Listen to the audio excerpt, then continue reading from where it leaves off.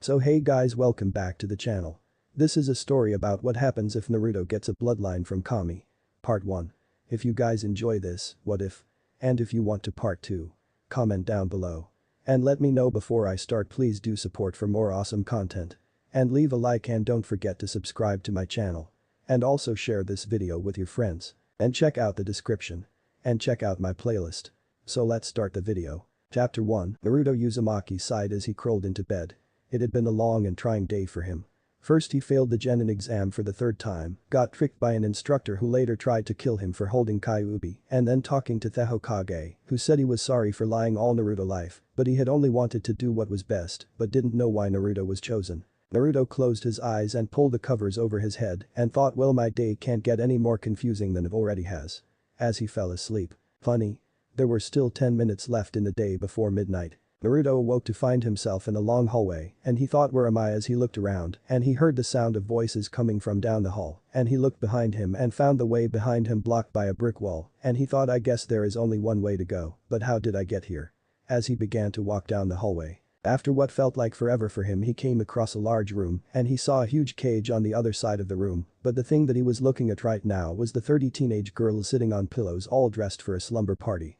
Naruto blinked and blinked again as he looked at each of the girls, who were giggling and looking at each other, and none of the girls noticed him. He tried to hear what was being said, but he couldn't, and debating his options, he started to slowly back away, afraid that he might get into trouble, only to feel himself walk right into someone who was taller than him, and he heard a grunt behind him. He slowly turned and saw a red-haired woman with green eyes standing there, and she smiled at Naruto, and he took a step back and said, Hi.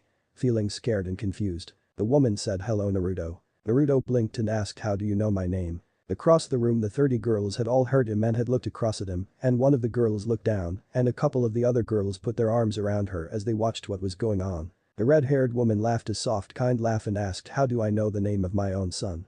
I gave it to you. With a loving smile on her face. Naruto blinked and blinked again before taking a step back, and a frown came on his face, and he said, I've played this game before, lady, and it won't work. The woman sighed and said, I know. I was there that night watching, wishing I could do something to help you. I was there every time you cried, every time you went to bed hungry, every time you were beaten, and every time you wanted to give up. Mother knows I wanted to be there to hold you, but I couldn't. As she fell to her knees with tears in her eyes. Naruto frowned as he bit his lip and asked, if you really were there and wanted to help, then why didn't you? The woman sighed and said, can I tell you a story about Naruto? A story about why the so-called Kyuubi attacked Konoha, why your father and I couldn't be there for you, and why you are here now. Please. All I ask for is a chance to tell you this story. You can hate me the rest of your days, but let me tell you it. As she looked at Naruto with sad, begging eyes. Naruto bit his lip and said, alright. I listen, but don't try anything funny. I'm a ninja and I don't want to hurt you. The woman laughed and said, that's funny, but thank you. You see, Naruto, the Kyuubi as everyone calls her, is not really a demon. Naruto said, Kyuubi is a girl. The woman said, actually, Kyuubi isn't her real name either. To mortals she is usually known as Inari, goddess of fertility, prosperity, and kitsunes. Naruto blinked and sat down and said, so you're saying Kyuubi is actually Inari? The woman said, no, what I am saying is what everyone in Konoha believes is sealed inside you is not really the Kyuubi. There was a Kyuubi in the world, but it was destroyed by the Shidame Hokage nearly 100 years ago. Naruto said, but I don't understand. The soft teenage voice from behind him, what she is trying to tell you is that when I was coming to Konoha originally I was not in my fox form but appeared as I am now, and I was coming to congratulate Kushina here on having a child when I was attacked by some mortal men who thought I was some weak female they could have their way with, and I changed from my female form to my kitsune form and defended myself by ridding the world of those evil men, but when I did so some stupid ninja from Konoha saw me and assumed I had come to attack Konoha, and he sent one of his teammates back to Konoha to warn them about an attack. Well, he ordered the rest of his team to attack me. They wouldn't listen to me when I tried to stop them and they kept attacking me, so I had to defend myself. As that happened, other ninja arrived and it snowballed after that until your entire village was involved and your father came to stop it, and he knew who I was really, and he asked me while pretending to fight me why I was doing this, and when I told him he said he understood, and he summoned Kushina to his side to end the fight by putting me someplace safe and make it where people didn't learn the truth and also give me time to calm down. Naruto frowned and asked, what is the truth? Kushina said the truth that his wife, me, was in fact an immortal goddess living among mortals and having a child. Now you have heard what happened the night of the Kyuubi attack, and you have heard us say what also happened. Can you figure out what goddess I am and who your father was? Think about everything the Sandaime said and what we told you about Naruto.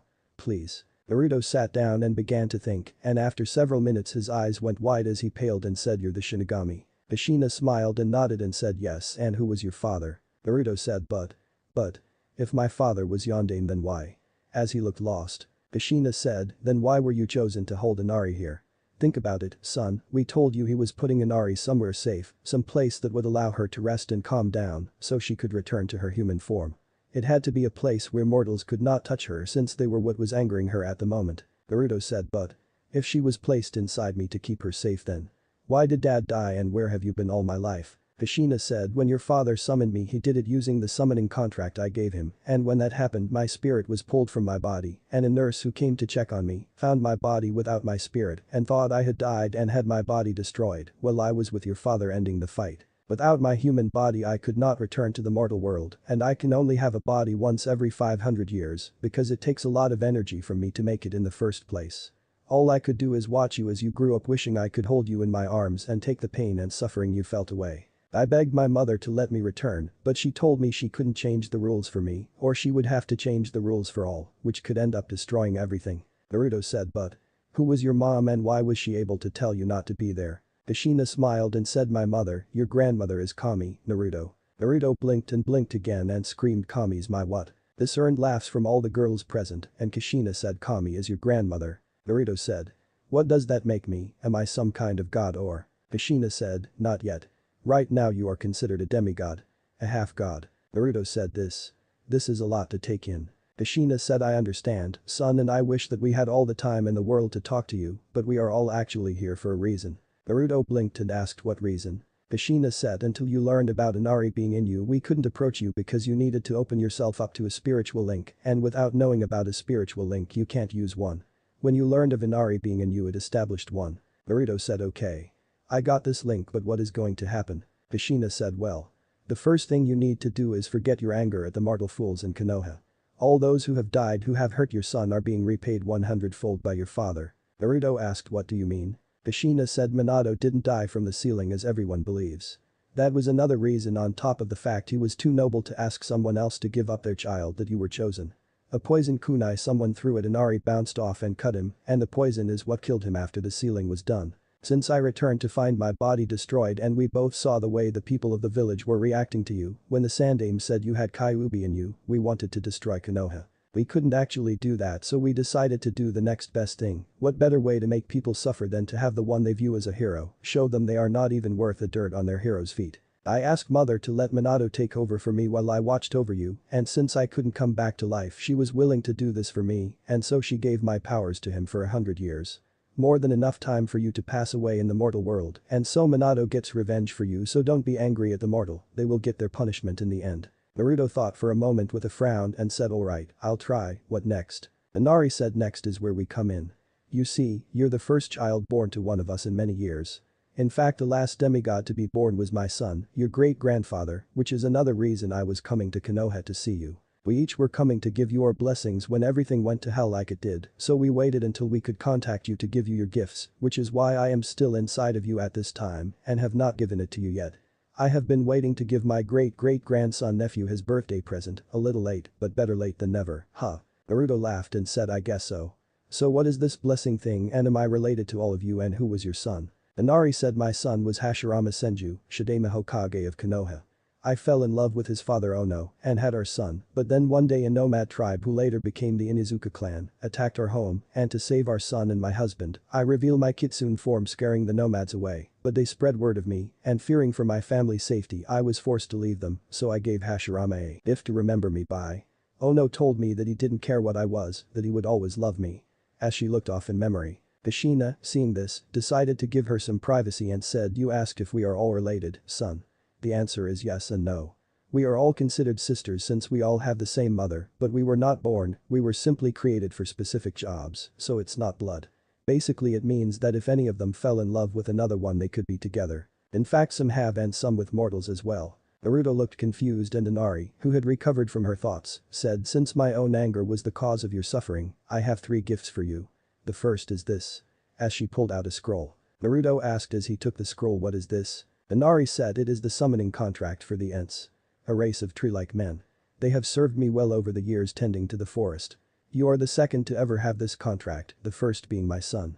Sign your name at the bottom of the scroll in your blood and you can summon it. As she told him how to summon. After he signed the contract and demonstrated he could do it without actually summoning, Inari said now the next is this. As she pulled out a samurai sword and she said this is Kajitsu Maru or Little Fox. It is a sword of defense. The blade is special.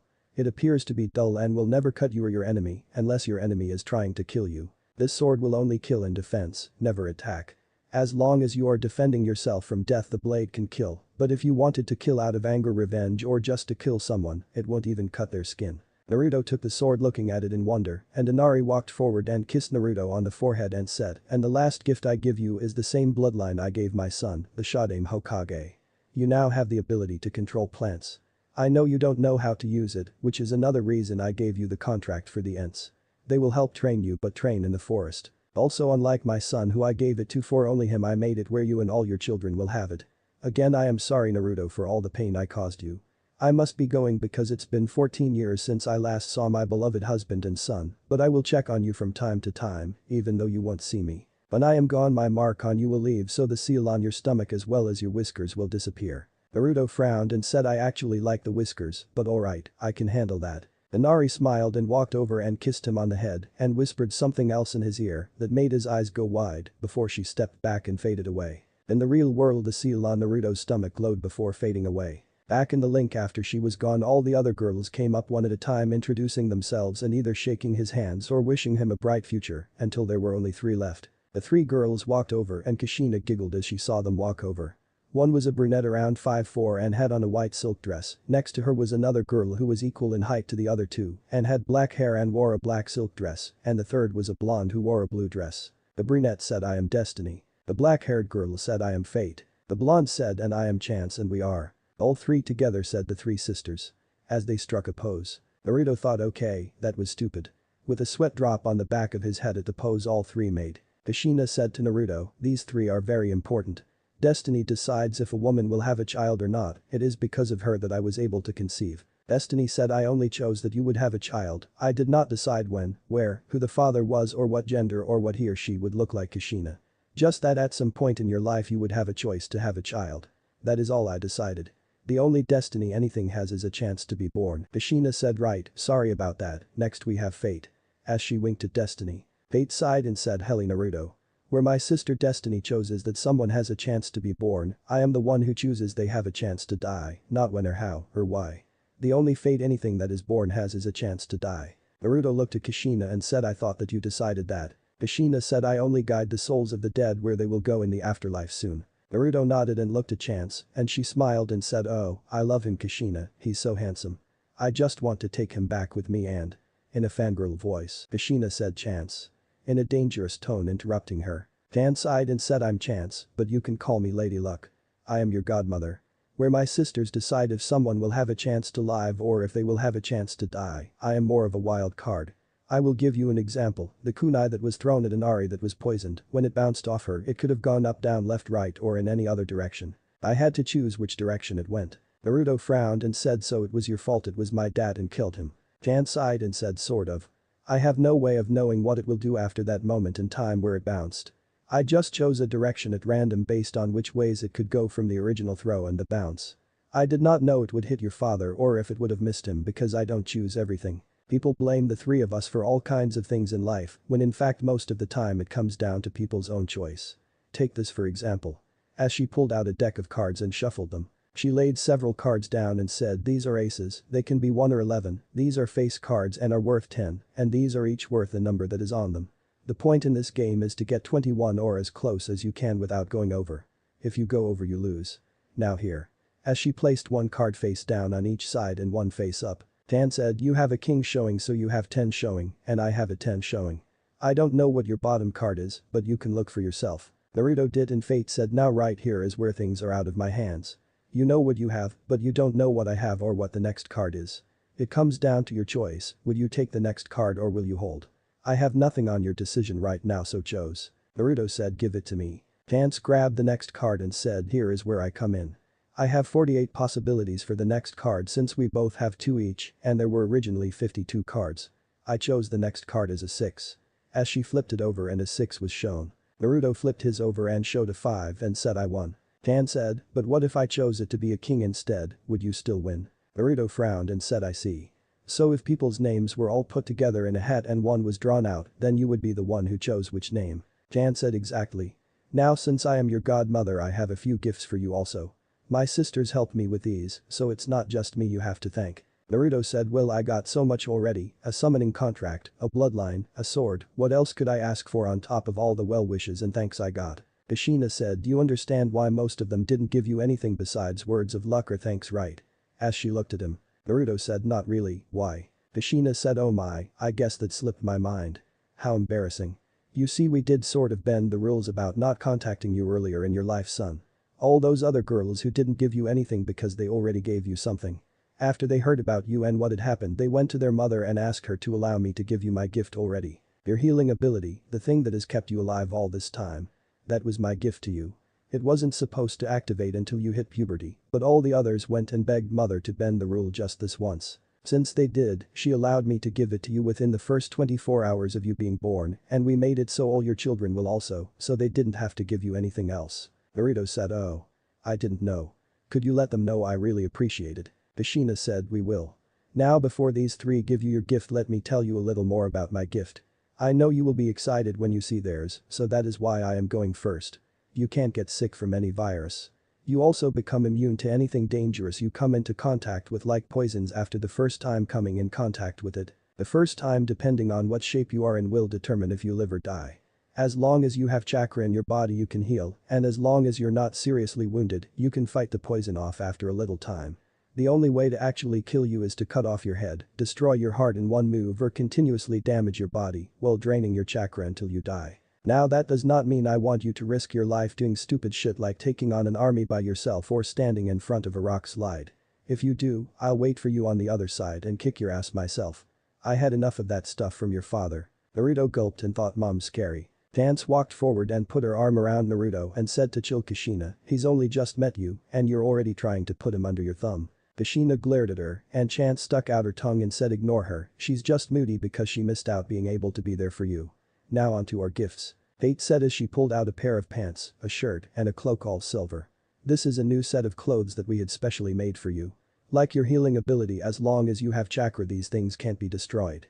Also if you channel chakra into the cloak while wearing it you will become invisible, just be sure to pull the hood up so your head is invisible also. Now nobody will be able to see you, but if you are walking on something that could leave a footprint like water or dirt, sand, or things like that your steps will appear.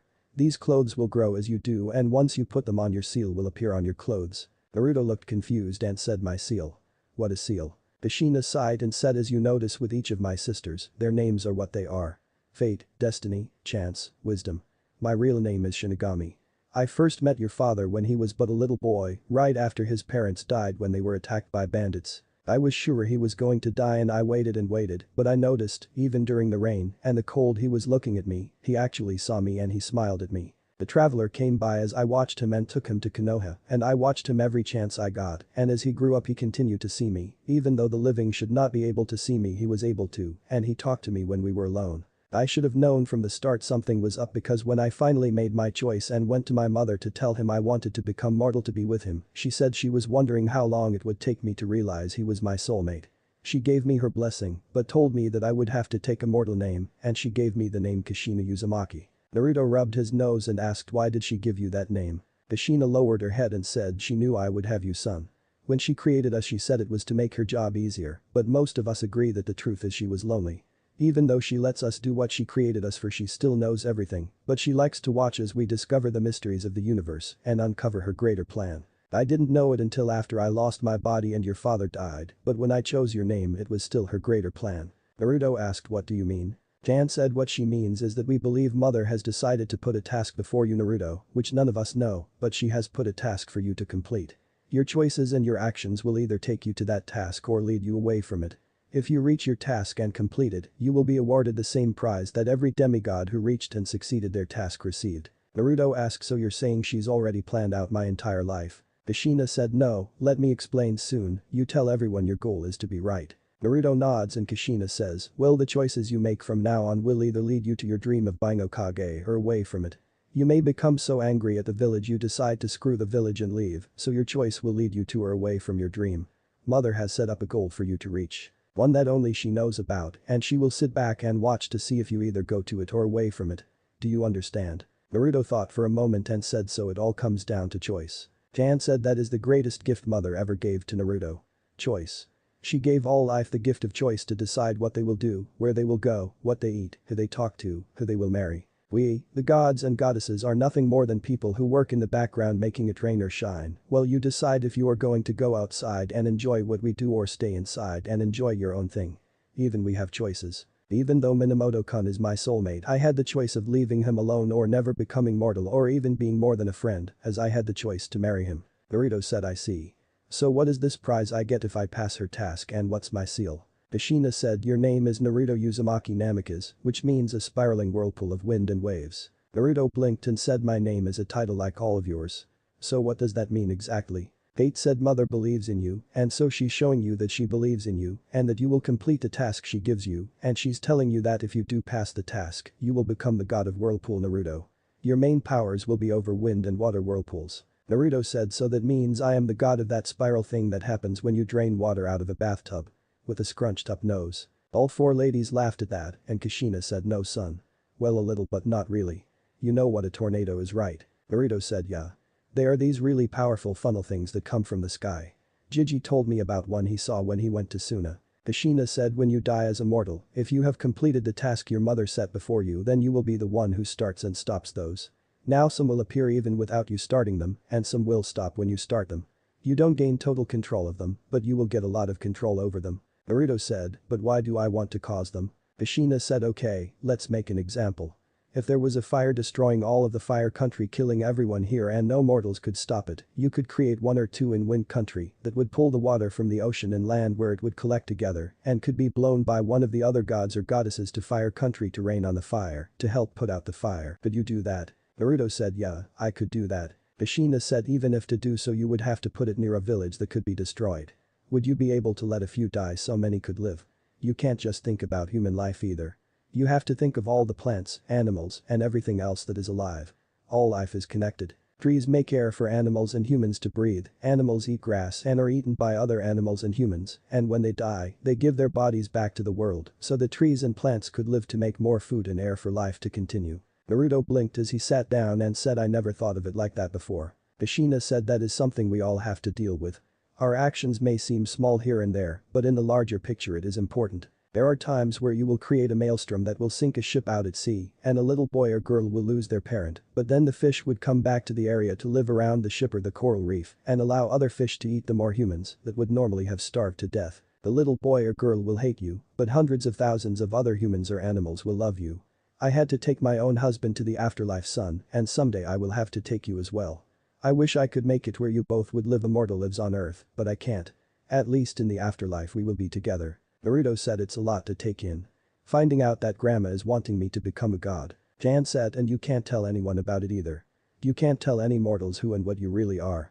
You will have to live your life, do what you think is right, and when you die you will find out if you won the prize or not. Naruto looked down and asked mom.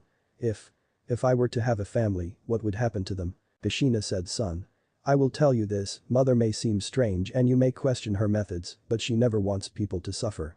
She lets us live a life as a mortal for a short period of time to learn to love what is important to us, so when we die and are reunited with all our friends and family, we treasure it because friends and family is what makes life worth living. There will be a time you will be separated from your loved ones, but they will be waiting for you on the other side. As long as you are a good soul. Those who take pleasure out of the pain and suffering of others will be punished 100 times what they did in life.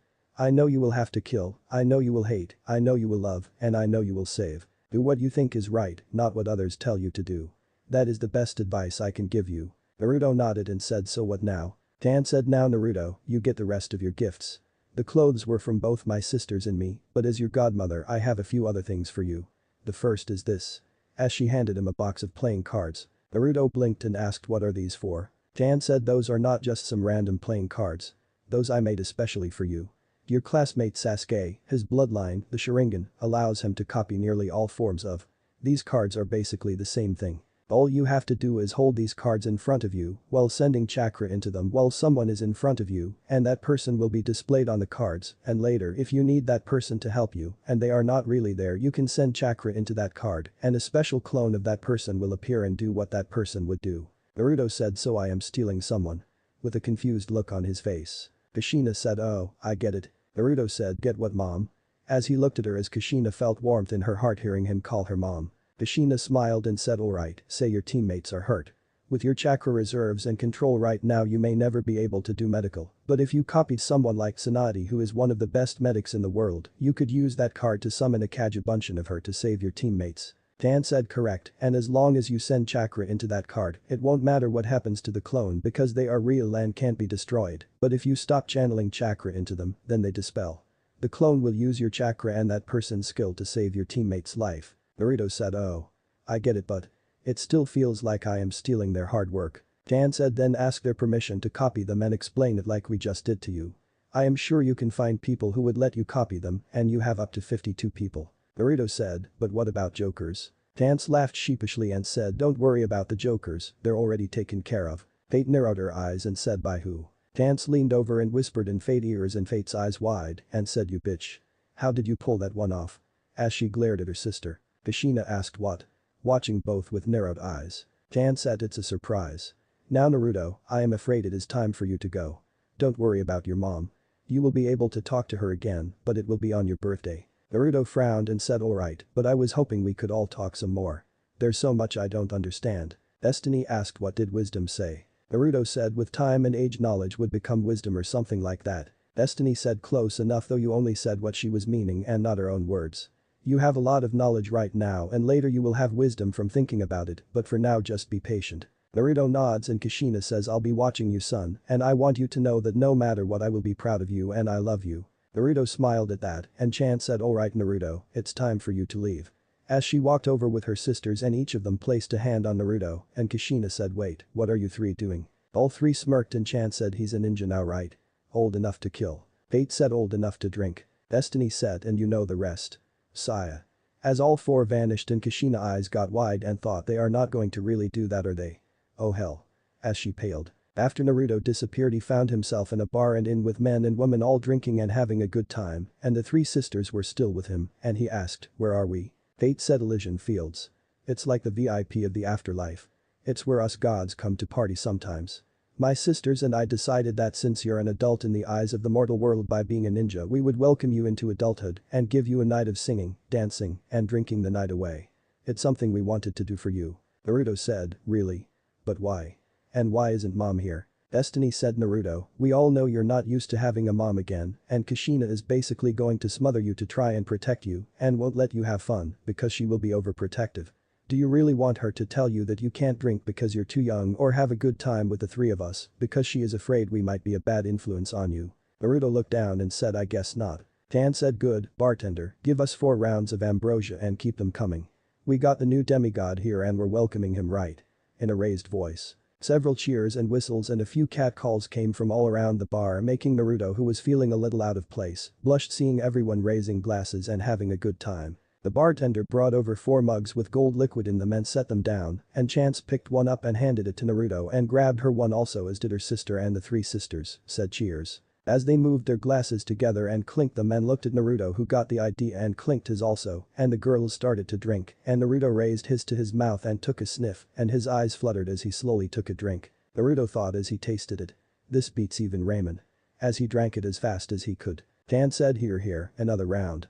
As she set Naruto mug on the counter and the bartender set 2 more and she handed Naruto one and he drank it again as the 3 ladies sipped theirs. After the 5th round Naruto felt as if he was 10 feet tall, bulletproof and could take on the world. Fate grabbed Naruto by the arm and dragged him out to the little section by the band and began to dance with him as he still drank away as she sometimes gave him kisses. As one song ended another began and Chance, Fate, and Destiny all 3 danced at least 3 times each with him as he kept getting more and more drinks and they gave him more and more kisses as well as moving on to some groping as well. After that Naruto was feeling like he was king of the world as the 3 sisters took him up a set of stairs and down a hall to one of the rooms and after unlocking the doors and slipping in with a light makeout session the girls locked the door and Chance said so are you having a great time becoming a man Naruto? Naruto with glazed eyes said believe it.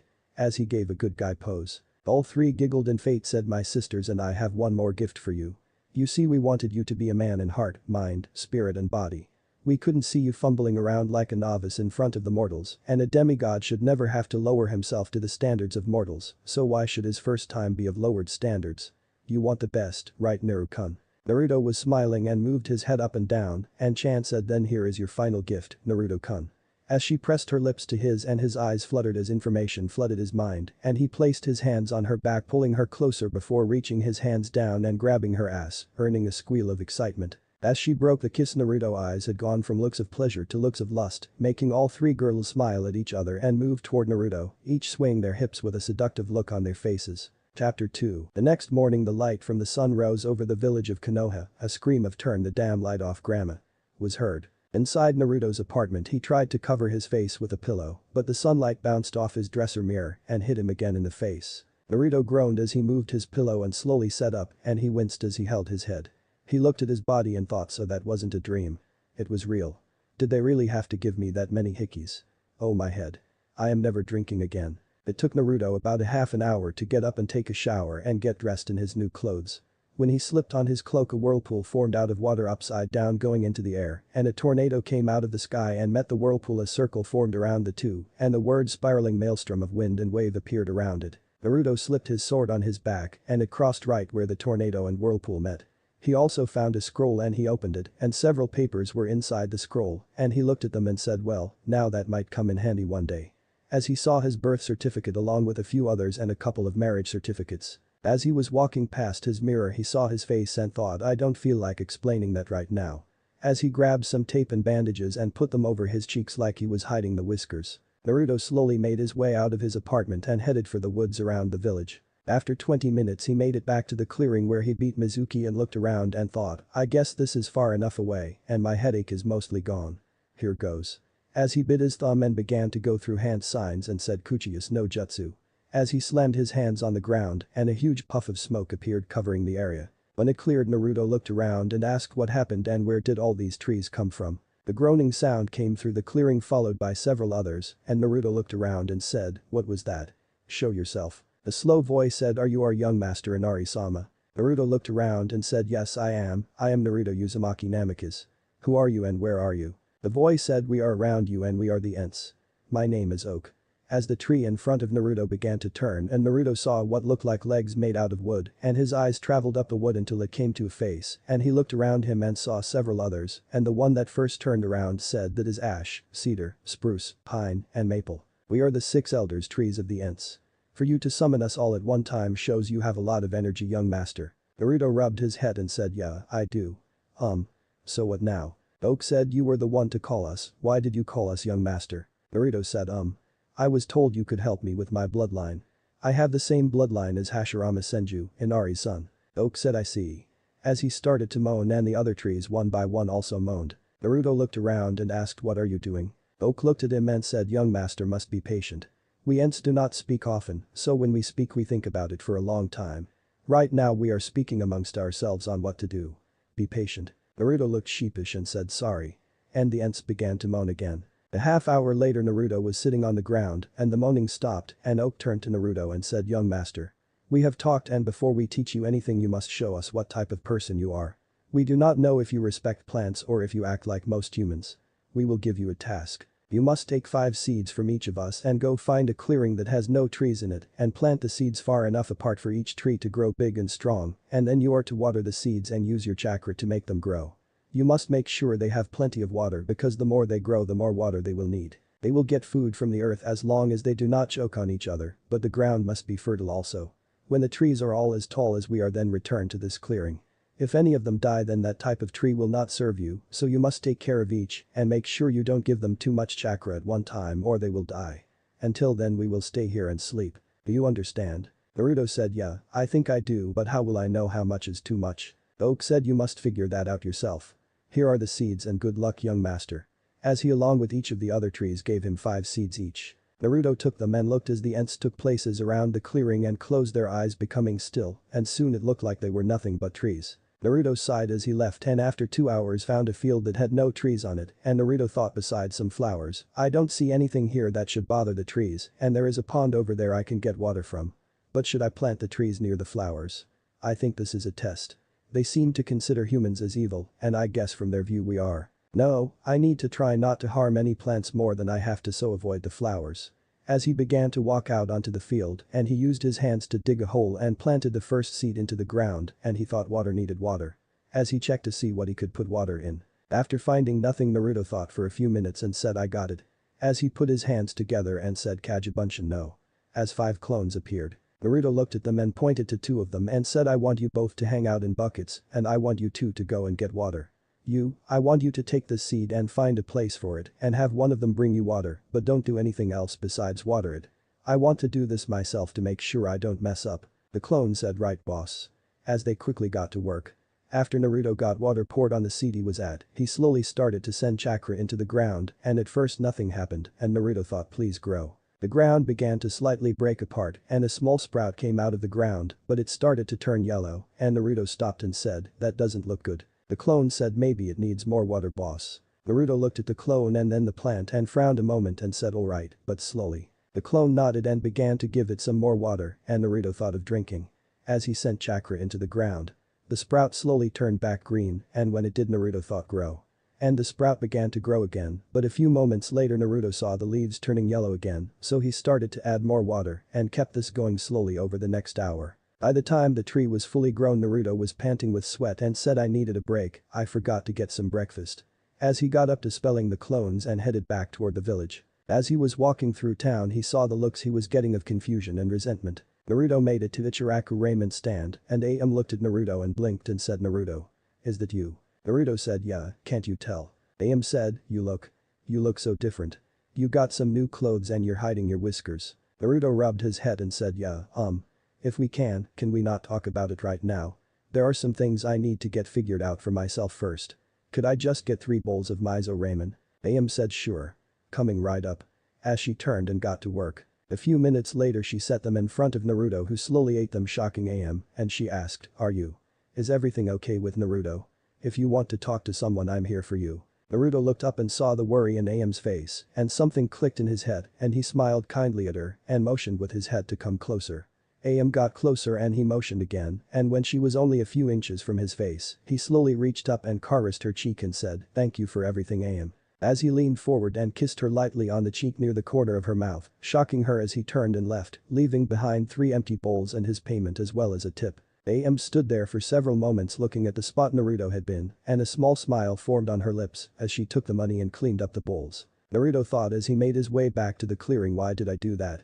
As he tried to figure out what happened. When he got back to the clearing he said hey, I thought I dispelled you all. The clone stood beside a bucket and said you dispelled the other clones, but me and the other one who was into buckets, so we continued to work on the tree, look. Naruto looked at it and said good job, I guess you saw how I did it on the first tree huh? The clone said yeah boss.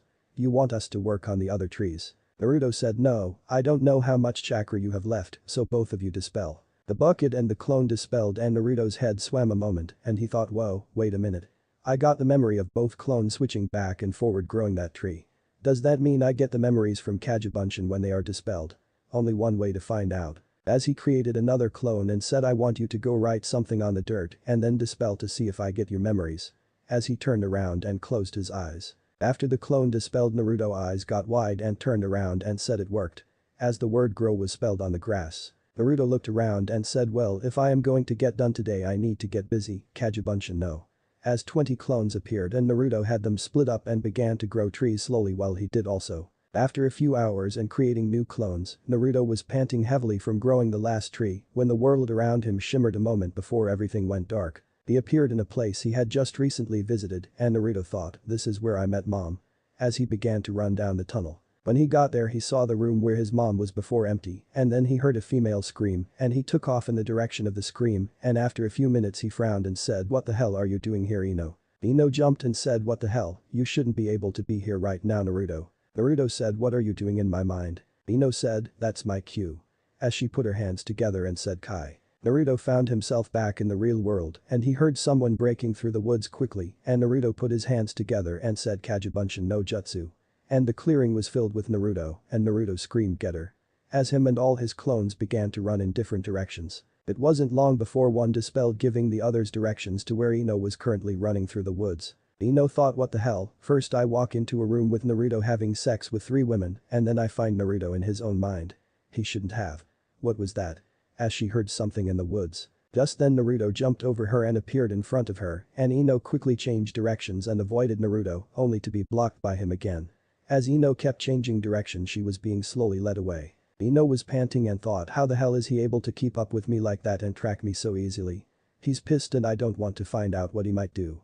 I need to get out of here or find someone to stall him. About 5 minutes later Ino saw a cabin and had smoke coming from the chimney and she thought people. As she ran and quickly grabbed the door and opened it and ran and slamming and locking it behind her. She turned around and paled as she saw Naruto sitting there and she said bud. As she quickly unlocked the door and opened it and saw 10 more Naruto outside the door and she took a step back in fear as the other Naruto who were releasing a little Kai and glaring at her came in closing the door. Ino felt herself bump into someone and before she had a chance to understand what was happening, her hands were grabbed and tied behind her back with an old sheet that was off the old bed. She then was thrown into the chair Naruto had been in and she saw all the Naruto glaring at her before they went up in smoke and the real Naruto stood there. Naruto had his arms crossed and he said in an angry voice hello Ino. Ino gulped and said hi. As she looked around the room and noticed the windows were boarded up and Naruto was leaning against the door and there was a small fire in the fireplace. Naruto said you know you really screwed up, Ino. You are now my enemy. Ino blinked and said enemy, what the hell are you talking about and why did you tie me up like this? I'm a Konohinin and you're just the dead last who couldn't even pass. Naruto said because you are my prisoner now Ino and for your information, I did pass. As he showed her his height. Ino frowned and Naruto pulled out a kunai and said do you know what happens to enemy ninjas when they are captured by Ino? Especially Kunoichi. Ino's eyes got wide and she tried to stand up only for Naruto to grab her by her hair and pull her back onto the chair and hold the kunai at her neck. Ino had tears in her eyes and she said please. Please don't. Naruto said I haven't said I would do anything to you Ino. I just asked you a question and you freaked out. All I want to do is talk to you. You answer my questions and I will let you go, but you have to answer my questions truthfully. You are after all my enemy and my prisoner and I can ask the questions nicely and let you go or I can interrogate you. Ino's eyes got wide again and she gulped and said alright, I will talk. Just don't hurt me. Naruto took the kunai away and said now why did you become my enemy, Ino? Ino said I don't know Naruto, we're both Konoha ninja, so why do you keep calling me your enemy? Naruto said because you attacked me, Ino. Ino said no, I didn't. Naruto said then what were you doing in my mind, Ino? Ino frowned and said I. Naruto raised the kunai and Ino said I was curious, that's all. Naruto lowered the kunai and asked curious about Ino. Ino said I was curious how you were growing those trees. Naruto said and you couldn't ask me. Ino bit her lip and Naruto said what is it you wanted to do with that info Ino? Why did you have to go inside my head to get the info instead of asking me? As he put the kunai back to her neck. Ino gulped and said I wanted to learn to do it to impress Sasuke-kun. Naruto said and you wanted to take credit for it yourself. You didn't care about me and wanted to take what I have for your own selfish reason. You basically were raping my mind Ino. What do you have to say for yourself? Ino frowned and said I didn't learn how you did it. You caught me before I could. Naruto said oh, and how can I be sure of that? As he glared at her. Ino said because I told you I didn't. Naruto said your words mean nothing to me, Ino. You are after all my enemy. What if I were to rape you but stopped before I coomed and said I didn't rape you because I didn't get my goal? Does that mean I didn't rape you? Ino was scared now as she saw the look Naruto had on his face. He screamed answer me. Ino quickly shouted no. Naruto said then what's the difference between what you did to me and what I just said? Is it because one is mental and one is physical? Ino looked down and Naruto began to walk back and forward and after several minutes he said in a calmer voice Ino. I have secrets I don't want anyone to know. Secrets that could make my life a whole lot harder or that could hurt those I care for. You may not know what you got or didn't get is a secret or not and there is no way for me to know what you have. Ino said all I saw was you having sex with 3 women. That was it. Naruto said, but how can I trust you, Ino? You're not the most trustworthy person. Your friendship with Sakura is proof of that. Making Ino flinch. Naruto bit his lip and said the secrets I have I want to keep secret from now until the Chunin exams in 6 months. My ability to grow plants plus my relationship with those 3 girls are something I can't let anyone know about, which is why I am training so far away from everything. Ino said that field is owned by my family. Naruto sighed and said then sorry about trespassing like that, I thought it was a normal field. But that doesn't help this problem. How can I trust you if I let you go not to tell anyone what you saw? Ino said I promise. I won't tell anyone. Naruto said not even if Sasuke came up and told you that he would marry you if you told him. Ino couldn't answer and Naruto said that is what I am talking about, your promises mean nothing. Ino asked in a scared voice what are you going to do to me? Naruto sat down and said you know you screwed up right. I mean if I wasn't such a nice guy or a Konohinin and you did that then odds are you would be on this bed right now screaming in pain. Making Ino pale and flinch. Naruto said if I untie you, you will not run away until we can come to a solution. If you try to run I will have to capture you and odds are it will hurt you. I don't want to hurt you. Ino gulped and she nodded her head yes and Naruto walked behind her and untied her. Ino pulled her hands around and rubbed her wrist and Naruto sat back down and said after a few moments the way I see it, I can either blackmail you into keeping quiet, but if the right price came in front of you, then you would reveal what you saw and know, and then my life will be hell, even if I ruin your life by telling everyone how you sneak into friends and allies' minds and steal their and knowledge for your own selfishness. That will result in you losing your ninja license and all your friends and make your clan look bad. I don't think you would want that because you would never be with Sasuke then. Ino bit her lip and thought damn, I was fixing to run, but nothing was stopping him from ratting me out if I did escape. And asked so what? Naruto looked at the fire for a moment and he heard a whisper in his ear in a seductive tone and as he listened he said, that might work. Ino asked what? Naruto looked at her and said the only way I can properly protect myself from you revealing what you know is to keep you prisoner. Before Ino could react she felt the kunai on her neck and Naruto said don't. I don't mean I will keep you locked up here, but I have an idea that will keep you on a leash like a dog until the Chunin exams. Ino said I'm no dog. Naruto said dogs obey their masters and are given treats for good behavior and punished for bad. Prisoners are given only the essential to live and are interrogated and used by the other prisoners or guards. It's your choice which you want to be. You either stay a prisoner locked away somewhere I know you can't tell anyone what you saw, or I can let you walk out of this cabin and go back to your life with a few rules and restrictions that you have to follow until the exams are over, and then you can do whatever you want. It's your choice. Ino started to open her mouth when Naruto said, don't think you can say you agree to it now and back out later, because I have an insurance policy in mind that you will have to follow or no deal. Ino frowned and said since when did you get so smart and manipulative? Naruto sighed Ino.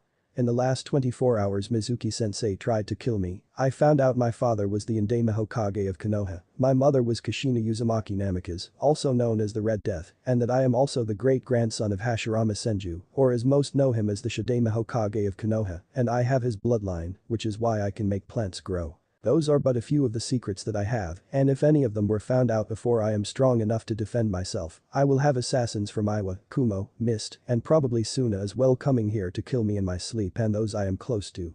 Now do you understand why I am like this? Ino swallowed and said in a dry voice yeah.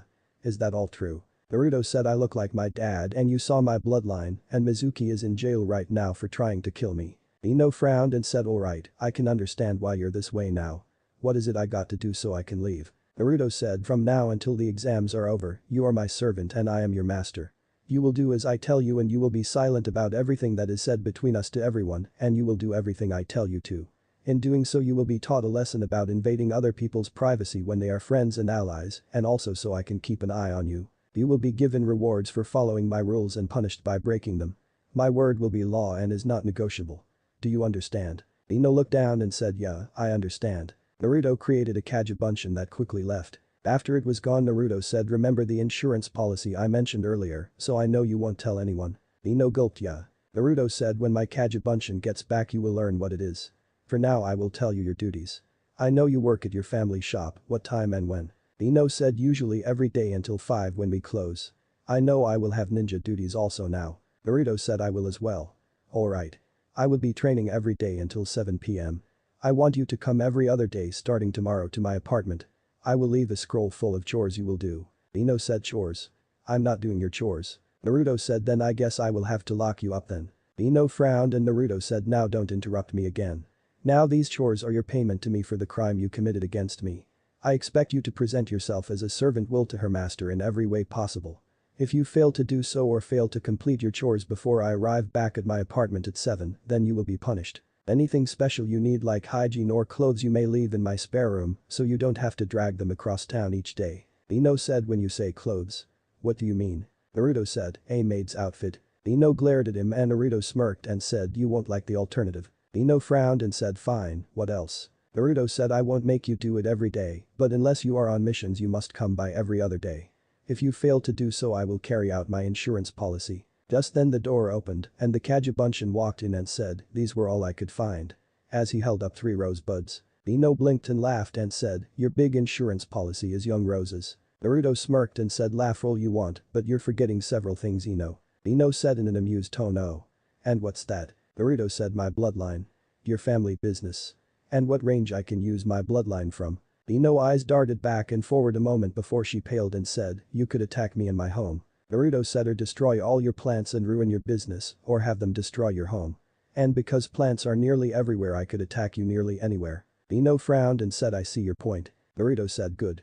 So do we have a deal, you follow my directions and be my servant and get rewards, fail to keep your silence or complete your task and be punished as I see fit.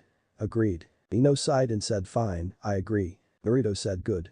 And since we were able to reach an agreement without anyone being hurt besides trust and a few scratches, I will give you a reward as I see fit.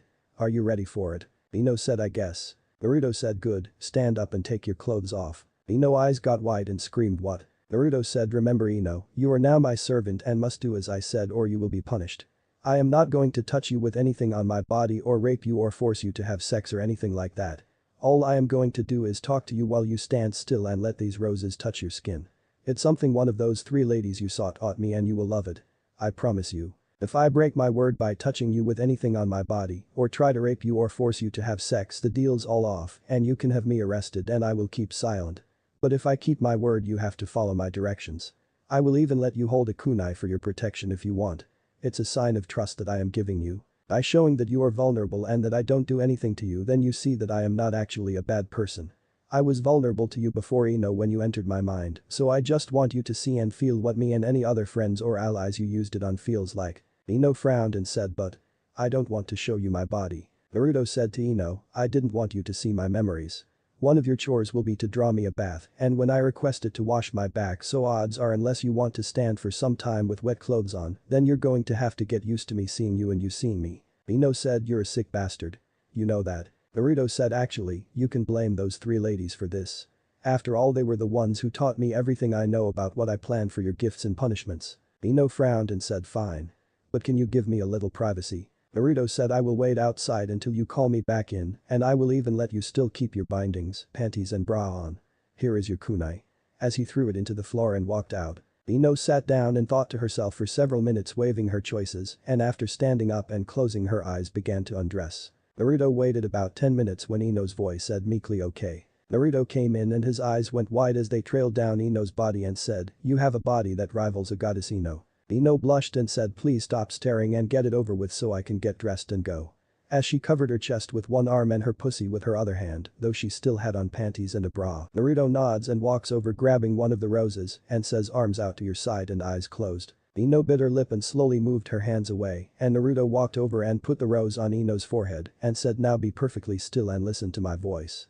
Feel the rose as it caresses your body and imagine that it is me doing this, not Sasuke, not yourself or anyone else, but imagine that this rose was my lips traveling along your body. As he slowly began to move the rose down her nose to her top lip and slowly spun it and said inhale my scent as I breathed lightly on your lips. As he brought it down onto her lips and slowly began to move it across her lips and said seductively as I lightly kissed your lips and you felt the velvet touch from my lips. As he slowly trailed across to her ear and said as he moved his head closer in a seductive tone, as I whisper how beautiful you are and how my eyes see an angel before me a mere mortal. As he trailed down her cheekbone to her collarbone and said as I kissed my way down and lightly nibbled. Here. As Ino gasped and her eyes fluttered as Naruto spun the rose just enough for a thorn to lightly nick the skin. Naruto slowly brought it back to the center of her neck and down to the valley between Ino's C-cup breasts and said, as I find my way down to your heart and I caress your breast as I nibble on your nipple feeling your heart beating with mine. As he slowly went around her nipple that was poking through her bra below her heart and then trailed over to the other breast and did the same. By now Ino was panting as her body was flooded with pleasure and she thought oh Kami, what is happening? Naruto used another rose to begin to tease both erect nipples now and Ino shuddered as Naruto had a cage buncheon he had made earlier that went outside with him to take the last rose and began to trail down Ino's body and Naruto said, as I let my hands caress both your breast, I kiss my way down, lightly teasing your belly button and down, till I reach the top of your panties. Ino shuddered and said please. Naruto said silence Ino and be still. Ino bit her lips, and the clone moved the rose to her right knee, and Naruto said, as I work my way from your knee to your inner thigh, looking at the gates of heaven before me, kissing each step of the golden path. Before doing the same to the other leg. By now Ino's legs were trembling, and the clone took the rose and began to lightly tease Ino's inner thigh on both sides, and Naruto said, and then as I reach the gates to drink from that heavenly nectar, I can't help but stare at the goddess that is giving it to me, and give my praise of undying love, and in my eyes take in her beauty, I look upon her lips, and pray to hear my name come from her beautiful lips. And the clone stood up quickly, running the rose by her real lips and under her nose, and Naruto said, but alas, I must wake from this dream, because a mortal like me knows the goddess' heart belongs to another, and the name that would come out would not be mine, so I look at the goddess and pray, I dream of her another night. I gave you the same modesty you use when you wear a two-piece bathing suit, you are so famous for when anyone else could have done more. Good night Ino, see you tomorrow my servant, and remember, I will reward good behavior and punish bad. As the clone slipped the rose in her hair before both went up in smoke, leaving Ino alone in the house on trembling legs. Ino's breath was in short shallow breaths as her eyes were unfocused, and she fell to her knees and thought, oh Kami. Oh. As she closed her eyes and sat there. In a clearing some distance away, Naruto's eyes fluttered as the memories from his two clones returned, and he heard, is everything alright young master? Naruto looked up and said, yes Oak. My last two clones that I had training just dispelled and I got their memories. Please continue. Oak nodded and said, so what you must do is. When Ino made it to her family shop, she walked in and the scent of the flowers hit her, and her eyes went wide before fluttering, and she fell to her knees, feeling her body react to the scent and the memories that came with it. Inoichi said, Ino, are you alright dear? As he ran around the counter. Ino felt her body orgasm as her body, remembering the rose that she still had in her ear and the feeling that it brought, and she closed her eyes and saw Naruto as the one pleasing her as his words rang in her head, and she felt her dad touch her shoulder calling her name, and for a moment she thought it was Naruto until she caught herself and she bit her lip and said as she caught her breath, yeah, Dad. I just overdid it today. I think I need to take a shower and go lay down. I in a dry voice. Inoichi frowned and said, you need to be more careful, princess. Ino swallows and says, I'll try daddy. As she slowly got up holding her breath so as not to smell any more flowers and went up the stairs and quickly locked herself in the bathroom before slumping against the door. As she laid there, Naruto's final words to her rang in her head and she realized something and thought, you asshole. You made me inhale the scent of that rose so that any time I smelt that scent I would remember and my body would want to feel that again. As she raised her hand up to the rose in her hair and as her finger brushed the petal her body shivered and she bit her lip and thought, and the touch of a flower as well. Your rewards are torture as well because of my family business I have to interact every day with. How am I going to handle this when my body reacts like this?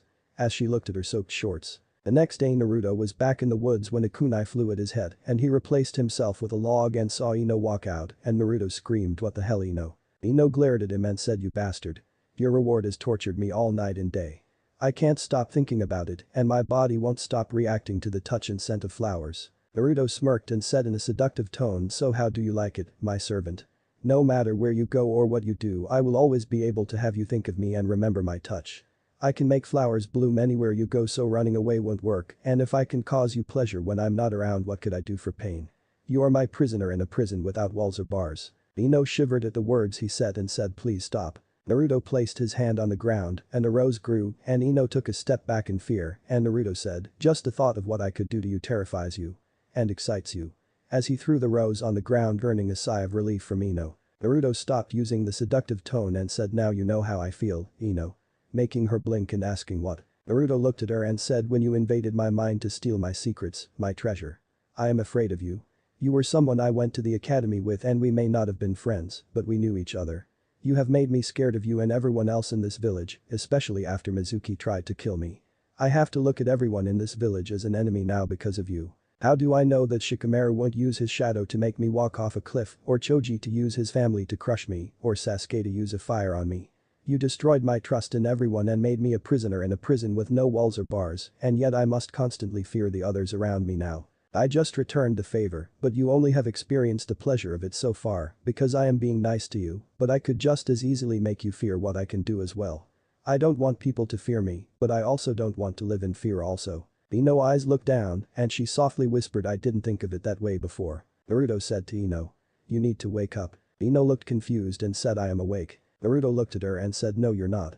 Right now you live in your own little dream world where everyone does everything for you, where you can be as big of a bitch to anyone you want and do anything to anyone because they see the little princess of the Yamanaka clan. Nobody sees the woman you really are, the woman who is asleep inside of you. The one who could face any danger that came at her and kicked it ass or ran in fear from the slightest scare. I remember I asked you if you knew what could happen to you if I was a real enemy. Instead of going home to your daddy or going back to your dream world you live in where your dreams your knight in shining armor will come and rescue you and where you marry Sasuke and live happily ever after you could be a broken and bloody mess, lying in some ditch dying alone and cold or sold as a slave to be used by the highest bidder. I admit what I did to you was wrong and you have every right to hate me. But you also should be thanking me. Ino, who was thinking over his words, felt that was a slap in the face and said thank you. For what? Naruto said, for helping to show you the dream world you live in isn't real, to give you a reason to find who you really are and not the fangirl who only uses those around her as playthings. I've seen the way you treat Choji and Shikamaru. Both see you as a sister since your families are so close, but all you see them as are subjects to be pushed around by you to do what you want. The lazy ass and the fat ass as you call them. You can't even call someone you thought of as your best friend her name. You have to insult her and treat her like she's lower than you. You use everyone and anyone to do what you want because people respect your family name and your family reputation, but like Sasuke, you're nothing but a spoiled little brat who uses your family name to claim you are better than others. Ino said Sasuke-kun was not like that. Naruto said really. As he was into Ino and said Sasuke-kuns are so cool and dreamy. Before he dropped the henge and said why. Why is he so cool? What has he ever done that is so important that he deserves special recognition from you and the rest of the village? Has he even said a kind word to you or any of the other girls who chase after him? Ino quickly said of course he has. Naruto crossed his arms and said really? What? Ino opened her mouth and closed it and then said I don't know, but I know he has. Naruto said really, how do you know that? Ino said because people respect him. Naruto said, and why do people respect him? Ino quickly said because he's an Uchi. As her eyes got wide a moment and Naruto said because of who his family was. Even you admit the only reason you like him is because he comes from a rich and famous clan and you want to be famous and rich also. You want to be the princess and have your big dream wedding and live your big fancy life. But what will it matter when none of your friends come to your wedding because you have none from being a bitch to them for years, or what is so important about living a fancy life if you sit at home alone? Ino said, but I won't be alone, I'll have Sasuke. Naruto snorted and said really? What is Sasuke's goal in life, Ino? Ino blinked and said I don't know. Naruto said to kill his brother and restore his clan. Ino said well yeah, Sasuke's brother killed his clan and as the last Uchiha Sasuke has a duty to restore his clan. Naruto said yeah, just like I will when I reveal who I really am. But you know the difference between Sasuke and me. I told you the order Sasuke goals are from most important to least. Restoring his clan comes second to Sasuke. Sasuke trains every day to get stronger and is waiting until he knows where Itachi is thinking. Itachi is just going to stand and wait for him. He will marry several girls, fuck them until they are pregnant and then leave to chase after his brother. When he gets there he will find a clue where he went and instead of coming back to the woman who are the mothers of his children, he will follow that clue and the next, going day after day chasing a dream that either someone else will finish destroying Sasuke's lifelong goal or living a life of misery and despair where his whole world revolves around Itachi until he dies alone somewhere, never even seeing the face of his children or the woman who threw their lives away for him. Ino said Sasuke was not like that. You're wrong. Naruto said really, then why is it the report I just gave you, the one your own dad gave you about Sasuke, after he entered Sasuke's mind to determine if he should be allowed to be a ninja? Ino's eyes got wide and Naruto said Sasuke was a flight risk. That's your dad's official statement. His file was on the Hokage's desk when I went there after Mizuki tried to kill me and I read it while the Hokage was ordering what was to be done with Mizuki. Your dad recommended that Sasuke be put on a team with a sensei who will spend some quality time with Sasuke alone, trying to get him to forget his revenge, or someone who is willing to kill Sasuke should he flee, but Sasuke is an avenger who feels that avenging his clan is more important than restoring it. You may doubt my words but ask your dad the truth. Ask him not to lie to you and ask him if Sasuke is a flight risk who would betray the village if someone offered him power or promised to deliver Itachi to him. You should know how to read your father if he is lying or not. Now it is already after 4 and you have duties you have to get ready for. You can believe me or not and you can go back to your prison because I am your enemy. One who doesn't give shit about your clan or that you're a princess. To me you're someone who I own and who I have to watch to make sure she follows the rules or I will punish her. Now leave me alone, I have training to do. Here's the key to my apartment, the address is on the key. As he threw it on the ground at her feet. Naruto said I will be home at 7, you can either do your task and be rewarded as I see fit or you can be punished. Goodbye. As he turned his back to her. Ino took the key and left the clearing in her thoughts. After she was gone Naruto slumped to the ground and thought I hope I am doing the right thing. Chapter 3. When Ino made it to Naruto's apartment after walking around for a bit, she opened the door and saw the place and thought, what a mess. As she saw a note on the table with her name on it, she walked over and read the note. Dishes, laundry, sweep the floors, make the bed, sack up the trash, cook dinner, and if you need groceries get them yourself. I expect a warm bath drawn for me when I get home, so I can wash up before I eat, and you will assist in washing my back and hair, and I expect you to be in your uniform when I get home. After my bath, you will serve me dinner, and you shall read to me a chapter of a story I have marked for you to read as my entertainment. After you have finished your task I will give you your reward or punishment depending on your performance. That would be your task on the nights you are to come serve me. If I find out you have betrayed my trust though you will not like the results. Ino frowned and said forget this. I'll stay here, but he can clean his own damn place.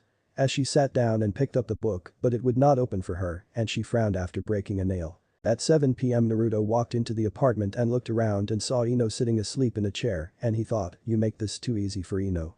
As he threw kunai at the ceiling above Ino. The next moment Ino screamed as the tiles on the ceiling span and water balloons with ice water in them fell on her, soaking her to the core. Naruto said that was one of your punishments. That was for not having my bath drawn. You still have several others to go. As he walked over and sat down on the counter. Ino screamed what the hell Naruto? Are you trying to kill me? Naruto rubbed his ear and said are you finished now prisoner? Ino screamed that's it, I'm out of here. As she went to the door and tried to open the door, but it wouldn't work. She glared at Naruto and walked to the window and tried to raise them and it wouldn't work and she began to scream at the people walking on the road and hitting the glass and after 10 minutes she was panting hard for air. Naruto smirked as he laid back on the counter and asked feel better now. Ino turned and glared at him and Naruto said in case you're wondering, this entire building we are in belongs to me. The Hokage sold it to me when the old owner passed away and I've owned it since I was 6.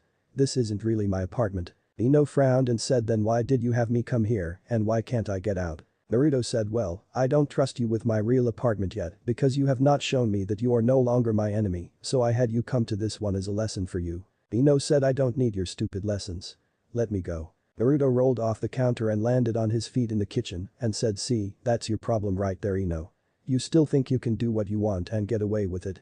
You don't want to own up to your responsibilities and that is going to get you or others hurt or killed. Ino said and what would you know? Naruto's face changed expression several times before he sighed and walked out of the kitchen and into the bedroom and came back out with a purple satin dress with jewels embroidery on it, causing Ino to gasp at the beauty of the dress, and Naruto said in a sad tone, this dress was what I was planning to give you as a reward for cleaning this place up and doing your duty. It belongs to one of the only friends I ever had.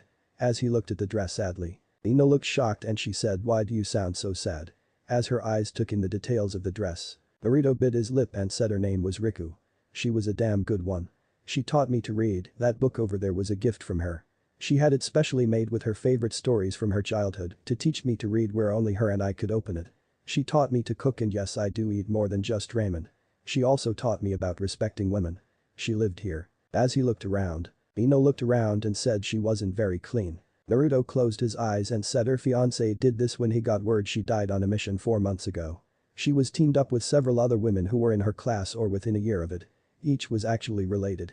One of the girls was a fangirl throughout her years at the academy for the Rookie of the Year. They were tasked with infiltrating and spying on a rich businessman. Riku told me about each of the girls who were going with her and what they were going to have to do.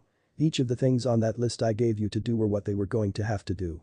Ino frowned and looked at the list on the table and Naruto said the fangirl, she was just like you, Ino. She was the daughter of a council member. Because of who her father is she got away with being treated as a princess and if she did something wrong, others were blamed for it. Just like you do to Choji and Shikamaru. When the girl was told to do those tasks she tried to act like her usual self and order others to do it. The businessman had her taken in a room and taught the proper respect. To end the pain she was in she made a deal. Her freedom in exchange for ratting out the rest of the team. 2 of the girls were her own sisters, twins who were a year younger than her and Riku was her cousin. Making Ino gasp. Naruto looked at the dress and said I know I'm an asshole, I know it seems like I am using you Ino, but it's not because I'm getting enjoyment out of it. You brought up a lot of bad memories for me when you crossed the line you crossed yesterday by trying to steal my secrets. You made me not only question those around me, but also question your integrity. If you wound up in the same situation that girl was in would you sell out your team, your friends, family, village? You're not a bad person, Ino. I was there that day you saved Sakura from the bullies, I was there when you defended Choji from kids picking on him. I was also there that night when you snuck out of your home to help that one girl to run away. Ino's eyes got wide as she looked at Naruto. Naruto said, you remember how the guy chased you and her? Remember how someone took her coat and ran back the way you came? Ino said, that was you. In disbelief, Naruto said, yeah. That guy used the kids as slave labor. I told the Hokage, but the Hokage said it was an orphanage and the man was very well respected and there was no proof of any wrongdoing. It's the same orphanage I was kicked out of at the age of 5 when I tried to rat him out. That's actually how I got this place, to come to think of it. It was after I took her coat and made him follow me thinking I was that girl that I was able to get an Anbu patrol attention and walked away with only a broken arm. The Hokage, after having him interrogated, learned I had been living on the streets for nearly a year and he gave me my apartment and later that year this building. Ino stood there sobered and Naruto hung the dress on the door and said, after I first got to this place, some people broke in and destroyed a lot of stuff. The Hokage, after he helped me get everything back together, put seals all over the building.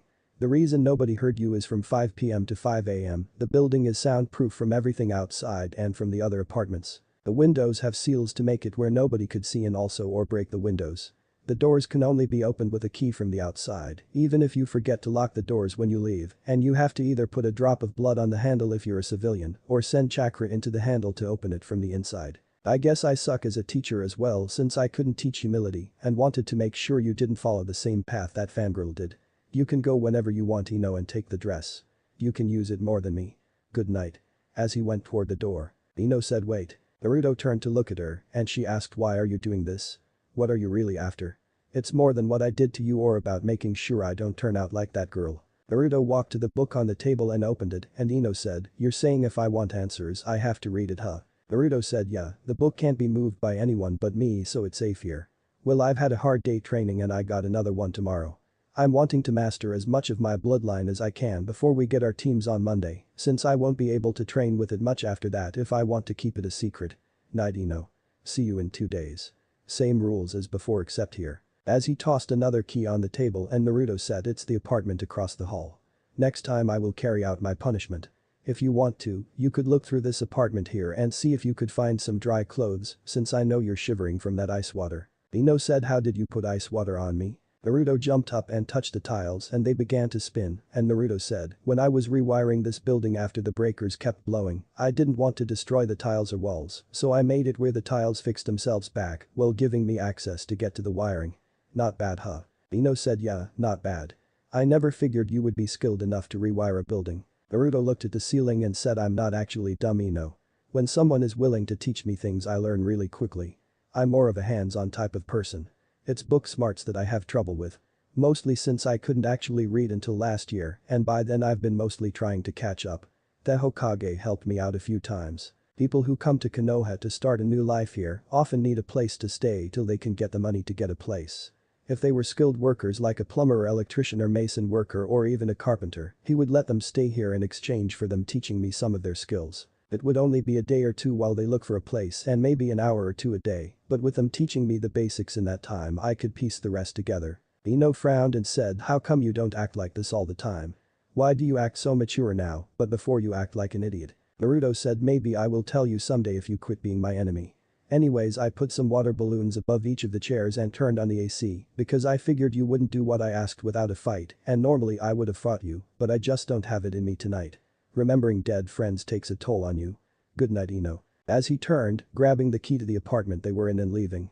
Ino looked at the apartment and then at the book and then at the dress and she closed her eyes and sighed before she went to find her some clothes and then after finding some shorts and a shirt, walked over and began to read the story. After she read it she thought, I think I understand Naruto now.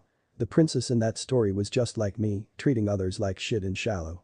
In fact, the story felt like it was me when I read it. You're taking the role of the prince who disguised himself as a peasant and forced the princess to learn the value of hard work and humility, and in the end she found it and went from being seen as the spoiled princess who everyone hated to the kind and humble queen who all the people loved.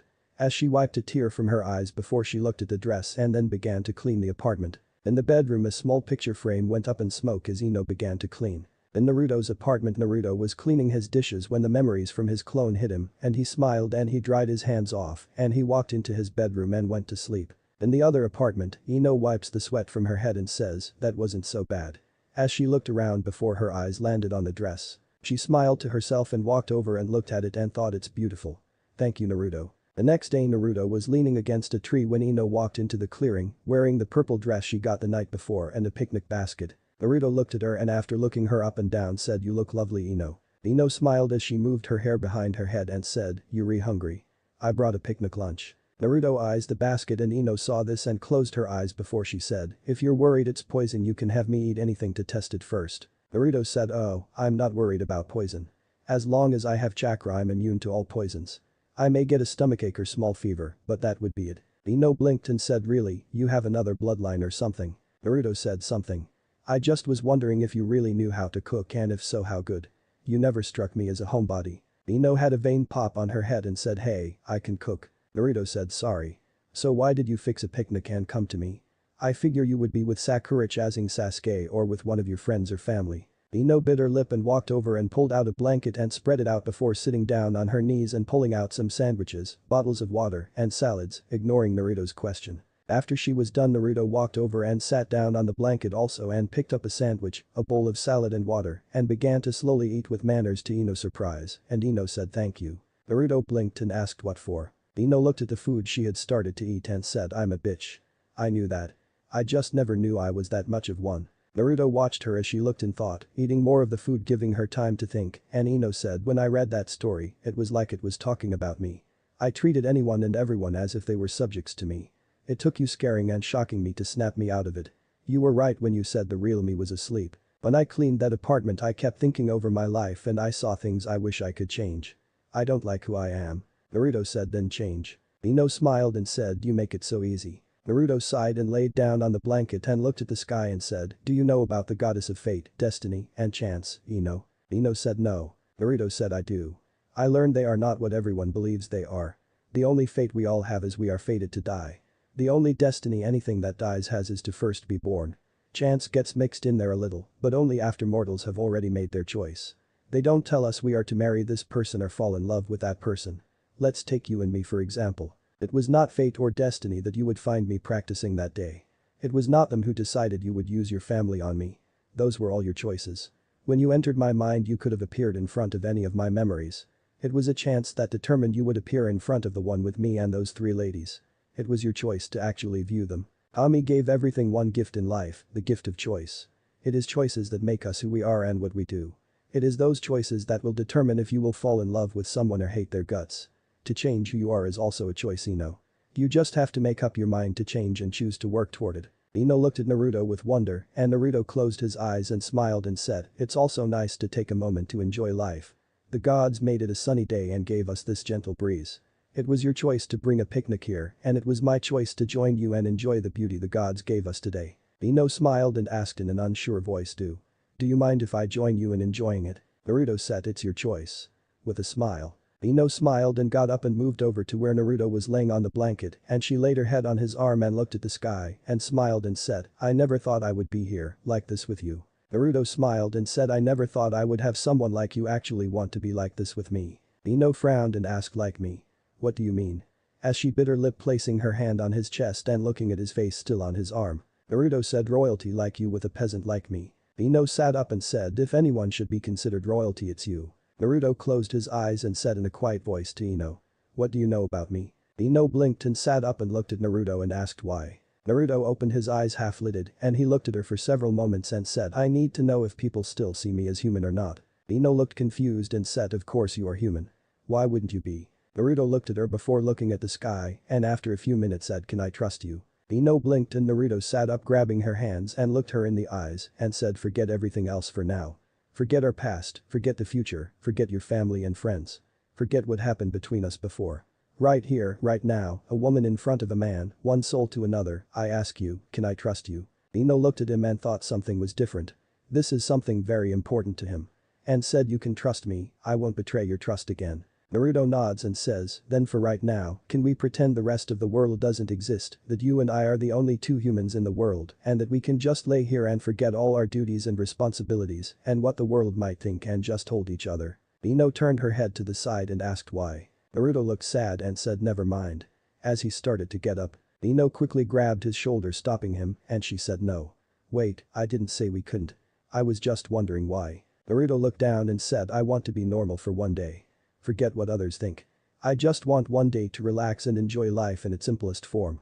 One woman and one man just relaxing in comfortable silence where no words are needed, but if there are some spoken they are not judged by the world around us. Ino saw the look of turmoil in Naruto's eyes and said alright. Naruto smiled as he laid back on the blanket and Ino laid down beside him and soon both were content relaxing as the wind blew through the trees, birds singing, clouds slowly slipping by overhead. Ino, who had moved her head from Naruto's arm to his chest, listened to his heart and thought I could get used to this.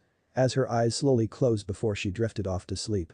Naruto moved his arm closer holding Ino next to him thinking, I wish it could stay like this forever. As he also slowly fell asleep. The tree nearby moved its branches to give them some shade and a voice said enjoy young master. Quietly. When Naruto was asleep he found himself in a white field and he blinked and looked around and thought where am I? The seductive female voice said everywhere and nowhere. Naruto looked around and said who's there? Show yourself. The voice said I would if I could, but I don't have a body to show. I am merely a spirit that is unwanted. Naruto frowned and said who are you? The voice said I don't really have a name. All I am is an emotion, but if you must call me a name call me that emotion, Desire. Naruto said so tell me Desire.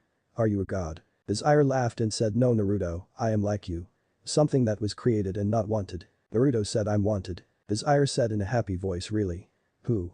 Naruto started to open his mouth when Desire continued who was there when you cried yourself to sleep? Who was there when you were hungry, thirsty, out in the rain and snow? Who brought you inside to keep you warm, who held you, who loved you? The answer is all the same. No one. Naruto said you're wrong, Jiji was there for me. Desire said oh, yes, he was there to make sure you were taken care of, that the villagers saw you as a hero, that you had friends and family, that you were given your real name and respected. He made sure you always had someone to protect you, to teach you to read, write, cook, feed yourself. He believed you when you told the truth and he never lied to you. Naruto flinched as he heard this, and Desire said, the road to hell is paved with good intentions. He may care for you, but can you be sure it's not out of guilt for your parents or that the people ignored his law? He cares more for the people of that village than he does you, even though your family made the village. Naruto who had closed his eyes trying to deny the words he heard asked why are you doing this? Desire said to show you that you're not alone in the world. There is someone else like you.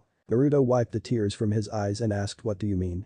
Desire said when the world was still young Kami when she was creating things did not know what she wanted. She made things and then had them die off to make something even better. Sometimes she would create things only halfway, then decide to do it another way.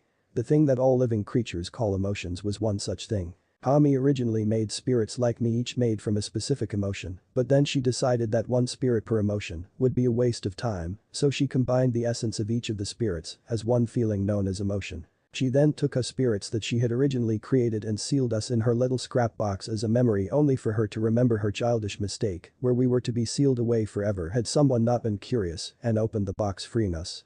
Since then we have drifted going from one place to another, reminding people the emotion we represented. Naruto frowned and said that was you that day. The day in the cabin with me and Ino, wasn't it? Desire said yes. I saw yours and her desire and I decided to help you both get what you desired. Naruto said what do you mean? In a confused voice. Desire said you desired to keep your secrets and to make sure Ino did not tell anyone and to teach her a lesson. Ino also had a desire, one she's been after most of her life that nobody would fulfill. Naruto said you controlled me. Desire said no, I advised you and you chose to follow it. I am nothing more than what you told Ino the gods were. I merely help people realize what it is they truly desire. It is their choice to chase it. Naruto asked then why did you advise me to do that to Ino?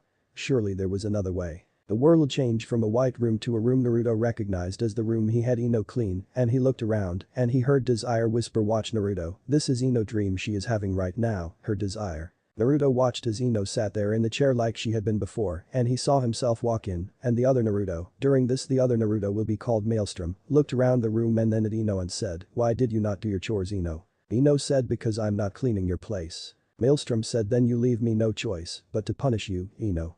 As he began to walk toward Ino. Ino jumped to her feet and said in a scared voice what are you going to do? Maelstrom grabbed Ino by the arm and sat down in the chair Ino had been in and pulled her down with him before placing his arm across her back as she tried to get free and he said, hold still or I will punish you more than I already am. Ino said no, let me go. Maelstrom smacked her across the ass several times making her cry out and after the third one he stopped and said now are you going to listen? Ino said yes. Maelstrom smacked her ass again and said I own you now Ino, you belong to me. You are my slave. You please me and I will reward you, fail me and I shall punish you. You will refer to me as a master when you speak to me because you are my property.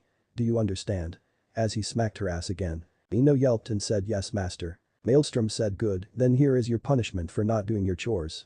I shall spank you 5 times. Each time I do you will count out how many I have hit you and thank me for it and ask for another. Do you understand? Ino said yes master. Maelstrom nods and smacks her once and she said 1, thank you master may I have another. 2 thank you master may I have another, 3 thank you master, may I have another, 4 thank you master, may I have another, 5 thank you master, may I have another. Maelstrom then began to rub Ino's ass gently and said there, now that wasn't so bad was it? Ino said no master. Maelstrom said my, what is this? It seems you were excited about your punishment. As he rubbed Ino's panties that were now wet. Ino bit her lip and Maelstrom said answer me. Were you excited? Ino quickly said yes, master. Maelstrom said tell me, why were you excited? Ino looked down only to be smacked again across the ass and Ino quickly said, because I have been a bad girl and wanted to be punished. Maelstrom said so you wanted to be punished huh? You like to be punished? Ino said yes master. I like to be punished. Maelstrom said really? And what kind of punishment do you want? What would make you happy? Ino said what I want is for you to own me, use me, treat me as you please, order me to do anything and everything you want. Beat me, use me, whore me out. I don't care. As long as you treat me as a slave. If you want I will give up my ninja license at this moment, give up my clan name, anything as long as you treat me as a servant. Maelstrom asked, why would you want me to do that to you? Ino said it's the reason I've chased after Sasuke all these years. As she looked down and said in a less sure voice, ever since I was born and my mother passed away I have been the little princess. Dad, Chauza, Shikaku, Shikamaru, Choji, and customers. Even our sensei. I hate my life. Everyone treats me with respect since I am the heiress to the Yamanaka clan and the next generation Ino Shikacho. I've tried everything I could think of to be treated as any other girl. I shaved my head, I tried to burn my home down, I picked fights, I screwed up customers' orders, I purposely failed class assignments, I screamed, hit, insulted, and bossed around everyone, and still everyone treated me as the little princess. I chased after Sasuke because I see what he is, a spoiled little brat who doesn't care about anyone and treats everyone like shit, hoping that he would treat me the same way, but all he did is ignore me. He will call Sakura annoying, but he won't even do that for me. I hate it. I hate people taking the blame for my actions to protect me. Maelstrom looked at her and said so I can treat you any way I want. Order you to do anything right. Ino said yes. Maelstrom said so I could tell you to go home and live your normal life and I won't have to deal with this ever again. Ino frowned as she looked down and said you're my last hope Naruto. I can't stand being the little princess anymore. I know it may sound nice and everyone thinks it's the way all girls want to be raised, but it's not. By being the little princess nobody sees me, Ino, all they see is the princess. Someone who is supposed to look pretty and is too weak to protect herself, a damsel in distress who is always waiting for her Prince Charming to come along, a little girl who is pure and chaste. I have fucking breast and a pussy for crying out loud. I should be used as breeding stock to pass on my bloodline or made to work in a kitchen slaving over a stove. Not sitting there looking like a trophy in a chair which is too fragile to even touch. As she was huffing at the end with tear stains on her face. Maelstrom said you want to be seen as you and not what everyone thinks you are. In a dead voice looking down. Ino said yes master. As she wiped tears off her face. Maelstrom said, you do realize there is no going back. I will own you and use you in every way I want. Ino said yes, master, I know. Maelstrom nods and says, very well, you are now mine. As he grabbed her and kissed her passionately before taking her to the bedroom. As the door slammed, Naruto was wide-eyed and the world changed back to the White Room and Desire said now do you understand why I suggested that? The girl wants to be owned and controlled. Trade the life of fantasy for a real life, even the life of a slave, would be better than the life she lives now. That is why she came to seek you out wearing the gift you gave her as a reward. It was something she earned, not given. Naruto frowned and said I think I can understand. Desire said you desire so much. You desire fame, fortune, power, wealth, recognition, love, revenge. The list goes on and on. I could help you get all of it. Naruto blinked and said what do you mean? Desire said you will never fit in with the mortals, first because of their fear of the demon, and if they learn about you being a demigod, they will still fear you. The gods see you as entertainment and unless you pass whatever test Kami set up for you, then that's all you will ever be to them. The only one you can count on is yourself. Alone. Just like me. Naruto frowned and Desire said unless. Naruto looked up and said unless what? Desire said unless we could be there for each other. I can help you get what you desire and you can help me get what I desire. Naruto narrowed his eyes and said which is. Desire said I'm tired of being alone. When I help someone get what they desire they don't need me anymore, so I am left alone to look for someone else. If you want we could become siblings. I could become your big sister who advises you on how to get what you desire, and you could be my little brother who would never leave me. Forever always, so neither of us would have to be alone again. Someone who could understand the pain of being unique. Naruto looked in thought and said, why should I trust you? How do I know that you're not trying to trick me to get something else? Desire said, all I will do is advise you. Everything will be your choice. I will even place my soul in your hands. I will possess that sword you have if you swear that you will never leave me. Like Ino, I would gladly give up my ability to go anywhere that I want if it meant I would not be alone. Naruto thought for a moment and said, do you promise? Do you promise that you will help me achieve all my desires if I never leave you? Desire said yes. Naruto bit his lip and said, very well. Then what should I do first? The world around them shimmered and the little fox appeared floating in the world and it began to glow and Naruto saw a small eye appear in the guard of the sword and he heard, I have now become one with the sword. Just claim me here and now as yours. Naruto walked up and grabbed the sword and the world faded around him. Naruto awoke and looked down and saw Ino asleep on his chest and he blinked as he felt motion on his knee and he saw Ino humping his leg in her sleep and he heard her mutter softly, oh master. Naruto thought, okay, what now? He heard desire in his head and he said, Ino, wake up. In a commanding voice. Ino, who was startled, said, yes master. Before she blinked and looked around. Naruto said, you have been very naughty Ino and have made my pants wet with your actions in your sleep. You must be punished. Ino blinked and said, huh, what? Naruto said, don't you remember Ino, you said you wanted me to own you, beat you, whore you out, as long as I treated you as a slave. Ino's eyes got wide and said that was real. Naruto said no. But it was your ultimate desire you had in your dream. I was there, watching it. I saw and heard your confession and I take that oath you swore very seriously. Ino asked how. How could you have seen that? Naruto said, you do not question your master nor do I need to punish you. As he raised his hand. Ino quickly got to her knees and said, no master. Naruto lowered his hand and said, was it true? Was what you just dreamed of what you really want and desire Ino? Ino bit her lip and slowly nodded her head yes. Naruto asked, would you like it to be real? For me to become your master? Ino's eyes sparked with hope a moment and said yes master. Naruto said, so I can use you any and every way I want? Ino said yes master. Naruto said, and your love for Sasuke? Ino said there was never any love, just hope that he would someday treat me like you are saying you a master. Naruto looked at Ino and said, and you have no problem with me being your master, you don't care about love or anything like that. Ino looked at Naruto and said, can I be an honest master? Naruto nodded and Ino said, it's not that I don't care about love. It's just that I'm numb inside. I don't know what real love is because of the way I've been treated, everyone claims they love me and it makes it where I believe love is nothing more than another form of friendship.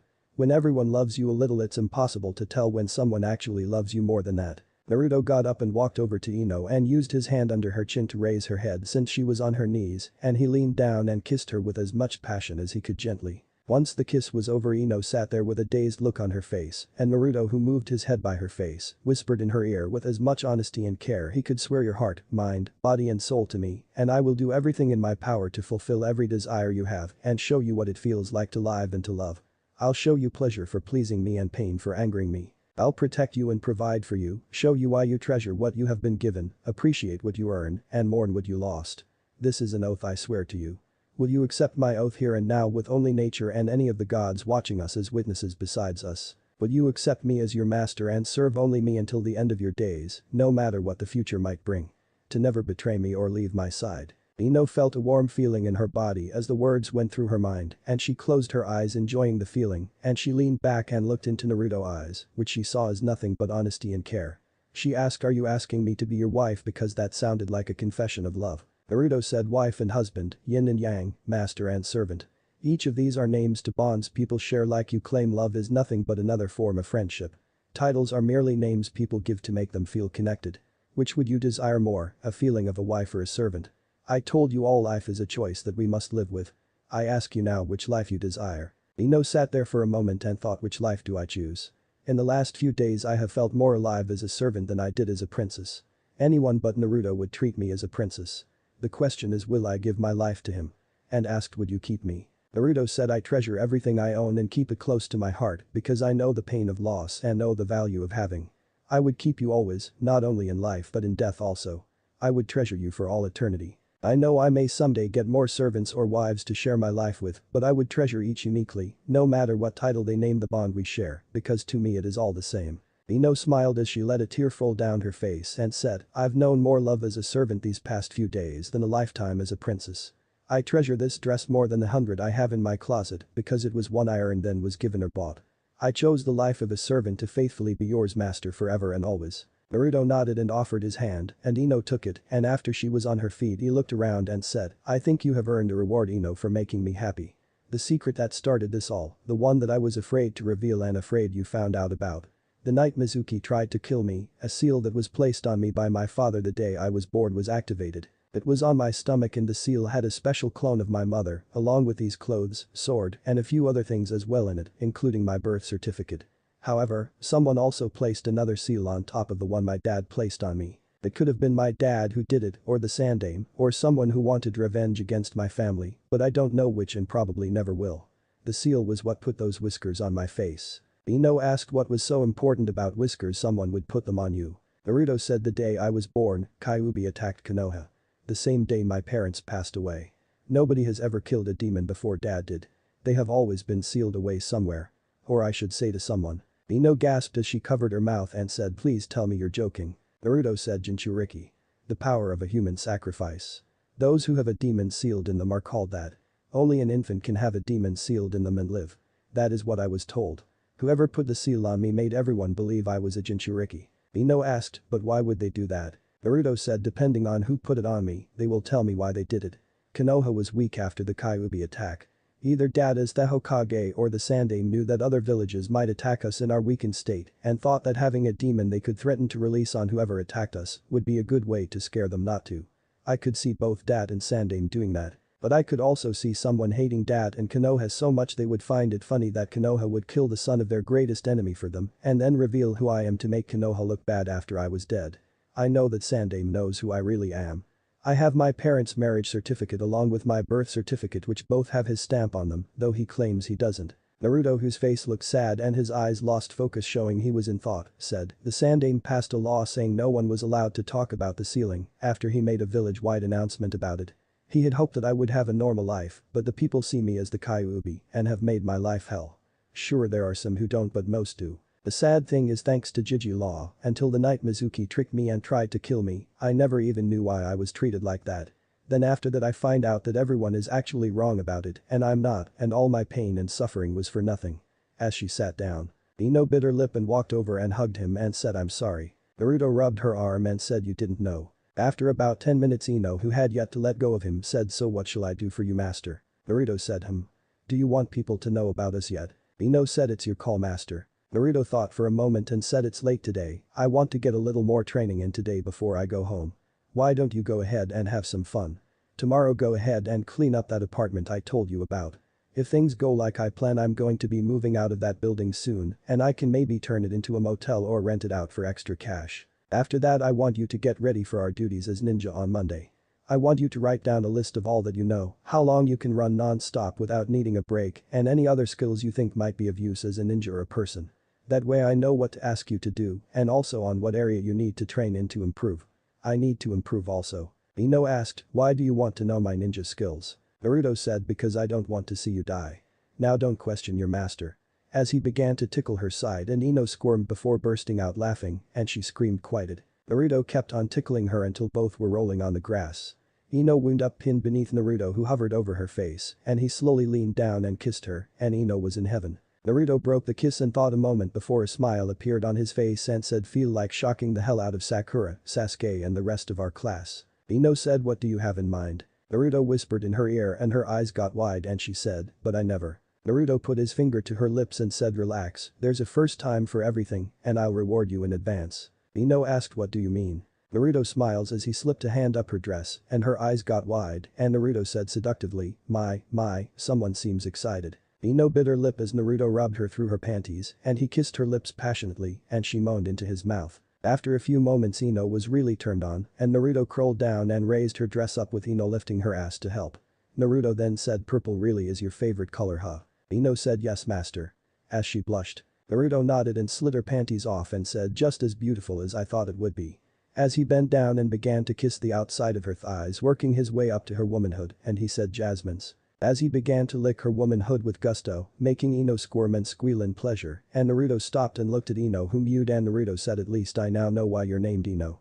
Before she had a chance to respond, he attacked her lips again and quickly began to assault her clit with his tongue. For the next 30 minutes Ino was in pleasure and was panting and squealing as Naruto used his mouth and fingers to please her. After her fourth orgasm, Naruto stopped and crawled up to where Ino was exhausted and said, "So, are you satisfied with your reward?" Ino, whose eyes were half closed, said, "Very." Naruto said, "Good. Now I don't know about you, but I think we should head home for the day." Ino said, "You're not going to?" A little sad. Naruto said, "Fuck you. I will eventually, but not today. I want you to be ready for it, and I can tell you are nervous about it. We will take things slowly as long as you keep me pleased." Ino said, "And if I don't?" In a half-defiant, half-joke way. Naruto said, "I could have stopped each time before you climaxed." Ino's eyes got wide and she whimpered and said, "Sorry, master." Naruto said, "Good. Now let's get this mess cleaned up from our lunch in my desert and go home to rest." Ino blushed as Naruto looked at her crotch when he said desert, but slowly got up and slipped on her panties and began to clean up the picnic that Naruto had started to clean up. After they were done and started to leave, Naruto called over his shoulder, "Good night, Oak, see you soon." Ino looked confused until a voice said, "Good night, young master." Ino's eyes got wide and said, "Who was back there, master?" As she blushed thinking of what they saw. Naruto said, "I'll tell you later." Ino frowned but nodded and Naruto said, "Don't tell anyone about us yet. I have a few things to take care of the next few days, so you may not see me much, but don't worry. I'll check up on you when I can and reward you if I see fit." Ino said, "I love your rewards, master." Naruto stopped and pulled Ino close to him and looked her in the eyes and asked, "Is this what you want, Ino? I mean, things are moving very fast and I've been hated and will be hated for a while by the people of Konoha because of the lie, and I don't know if I am ready to reveal the truth yet. Are you sure you want me? I don't want to trust you and be hurt." Ino looked into his eyes and said, "I won't betray you again, Naruto. I'm sorry I did. I know the most I might ever be to you is a sex toy to use as you see fit and a woman to pop out a kid or two for you because of what I did. I can also see that you won't actually hurt me. You could have hurt me at any time in that cabin or in that apartment and no one would have found me. I know you're stronger than me, so there is very little I could have done to stop you if you had. But you didn't. I've actually walked out in public before in less than what you saw me in at the cabin trying to get in trouble after Dad told me I couldn't buy a $1,200 dress. Instead of punishing me for being spoiled, he gave in and bought that dress and I never once wore it. This is what I have wanted since that night I saved that girl." Naruto asked, "Why? What caused you to change into Ino the bitch?" Ino looked down and said, "Suzuki. The girl I helped. I met her at the park a week before that. She was stealing wallets to give to the owner of the orphanage. I didn't understand why she was doing it, so I went to the orphanage with her saying I didn't have any parents and I was only there for 3 hours when Daddy found me and took me away. When I saw Suzuki again, she had a broken arm and was missing a couple of teeth. She didn't trust me for leaving her and I wanted her trust back, so when she told me that she found someone who was willing to take her away from the orphanage if she could get out of the orphanage, I agreed to help her escape. She met this woman. She looked like an Anbu but wasn't. I don't know how to describe her, but the woman told Suzuki that if she agreed to serve her master, she would have food, shelter, clothes, home, and a purpose. She would never have to fear being hurt again because she would be protected by her master and all she had to do was serve her master. Suzuki agreed and begged me to come with her. The Anbu seemed to know who I was and asked me if I wanted freedom also. Freedom from all the fake smiles and fake love, from everyone always having to protect me and having me be the weak little princess. I called the woman a liar, told her people loved me and it was real and begged Suzuki not to go with her. Suzuki left with her. I saw her a year later. I talked to her and asked how she was. She seemed so happy and said her master made her life great. She told me she had been watching me from a distance when she could, and she pointed out how after I broke my leg Shikamaru and Choji had to stop what they were doing to catch me if I climbed a tree. How everyone had to protect the little princess and give me fake love-giving examples, and how I was a weak little girl. I slapped her and that was the last time I saw her, but her last words were, "Hope you're happy in your trophy case." Naruto pulled Ino into a hug because she had tears in her eyes. Ino said, "After that I took time to really look at things around me. That was when I ran into Sakura the first time and wanted to prove I wasn't a trophy by helping her. But even Sakura put me in a trophy case. I could never escape. I wanted an escape." Naruto said, "Thus the reason you want to be a slave." Suzuki became truly happy because she became a slave to someone and so you thought if you could follow her footsteps that you could also. Ino said, "Yeah. Pretty stupid, huh?" Naruto said, "You're talking to the guy who acts like orange is the greatest color ever, who wants to be seen instead of ignored. I could probably understand you better than anyone. Listen to Ino. I'm not the best guy around, but I will try to make you happy, but not because I see the heiress to the Yamanaka clan. I only give respect to those who earned it in my eyes. The rest of the world can kiss my blonde ass as I tell them to fuck off." Now that you're showing the real you, you earn some of my respect so you're no longer my enemy. Or just a sex toy or a baby factory. If I wanted that I would let the council blow smoke up my ass. Kami, when the hell did I become this? As he grabbed his head hearing himself talk. Ino laughed and said what the hell's happening to us, Naruto? Naruto said damn if I know. I think I've been drinking again or something. Ino blinked and said you drink. Naruto said those three ladies.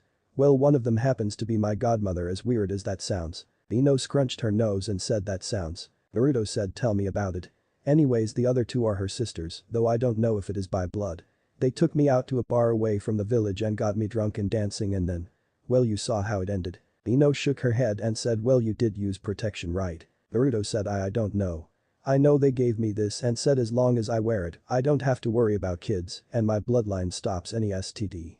As he showed a ring on his finger. Ino looked at it and said there must be some kind of seal on it somewhere. Naruto said I don't know. But are you really okay with this? I mean are you sure you want the deadlass to be in charge of your life? Ino said I am master. Naruto said then make sure you please me so I can reward you. Well this looks like where we must go separate ways. I'll see you soon Ino. As they got back to the village. Ino quickly kissed him and said see you tomorrow Master Kun. As she ran off. Naruto sighed and Desire said so, how do you like me fulfilling your desire? Naruto thought I liked it. Desire said seductively good brother. As several small pea-sized balls of energy appeared in front of the eye of the sword on Naruto's back before it flew into the eye. After it was absorbed Desire thought this might work out better than I planned. With those desires fulfilled and the others this boy has, I shall become stronger and stronger and then I will have my revenge.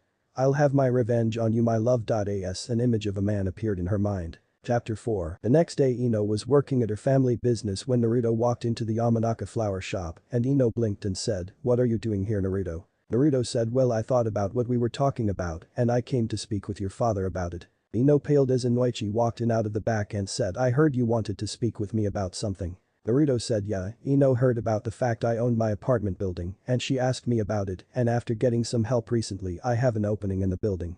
She told me since she's a kunoichi of the village she wanted to start showing everyone she could take care of herself and be more self-sufficient. Out of respect for her and yourself I wanted to come by and discuss the terms for renting it out. Is this a bad time or should I come back later? Inoichi looked at Ino and asked is this true Ino, were you really thinking about moving out? Ino saw Naruto barely nod and said yeah dad. I wanted to do it all on my own to show that I'm not a little girl anymore. Inoichi smiled and said I'm surprised honey and wish you would have talked with me, but I guess you wanted to be more self-reliant huh? Naruto said yeah and Ino really loved the place when I showed it to her and explained about the security features the apartment had. I mean the one with the soundproofing seals that make it where outside noise or noisy neighbors can't bother you, as well as nobody can see in through the window and spy on you, as well as the seals that make it where nobody but those who have a key can get in. You can't even get into the apartments. Inoichi said really? I didn't know about that. Naruto said perks of having the Hokage act as a grandpa. Every apartment I own is that way. I've mostly rented out to potential businessmen and women who were looking into moving to Konoha full-time, so most of the apartments are just sitting empty, but everything is on par with Konoha health codes. You know how strict the council enforces those on young landowners like me. With a wink at Inoichi. Inoichi said yeah, the council can be brutal sometimes. So what is this deal? Naruto said rent is $125 a month plus utilities with a $400 security deposit that I'm willing to split over the first year if Ino will sign a full year lease and you would co-sign saying if she comes up short on her payment, you would help her make her payment. If anyone moves in with her the rent will go up to $200 a month plus an extra $200 security deposit plus utilities. Inoichi said that seems reasonable, but what about upkeep and repairs? Naruto said the apartment passes all regulations and I have documented proof of that and if natural wear and tear causes the damage I will fix it, but if Ino purposely clogs the drain or floods the apartment or burns it down, which when investigated finds she was responsible, she will have to pay to repair it back to regulation standards. I don't care if she paints, but when she moves out the walls have to go back to being white before she gets her deposit. Inoichi said, and this is your standard rate you have for everyone. Naruto said for those interested in long-term renting like Ino it is. If it's a skilled worker like a carpenter or someone like that if they are willing to show me some skills to add to my own, I only charge them $100 a week utility included, though most move out within a day or two, finding what they were looking for or not finding it and moving on. It's how I can afford to keep my property up to code and not go broke. Inoichi nodded and said and this is what you want, princess. Ino said yes. I want to show everyone I can take care of myself. Inoichi nodded and said well alright then. I suppose you want to use your pay from here to cover it right? Naruto looked at Ino confused and said I thought you said you were wanting to earn it from doing missions and only work here part-time, giving your dad a chance to hire someone to work here and give him more free time also. It doesn't matter to me as long as you can make your payment, but I thought with the way you were asking me for training ideas, you were going to be spending time training to be a better Kunoichi. Ino said, and I am. I just wanted to talk with daddy first to see if that's alright. I thought it would take you longer to get that apartment ready. Naruto said well I'm looking into getting some more property soon and might be moving out of the apartment building soon into a house I'm looking into getting. Inoichi said the housing market is that good. Naruto said with the Chunin exams coming up in 6 months if I can play my cards right and use my pay from my missions as well as my skills I have, I might be able to turn a place that could be redeemed before the end of the year and get it ready between now and then and possibly rent it out to a feudal lord or some other wealthy VIP to stay in while they're here so they won't have to stay in a hotel but those they feel are below their station. Pride is a weapon just like any other that can be used for or against you. I could let them rent the house for a month at half the price it's going to cost me to buy the place, and with a few others, I could earn enough off the guest to pay for it all at that time. Inoichi said that's actually a very good idea if you can get them to stay there. Naruto said Jiji always tells me how the Fire Lord hates the fact he has to stay in a hotel when he comes here, even though he owns a house here. Something about a pet allergy or something.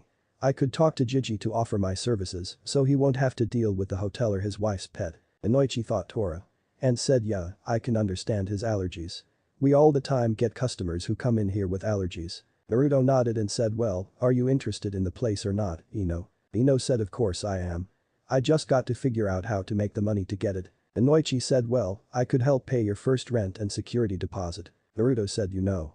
I could make you an offer for a trade of service in exchange for ignoring the first month's rent and the first part of the security deposit. Inoichi narrowed his eyes and said what do you have in mind? Naruto said I'm told being a ninja is stressful and people take up hobbies all the time.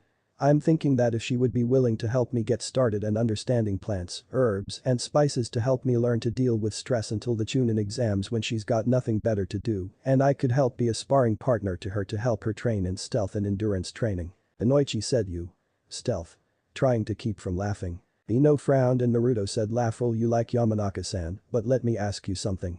Would you rather think that I have a high stealth skill level or the ninja of our village sucks so bad that an academy student can paint the Hokage monument in broad daylight without getting caught until I started banging the paint cans together after I was finished wearing orange and then I outran Chunin down in an Anbu for over 2 hours? Inoichi frowned and said actually.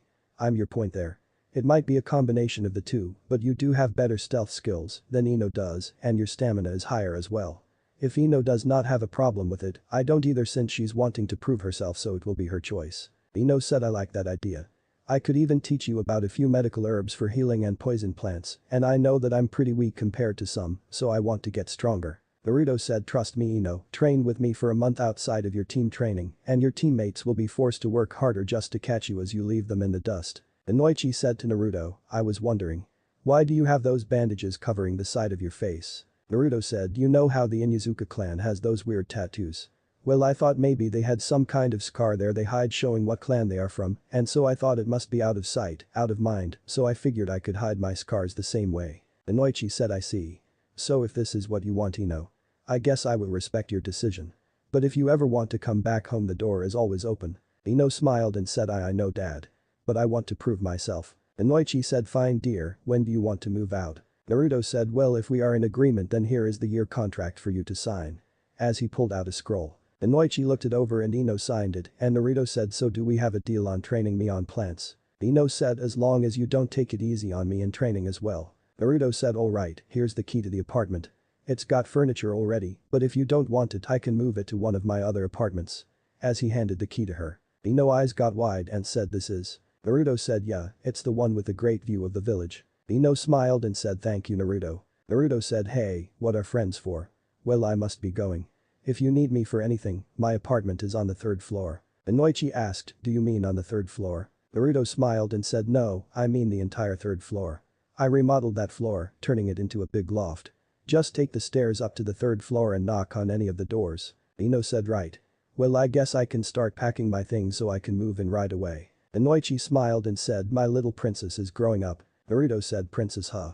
That's not what I see when I look at Ino. Inoichi scowled and said really? And what do you see? Ino, who was almost out of the room, looked back and Naruto said a strong, beautiful, and proud Kunoichi of the Leaf Village. Ino smiled and walked out of the room and Inoichi said perhaps. But she will always be my little princess. Relaxing the glare he was sending to Naruto. Naruto said well I need to go, sigh around. As he left. That evening Naruto was in his apartment when there was a knock on one of the doors and he went to one of the other doors and opened it and saw Ino standing there and he leaned against the door frame and said Ino. Ino said master. May I come in? Naruto stepped aside and Ino walked in and she looked around before she said so you really did turn the entire third floor into a loft. Naruto said yeah, it took me about 6 months to do it. Ino turned and asked why did you want me to move out of my home master? Naruto said you want to prove to people who you are. Also if people saw you coming here every day they would start talking and you know how rumors are. Until I claim my family name I don't want to see you get hurt in the crossfire so by having you move into the building you can just claim you're renting a place here. Also what I said about training is real. I'm going to have you work just as hard as I do to prove how strong you are. Besides, mentioning about my hobby will give you a chance to help me with my bloodline without raising any questions. Ino said I see. I guess that would work but. Dad and I agreed to work 2 days a week at our family business and I get $100 a day. How will I survive on that? Naruto said taking missions Ino. By being forced to work for a living instead of having everything given to you, you will learn the true value of $1 and appreciate what you have even more. Ino said I hope you're right. Daddy bought me a week's worth of groceries and a few other items he thought I might need. Naruto said good. Tomorrow we get our teams and I expect you to do that. Ino blushed and said yes master. Do I get a reward for today? Naruto walked over and asked do you think you deserve a reward? As he whispered the last word by her ear. Ino shuddered, closing her eyes, and Naruto pressed his lips to hers and held her close. After a few moments when they both had to breathe Ino was panting and Naruto said never question if you deserve a reward or not Ino. I will decide when you do or don't. As he smacked her ass lightly making her keep. Ino quickly said sorry master. Naruto said it's fine this time, now go get you some rest. Ino nods and quickly leaves and Naruto sighed and said woman. The next morning when Ino awoke she was startled a moment as she tried to figure out where she was when the events of the previous day came back to her and she thought, that's right. This is my apartment now. It's 6 AM, which means I have 2 hours before I have to be at the academy for team selection.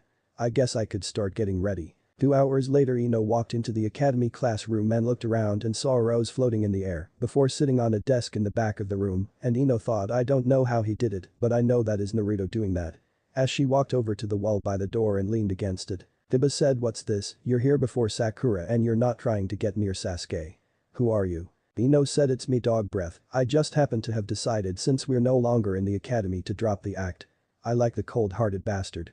After all, he served his purpose by letting me be a leader to all the others and make sure I'm the strongest in the class physically, with Sakura beating me by 2 points in book smarts and following right behind me in second place in physical. Now I have the best chance of being one of the lucky ones who will pass the real genin test, while the others will fail from being too weak beside Sakura. At this everyone was stunned looking at Ino and Sakura who was outside the door and had started to come in and asked is that true Ino? Ino looked at Sakura and said I had to watch my best friend's back. By making sure you were my rival all these years I made sure you would try to outdo me in everything which would make you able to pass. If you want Sasuke you can have him. As she walked over and kissed Sakura on the cheek and said good luck Sakura and this is yours if you want. As she handed Sakura a ribbon and walked to the back of the room and sat down at the desk where the rose was. Everyone was gaping and Sakura looked at the ribbon and then at Ino and then at Sasuke and Sakura said so. This is on the level, you don't want Sasuke-kun. Ino said nope, in my honor as heiress of the Yamanaka clan, I swear I don't want anything to do with him. Sakura nodded and looked at Sasuke and then at Ino again and said wait, what are you doing here Naruto and how did you get by Ino? Causing everyone to look back and see Naruto sitting there in his new clothes with the bandages over where the whiskers had been. Naruto said I was sitting back here the whole time and waved Ino to come back because I was going to ask her if she found anything wrong with the apartment she's renting now. I guess with everyone shocked Ino finally quit pretending to be a fangirl. Everyone was too distracted to see me. So, did you find anything wrong? Ino said no, Dad even went over the entire apartment looking for anything that might be wrong and he said I lucked out with one of the best apartments in the village. I mean with all the security and privacy I got I don't have to worry about any trouble. Naruto said glad you like it and remember, if anything messes up you know where my apartment is to complain. Ino nodded and a girl said like you could do anything dead last. Naruto looked bored at the girl and said actually for your information, I'm certified by the Village Safety Commission and building inspector as a carpenter, painter, electrician, plumber, mason worker, and iron worker. I've owned the entire building I live in since I was 6 years old after the council declared me an adult, and I have had the village do inspections every 3 months since then to make sure it passes all the village health codes. I've even had the fire lord himself stay in my building once because it was more comfortable and safer than one of the 4-star hotels. I've mostly rented out to the ninja of our village. Had my last tenants not died on a mission a few months back, Ino wouldn't have been able to get an apartment, but when one died along with the rest of her team, her fiancé moved out along with 2 of his friends who were engaged to members of the team that died. Too many memories of good times with their loved ones. I've waited until now to rent them out again to give them and the rest of their family time to get their belongings out since it was painful for them. So are we ready to find out about our teams, Iruka-sensei? Ignoring the astonished looks everyone had, Iruka smiled and said, yes we are, everyone please take a seat. Now on to the teams. Team 7 is Sasuke Uchiha, Naruto Uzumaki, and Sakura Haruno. Sakura screamed yes. Iruka said now Team 8 is Kiba Inuzuka, Shino Aburam, and Hinata Hyuga. Team 9 is still in service, so Team 10 is Shikamaru Nara, Choji Akamichi, and Ino Yamanaka. You're all dismissed but be back at 1 to meet your sensei. Naruto said, hey Ino, if you need me today for anything I probably won't be available. I plan to go see the Hokage after I meet my sensei. I have a Dropbox by my door, so just leave a message there if you need me, and I will come by to fix whatever is wrong when I get home. By the way, here is the receipt for your security deposit. Can you check it and make sure everything is right? Ino took the paper and noticed a second paper, and Naruto winked at her with his eye that wasn't seen to anyone else, and she looked at it and said looks right, thanks. As she slipped the second paper to the front and read, Ino, if you got time I want you to run from the bottom of the Hokage monument to the front gates and back again and time yourself. If you have to stop and rest, write down how many times and how long so that way I can judge your stamina to better help you train.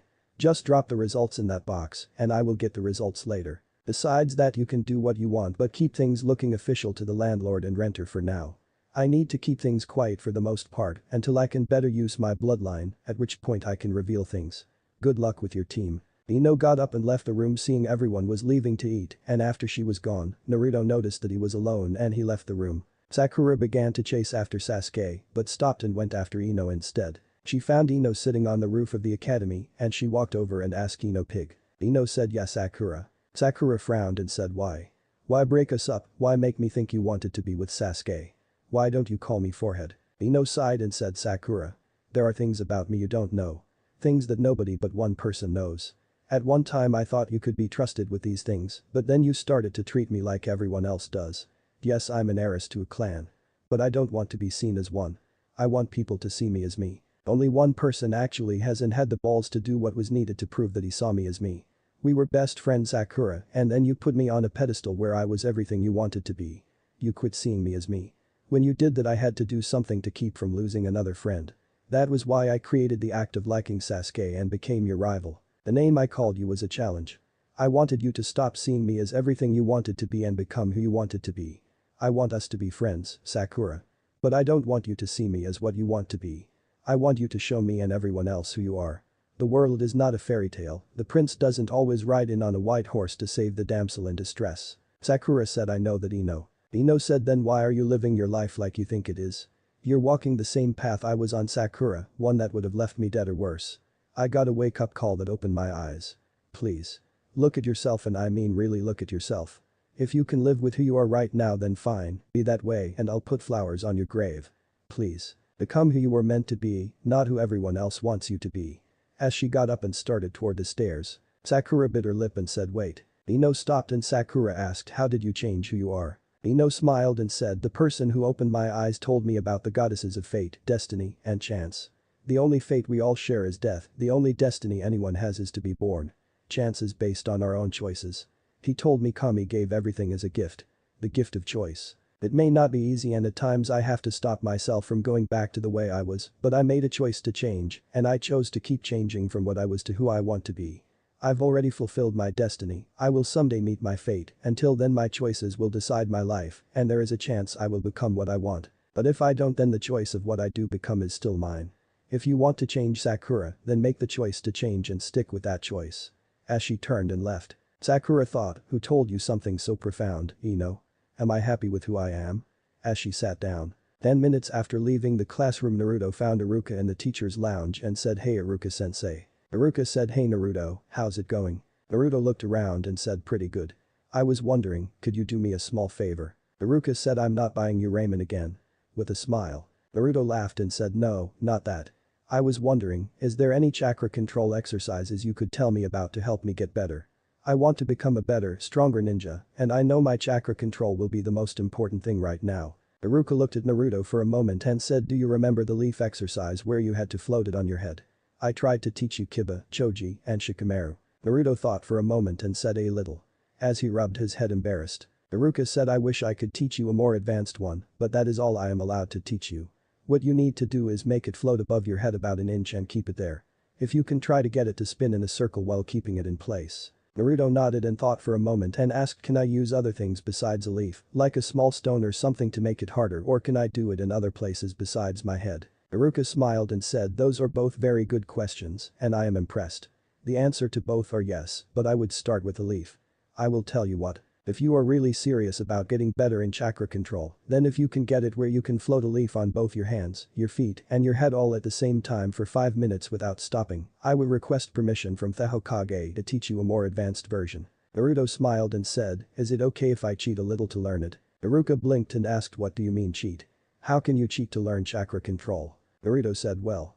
I've been training the last couple of days, and I've used cage bunshin on several occasions to help me set up things, and I discovered anything they learn is transferred back to me and the other clones when dispelled. I figured if I have one clone working on one place at a time while other clones are working on another, then I could learn this exercise really quickly. Iruka thought for a moment and said I did not know that. I will allow you to use that to help you, but I want you to learn to hold 10 leaves for 5 minutes in the air. That way you will have better control in more places. Naruto said I will Iruka-sensei and thanks. You don't know how much this means to me. There's something else I want to tell you, but until I talk to the Hokage about it and he agrees it is the right time I have to keep quiet. Iruka said I am sure whatever it is will be something I won't forget. By the way, what is with the clothes and the bandages on your face? Naruto said the clothes are part of what I want to tell you about, but the bandages are sort of out of sight out of mind thing. Iruka nodded and said well I got a lot of work to do and you only have 20 minutes left before you are to meet your sensei. Naruto nodded and said thank you for everything Iruka-sensei and I wish now I had been a better student. Goodbye. As he turned and left. Iruka smiled and thought it seems that learning the truth is helping you to be a better person Naruto. I'm proud of you. Naruto went back to the classroom and saw the other teens coming in the room, and Naruto saw Sakura sitting at a desk beside Sasuke looking in deep thought, and he walked over and sat on the desk in front of them and said well I guess since we're on the same team we should make the best of it, so I got a deal for you Sakura-chan. Sakura frowned and said no, I am not going out with you, Naruto. Naruto laughed and said that wasn't what I was going to say. In fact it was going to be the exact opposite. I was going to offer you a deal where I would never ask you out again if you answer just one little question for me. It's actually something me and Ino talked about and I was just wondering if you could answer it. Ino who walked in hearing her name asked what are you talking about Naruto? Walked over to where Naruto, Sasuke, and Sakura were. Naruto said I was just telling Sakura-chan if she could answer one question for me that I would never ask her out again. It's the same question I asked you about Sasuke that you couldn't answer. Sakura's ears perked up as Ino realized what Naruto was talking about and Sakura said, what is it? Naruto said besides Sasuke's family name, his looks, and his money, what about Sasuke makes you want to go out with him more than anyone else? I mean if it's one of those 3 reasons I mentioned then it seems shallow, so I am asking what do you see in him that makes you want to be with him more than any other guy? Sakura said well. He's smart. Ino said so is Shikamaru, but he's just too lazy to use his brain unless he wants to. What else? Sakura said he's strong. Naruto said, and so is Choji. Sakura bit her lip and said he's cool. Naruto blinked and said, how the hell can a guy who says the word HN as his answer to nearly everything be considered cool? He's a frosty bitch, I'll give you that, but how the hell is that cool? Sakura said don't talk about Sasuke-kun like that. You're just jealous that he's better than you. Naruto said really? And how do you know I am jealous? What do you actually know about me? Sakura said well. You're an orphan. Naruto said so is Sasuke, go on. Sakura said you love ramen and eat it for every meal. Naruto said nope, if you ask Sasuke, it gets lonely eating a meal that you had to cook yourself by yourself all the time. I like to eat at Ichiraku because AM and Tucci are both kind people who always make time to talk to each of their customers and treat them like family. I actually love something else. Next, Sakura frowned and said you're a prankster. Naruto snickered and said I use pranking as a way to train and test myself Sakura.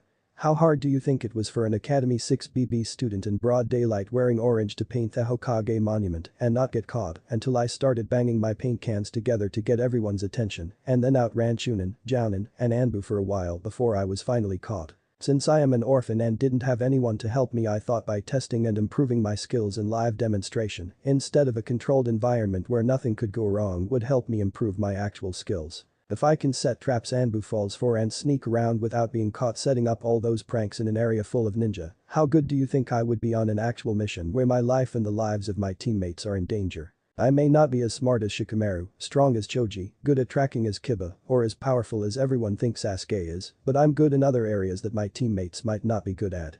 Why else do you think they put us on teams of 3? To cover for each other's weaknesses. At this everyone who was in the class was thinking over his answers, and Naruto who came in hearing it said that is exactly right, Naruto.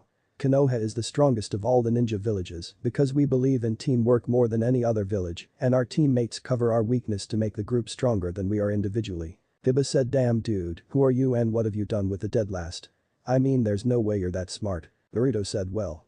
I guess you could say I'm sort of like Ino and Sakura in a way, Ino stronger, but Sakura smarter, most of you are smarter than me, since you had family and clans to help you, but in physical skills, I give you a good run for your money.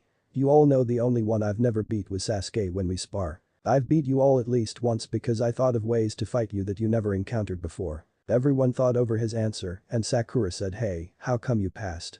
I mean we all saw you fail. Iruka said actually Sakura, Mizuki when he was grading the written test, marked one answer wrong that was right, so it made it where Naruto passed instead of failing when I saw it and just checked to see if it would have made a difference and found it did.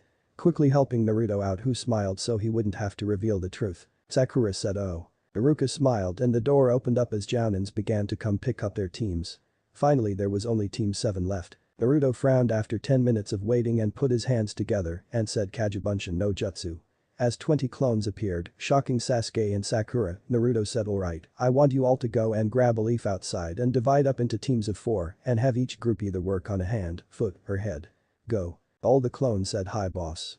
As they quickly went outside Iruka smiled as he worked on cleaning out his desk and Naruto got down on the floor and began to do sit-ups. Sakura said why did you create those clones and why are you doing sit-ups Baka? Naruto said if I had time to sit and do nothing then I would have time to make myself a better ninja. The Kagebunshin transfer any info they get back to me when dispelled and since chakra control is my worst area, I am having them work on a chakra control exercise that we were taught in the academy. Sakura said well, you're stupid for tiring yourself out before we meet our sensei. Naruto said if you say so Sakura, but I'm not going to be the weakest person on our team if I can help it. Causing Sakura to glare. Sasuke said teach me that dope. Naruto said sorry Sasuke, I found it in an old scroll laying on the ground and I plan to make it part of my family when I someday have a family. Iruka said you don't have the chakra for it either, Sasuke, it's for a reason. It could cause you to die from chakra exhaustion. If Naruto didn't do as much physical exercise as he did over the years, then he wouldn't have the chakra levels to use that. Naruto after 5 minutes asked hey Iruka sensei, how late is our sensei going to be? Iruka said I have no idea and I have to leave in a few minutes anyways. I want to wish you all good luck. I'll come back later and lock the doors. I need to run to the teacher's lounge before I leave. Have a good day. As he got up and left with a stack of scrolls and books. Naruto after another 15 minutes started to do push-ups for 15 minutes, then squats for 15 minutes, and then he began to run up and down the stairs high stepping. After this Naruto sat down and Sakura said you're tired now. Naruto said not really but I'm getting bored. If sensei comes, tell him I'll be right back. As he left the room. He walked down the hall and stopped outside the academy library and he looked inside a moment and walked in and thought maybe going through some of these will help.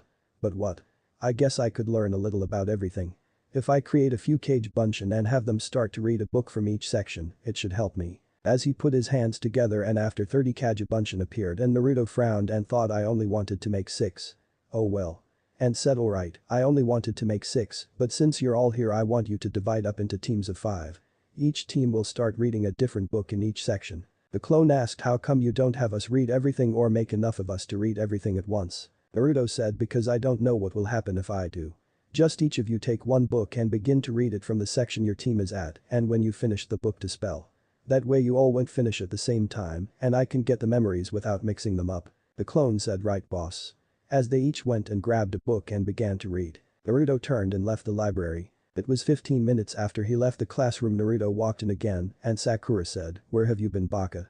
Sensei could have been here any minute." Naruto said, "I went to the library and had a few clones, read a couple of books I never had the time to read while here, and I went to the gym and got these."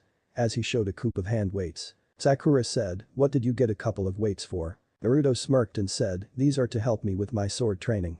I've had this sword for a couple of days now and I've been getting used to the weight of walking around with it so as not to slow me down.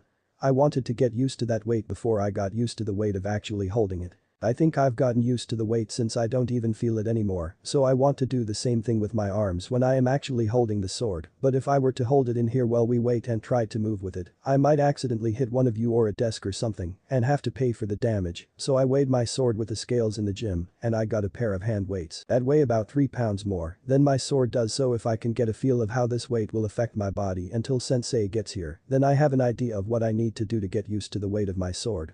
As he began to move his arms while holding the weights and moving, judging how his body moved. Both Sasuke and Sakura were thinking over what he said, and Sasuke asked, "Who are you, because there is no way you're the dope." Naruto said, "Or have I been faking all these years to hide my real skills? Deception is a ninja #1 asset." As a smirk appeared on his face, causing both to frown. Naruto said, "Relax, team. If you must know, I met someone." And Uzumaki. Causing both Sasuke and Sakura to go wide-eyed. Sakura said, "So you met a family member?" Naruto said, "Sort of. I'm not allowed to tell who or how until the Chunin exams in 6 months. I have to make it to the exams in 6 months, so I am going to do everything I can to show that I am ready for them and for our sensei. I've spent the last few days trying to make myself better. I've taken up a new hobby instead of pranking that will allow me to be more calm. I'm taking my training seriously and I'm trying to be more presentable so that my family, past, present and future, will be proud to have me as a member of their family. You don't know what it's like to go from hearing everyone tell you that you're just an unwanted bastard child whose parents should have killed you the day you were born to actually knowing where you came from. Sort of." As he kept moving his body into jutsu kata that were messed up and trying to balance his body with the extra weight. Sakura bit her lip and glanced at Sasuke, who seemed to be in thought, and Sasuke said, "Slide your left foot to the left a half step, dope." Naruto blinked and looked at Sasuke before he slid his left foot a half step and he said, "I feel like my balance is better.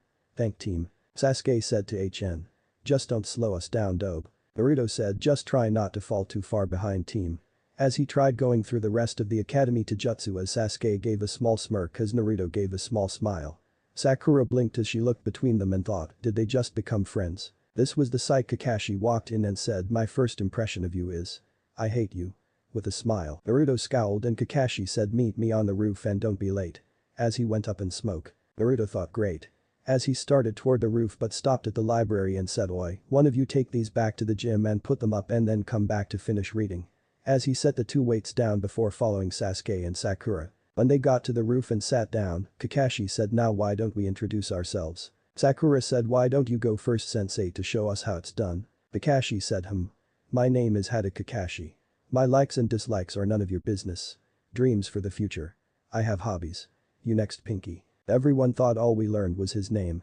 And Sakura said, "My name is Sakura Haruno, I like it." Glance dream, glance plan for the future, glance again at Sasuke. Kakashi said, "And you dislike it?" Sakura started to open her mouth and stopped and said, "Actually, I don't know." Kakashi said, "I see. You next, Mr. Broody." Sasuke said, "My name is Sasuke Uchiha, I don't have many likes or dislikes. I have a dream. No, and a reality that I will see come to pass.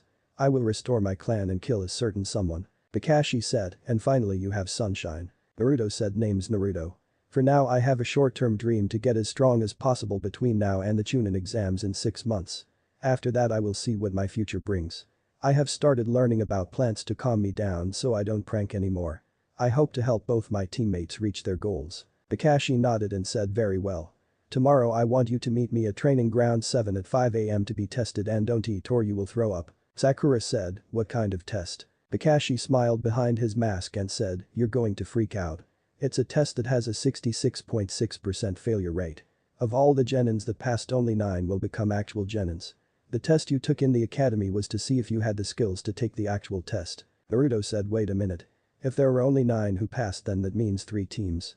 Konoha believes in teamwork more than any other village." Sakura said, "That's right. Iruka-sensei commented about that after you pointed out that you may not be as good as Sasuke and me in some areas, but in others you are better than us." Sasuke said, "To cover our own weakness to make a stronger team." Naruto smiled and said, this is a test about teamwork, isn't it? It's a do or die question. You're going to put us in a test to see if we would put our goals ahead of the good of the mission. Like Sasuke for example, he wants to kill someone if we were at war with Iwa again, and our mission was spying on Iwa to find out how they plan to attack us, and we got the info, but were discovered, and Sakura and I stayed back to buy Sasuke time to get the info back to Konoha, and on his way back he ran into the guy Sasuke wants to kill. Would he let the sacrifice Sakura and I made so he could save our village be for nothing so he could kill the guy? Sasuke frowned and said, I hate you dope, you know that right? Naruto said, hey, I could have said that Sakura was our team medic and I had got the info but had my legs cut off and she had to carry me back with you guarding her and you got hurt with a critical wound. She could either save you and doom our village or save me and doom you.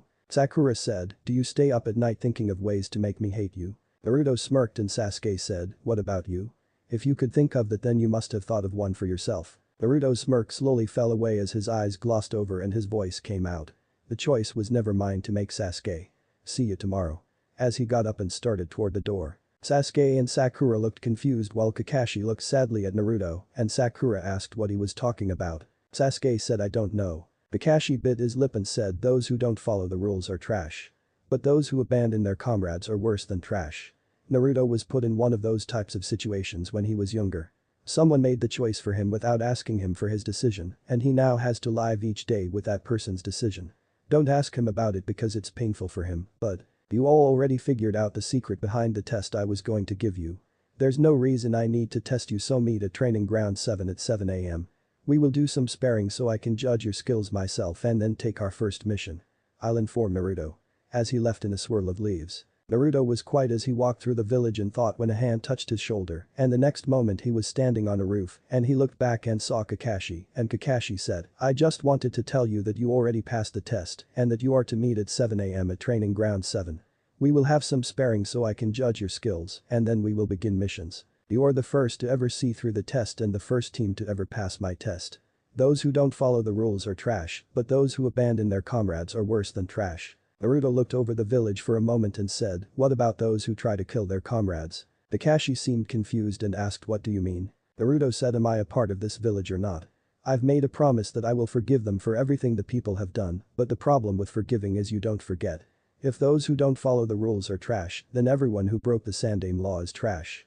But what about those who even now abandon me and limit me to try and have me die? Kakashi frowned and said, I don't know what to tell you, Naruto. Naruto said, thanks for being honest, Inu. I recognize your voice and hair. Kakashi said, I see. Naruto said, I will do my best and work hard to serve Konoha until the Chunin exams are over. If the people can't see the truth after that, I'm going to have a talk with Jiji. If there's never been an Uzumaki in this village like he claims, then Uzumaki is not my real name. If it's not my real name, all my ninja forms are not legal and I can resign legally or just walk away. I won't stay where I'm not wanted. My parents wouldn't have wanted that for me. I'm sure of that, even if they're not alive somewhere they would want me safe and happy. Not. As he shrugged his shoulders. Kakashi bit his lip behind his mask and said, it might not be that simple, Naruto. Naruto said, I know. But if it turns out Jiji lied to me, how can I trust him not to have me killed? After all, how is it that Mizuki was able to give me the combination to the Hokage vault when only he and I guess the two elders should have access to it? Kakashi frowned and thought that is a very good question. And said, I don't know, Naruto. Naruto smiled and said, so. Are you going to be 3 hours late tomorrow? I only ask because I've got my Kage Bunshin working on the leaf balancing chakra control exercise to help me get my control up there faster, and I also want to send a couple of clones to the library under a henge to read anatomy and poisons. I figure if the furball makes it where I won't die from poisons, then maybe I could become a poison expert. He's got to be good for something, I guess. Kakashi thought maybe. And said, Naruto. I want you to be honest with me. What do you think about your teammates? Naruto said, Sasuke is a flight risk. He would betray Konoha in a heartbeat if someone offered him power to kill his brother. As for Sakura. Right now she's a fangirl, but I'm hoping that since Ino is taking things more seriously now that she can help Sakura also. Kakashi said, what I'm about to tell you, you can't tell anyone. The Hokage also feels Sasuke is a flight risk. Naruto said, if you're going to tell me about how you're supposed to spend more time with Sasuke to make him more loyal or to keep an eye on him and kill him when he betrays the village, I already know. His mental evaluation was on Jiji's desk when he went to explain what to do with Mizuki. I glanced at it and thought Jiji was stupid to pay someone to do an evaluation on him when anyone with 2 eyes could see how he is. The thing is. I think Sasuke is being tricked. Kakashi asked, what do you mean? Naruto said I've been to the Uchiha clan district since the massacre. The blood is still on the inside of the house. So nobody cleaned up the place. But how is it that a clan that specializes in fire couldn't get a single fire off to kill Itachi? There's not one single scorch mark on any walls or building.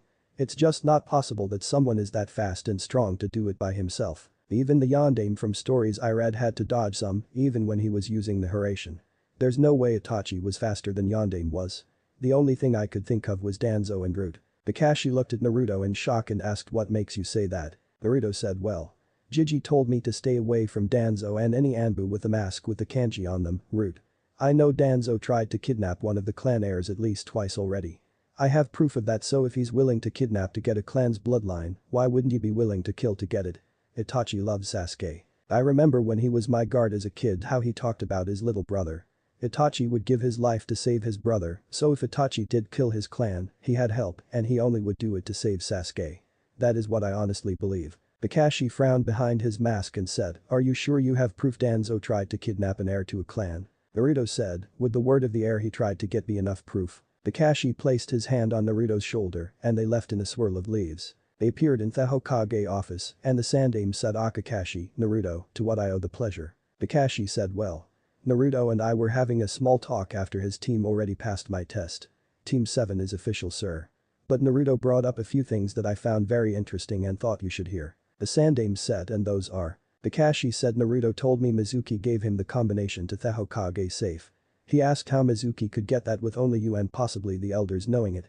He also mentioned to me how he believes that Danzo and Root killed the Uchiha clan and that he has proof that Danzo has tried to kidnap an heir to one of the clans twice already. Sandaime paled and looked at Naruto and said, you have the combination. Naruto said 6, 13, 3, 9. Sandaime frowned and said what about the proof you have about the kidnapping? Naruto said, you remember when the orphanage manager was arrested after he broke my arm and I had a girl's coat.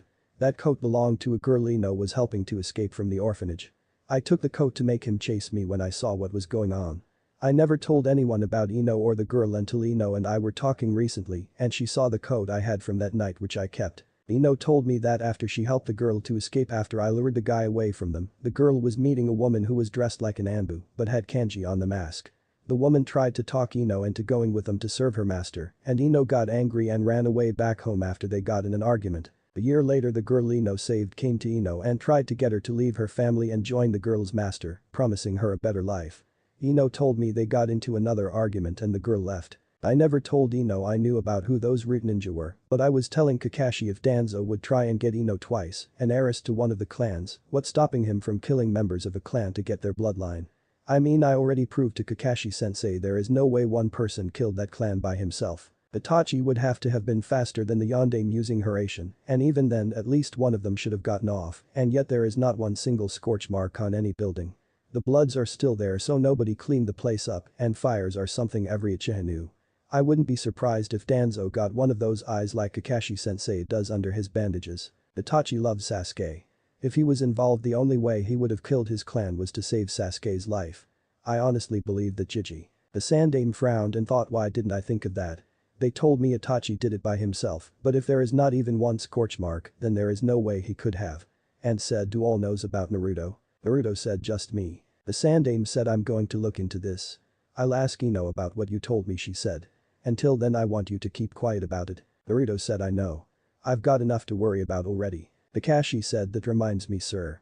There were a few other things that were said I think you should know. Naruto is thinking about becoming a poison expert. He thinks with Kyuubi stopping all the poisons he's been in contact with he might be able to become Konoha's best poison expert. He also accidentally read Sasuke's mental evaluation and knows about my orders. I was thinking, maybe Naruto might be able to spend some time learning under her. She could teach him a thing or two about poisons. Naruto said if you're going to tell him you might as well tell him everything. I also recognize Inu's voice and hair from when I was younger and I also said that I made a promise that I will forgive Konoha for everything they have done to me up till now. I am going to do my best for the next 6 months to prove I'm me and not the fox. The village has had 15 years to get over their pain and suffering from the fox and yet each year they throw a party rejoicing in the pain they cause me. If after the Chunin exams are over the village can't accept me, then I'm going to resign and leave the village. You told me there are no Uzumaki ever in the village, so that means that Uzumaki isn't my real name. If it's not my real name then that means all my ninja paperwork is illegal, so I will have no legal bond to Konoha. My parents, whoever they are or were, would want me to be safe and happy, not living each day hated and in fear of who will stab me in the back next. Sandaime frowned and said it's not that easy, Naruto. Naruto gave him a deadpan expression and said what's not that easy? Everything in life is a choice. The Yondaime chose me to be a Jinchuriki, a human sacrifice, you chose to reveal it to the village, the people choosing to attack me, the people choosing to ignore your law, someone choosing to aid Mizuki in trying to get me killed by giving him the combination to that safe. In life we all have choices, I chose to give the village one more chance. If the people of the village chose to dishonor mine and my family's sacrifices for them, then I chose they don't deserve me and I'll choose to leave. It could go the other way. The village could choose to try and push me even further until I snap and choose to take as many as I can with me when I go. I'm no different than anyone else. I am a product of my choices and the choices of those around me. Right now you could be lying to me and chose to hide from me and my parents are thinking it's safer for me not to know. If I find out later that is the case it's my choice to ever believe you again. Sandaime frowned and said I see your point. If it comes down to it, will you leave before the Chunin exams? Naruto said no. I made a promise and I always keep my promise. I am going to earn my chance to be in the exams and I will make it to the finals and show everyone who I really am. If they chose to ignore it then I will leave. Sandaime said very well. Is that all? Naruto said no. I was coming here to see you for something when Kakashi-sensei stopped me. I wanted to know if you could get me one of those big scrolls like the Forbidden Scroll and also give me a seal on my arm. Kakashi asked why. Naruto said since I don't know who I really am or where I come from I don't want my future family to have that same problem. I want to start a family scroll. I will put down everything I know on the scroll so that my future family could surpass me. Isn't it the task of every generation to surpass the one that came before it? By having the seal on my arm I can keep them with me and safe so no one could steal them from me. Also information that I learned that might be valuable to remind me what is important in life could be put on there. Kakashi-sensei said those who don't follow the rules are trash, but those who abandon their comrades are worse than trash. I know from a certain point of view what I'm thinking about doing if the people don't change makes me look like I'm lower than trash, but how am I lower than trash when I have no comrades, no friends? In this entire village I have maybe 10 people who give a damn if I even live. I'm not allowed in stores and those I'm overcharged by 3 times the amount where I have to use henge to get anything to live on. I'm not allowed in the library and had it not been for my former tenant then I never would have even knew how to read. I have to take this opportunity right now, well nobody in the academy has Kage Bunshin read a few books that might help me later. That reminds me, why don't you use a Kage Bunshin to help you with paperwork? I know the mental feedback might be bad, but if you have one help you for maybe 30 minutes at least it would get you done 30 minutes earlier. Also, the guy you got training Konohamaru is getting the shit beat out of him right now. One of my Kage Bunshin was training when Konohamaru found him and befriended him and it taught him my sexy no and his sensei showed up and called me trash and my Kage Bunshin created a harem with Kage Bunshin mixed in using sexy no. The guy blew back with a nosebleed and slid under teammate hot sensei. She thought he was looking up her dress and she's beating the shit out of him as we speak. My clone dispelled letting me know. Sandaime slumped in his chair and began to rub his face and said, you have given me a lot to think about Naruto. For what it's worth I'm sorry the people have treated you the way they have and I know I haven't always done what's best for you and for that I am sorry. Naruto said Jiji. You're the leader of our village. Not the council, not Danzo, not the advisors, not the clan heads, you. You're the man who was chosen by both Hashirama and Tobirama Senju as the best man for the job to take care of the garden they started. For many years you made the garden grow and become beautiful and then you chose the Yondaime to take over for you. He took care of the garden until a snake nobody could see coming attacked him and he died. You took back over as the gardener, but slowly weeds are starting to come up. The weeds are strangling the life out of the garden one plant at a time. You can't stop all the weeds, but stop the major ones, that way when you find someone to take over the garden for you again, they won't have to worry about the weeds with roots so deep they can't be stopped, cause if you don't the garden going to be so overgrown by weeds, the beautiful flowers the Senju brothers planted won't be able to be seen. Do what you want, I'm only giving you my opinion. Do what you think is best and live with the choices you make. As he turned and started toward the door, Sarutobi said wait. What about the scroll and the seal you wanted? Naruto said I'd like it, but I don't want to be a bother. I can't afford to pay for it, but I thought I would ask. It never hurts to ask for help, that's something I hope Sasuke learns from you Kakashi-sensei. Sarutobi said to Kakashi, you can draw a storage seal on his arm for him, right? Kakashi said yes. Sarutobi said alright, take him and draw that seal, plus one more on him somewhere. Then I want you to take him where he can get those storage scrolls. Take this and give it to the clerk to pay for. Get him 2 of those scrolls. I want you to take one of them home with you and draw storage seals on it and then teach Naruto how to seal and unseal it. While you're at the weapon shop, also get him supplies that you feel he needs as a ninja and for missions that he can store in the storage scroll you make him. I'll pay for it out of my own pocket and I'll pay you for your time drawing those seals. Naruto said, but Jiji, Sarutobi said, no Naruto. Consider paying for telling me about the cage bunshin as well as for the information you provided me. Kakashi said, and I'll do it for free to show you that there are people here who care for you. Just like you said, there are still flowers here who want to be seen by you, Naruto. Take your time and look around the weeds and you will find them. Naruto bit his lip and walked over to the window and closed his eyes, and his voice sounded sad as tears fell down his face and asked me to think I wanted to be Hokage. I thought that if I were able to be Hokage, the people of this village would look up to me. It was a selfish reason. Now that I know what a Hokage must truly do, I don't know if I have what it takes to be one. To me, family and friends are more precious than all the money in the world. I'm selfish because I want to protect those precious to me more than those I want to be seen by. How could he do it? How could he sacrifice his life and his own flesh and blood willingly for these people? I want to be angry at him. But how can I be angry at my father? He did all he could to protect me, but it's not right. As he lowered his head, Sarutobi and Kakashi both looked at Naruto sadly, and Kakashi asked, what do you mean, Father Naruto? Naruto said, they knew before I was ever conceived mom was going to die from childbirth. She gave her life willingly to have a child and for the love of my father. Dad made sure there would be a way I could hear my mother and be held by her once in my life. The night I got mine, the seal activated and I met Kashina Uzumaki.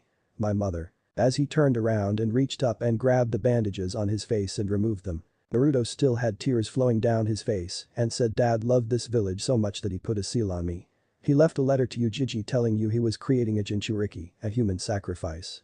Not one with a demon sealed in them, but one that made people think he did to protect Konoha from our enemies because of how weak we were after the Kyuubi attack. As he raised his shirt and showed them, the seal was gone. Both Kakashi and Sarutobi were shocked and looked at Naruto, who turned back to the window and said, I don't know if I had to do what he did if I could do it. Sarutobi said, what? Why? Why haven't you told us about Naruto? Naruto said, does it matter? Sarutobi said, yes it matters. Naruto said, was there anything different about me? Have I changed who I am? I'm still what people see me as. I'm still who I was before I found out. With age comes wisdom. I'm a little older and a little wiser, but I'm still the same person I was. You're trying to figure out if what I said is true, then how did Dad stop Kyuubi? What really happened? If I tell you, then you will want to tell the people repelling your law. Most people will either not believe you or start sucking up to me because of who I am related to. Some will try to use me to make themselves more powerful, and in the end the only person who will truly have anything different about them is me, and I'll have not only my own enemies, but my families to worry about, so in the end, I'll just start suffering more. People still won't see me as me. Sarutobi frowned and Kakashi said, he's right, sir. Sarutobi said, I know, Kakashi. I know. Naruto bit his lip and said, if. Catching both men's attention. Sarutobi said, if what? Naruto said, there might be a way to reveal the truth. A person. If you could get her to come here and talk to me alone, or I can go to her and talk to her alone for just a few minutes. She's the only one who could do anything about it. To give me a chance to be seen as me.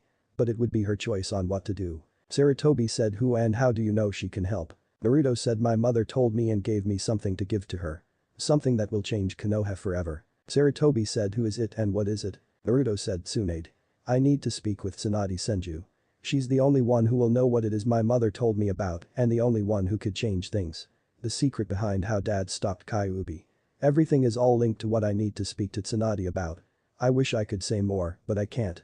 I promised I wouldn't and I never break my promises. Sarutobi frowned and Naruto said, please. She's the only chance I have. I would give up everything if you would just let me speak with her just once.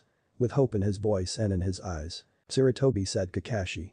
You said Team 7 has passed already. Kakashi said, yes sir. Sarutobi looked at Naruto and said, are you sure, Naruto? Are you sure that Tsunade could help you or that she would want to? Naruto said, yes, what I have is something that will make her very happy and me as well. I'm positive she will most likely keep me by her side the rest of her life. Sarutobi thought for a moment and his eyes went wide and said, wait, if you don't have Kyuubi, then how are you able to heal so fast? Naruto flinched and said, shit, I was hoping you wouldn't think of that. I have 2 bloodlines. One from my father and one from my mother. Being able to heal is from my mother's. It's also why I have such large chakra reserves. Sarutobi asked, and the other. Naruto bit his lip and after several moments said, Mokuton. Causing both Kakashi and Sarutobi's eyes to go wide. Sarutobi asked how. Naruto frowned and reached into his coat and pulled out a scroll and handed it to him. Sarutobi opened it and his eyes went wide-eyed and he said, so your father was the Shodame's grandson. He used Mokuton to stop Kyuubi. Naruto said, it gets even more troublesome than that. The council declared me an adult at the age of 6 by me also being a ninja and the only member of my clan here in Konoha. I'm technically the clan head of the Senju clan right now. Also because of my mother's bloodline, if the truth comes out then I'm going to be walking in a minefield that could cause me to be turned into nothing but breeding stock. Tsunade is the only chance I have. If she comes back and takes over as clan head, she can protect me and knows enough about the laws of the village to be able to keep me from being turned into basically a slave. There's so much I don't know yet and I know once people find out the truth they will start treating me like they do Sasuke, while also secretly hating my guts. They will use every trick they can to use me, and then once I've secured my bloodline get rid of me. Sarutobi leaned back and asked who all knows of this. Naruto bit his lip and said Ino. She found me when I was practicing my bloodline and I was forced to reveal it. Sarutobi bit his lip and said, do you still want to learn about poisons? Naruto said, and plants, yeah. Sarutobi nods and says to Kakashi, I want you to go like I told you and get Naruto ready to be a ninja and for missions. Tomorrow morning Naruto meets here at 7 AM. I am going to send you and Ino on a mission to find Tsunade. I am going to send you to Anko, a Konoha poison expert. She will be your sensei on your trip. You will not return until you find her. Kakashi, you will take Sasuke as an apprentice until Naruto returns. Sakura will be placed with Team 10 until they return. Then you will go back to normal teams. Naruto said, damn, I'm going to have to hurry tonight then. Sarutobi said, why? Glancing at Naruto. Naruto said, I was going to sneak into my clan's house and copy my family so I could get stronger. Kakashi said, how about this? How about I take you to your clan house and seal your family scrolls into one of those storage scrolls so you can have them to look at while you're gone and I can have an idea of what you're learning. Naruto looked at the Sandaime who nodded and Naruto said, sure. But please don't teach Sasuke to my family. Kakashi said, I won't. Naruto smiled and said, thank you. Both of you. You don't know how much this means to me. Sarutobi said, is there anything else we need to know? Naruto thought and said, well. I got something that my godmother gave me. Kakashi said, godmother? Who? Naruto said, she's from another village somewhere. My mom summoned her and her 2 sisters somehow and they gave me these clothes and these. As he pulled out a deck of cards. Sarutobi laughed and said, you are definitely related to Tsunade. Naruto looked confused and said, these are not normal cards. Watch. As he turned one card around and had it face Naruto, a picture of Naruto showed up on the card and Naruto then pushed some chakra into the card and another Naruto appeared. Naruto said, this is sort of like a Kagebunshin, but it can't be destroyed. He draws chakra from me, but he has his own skills. Chance. My godmother, she told me if I copied Tsunade with these cards and used that card when my teammates were injured, a clone of Tsunade with all her skills at the time I copied her would appear and do whatever Tsunade would do while using my chakra and her knowledge to heal my teammates.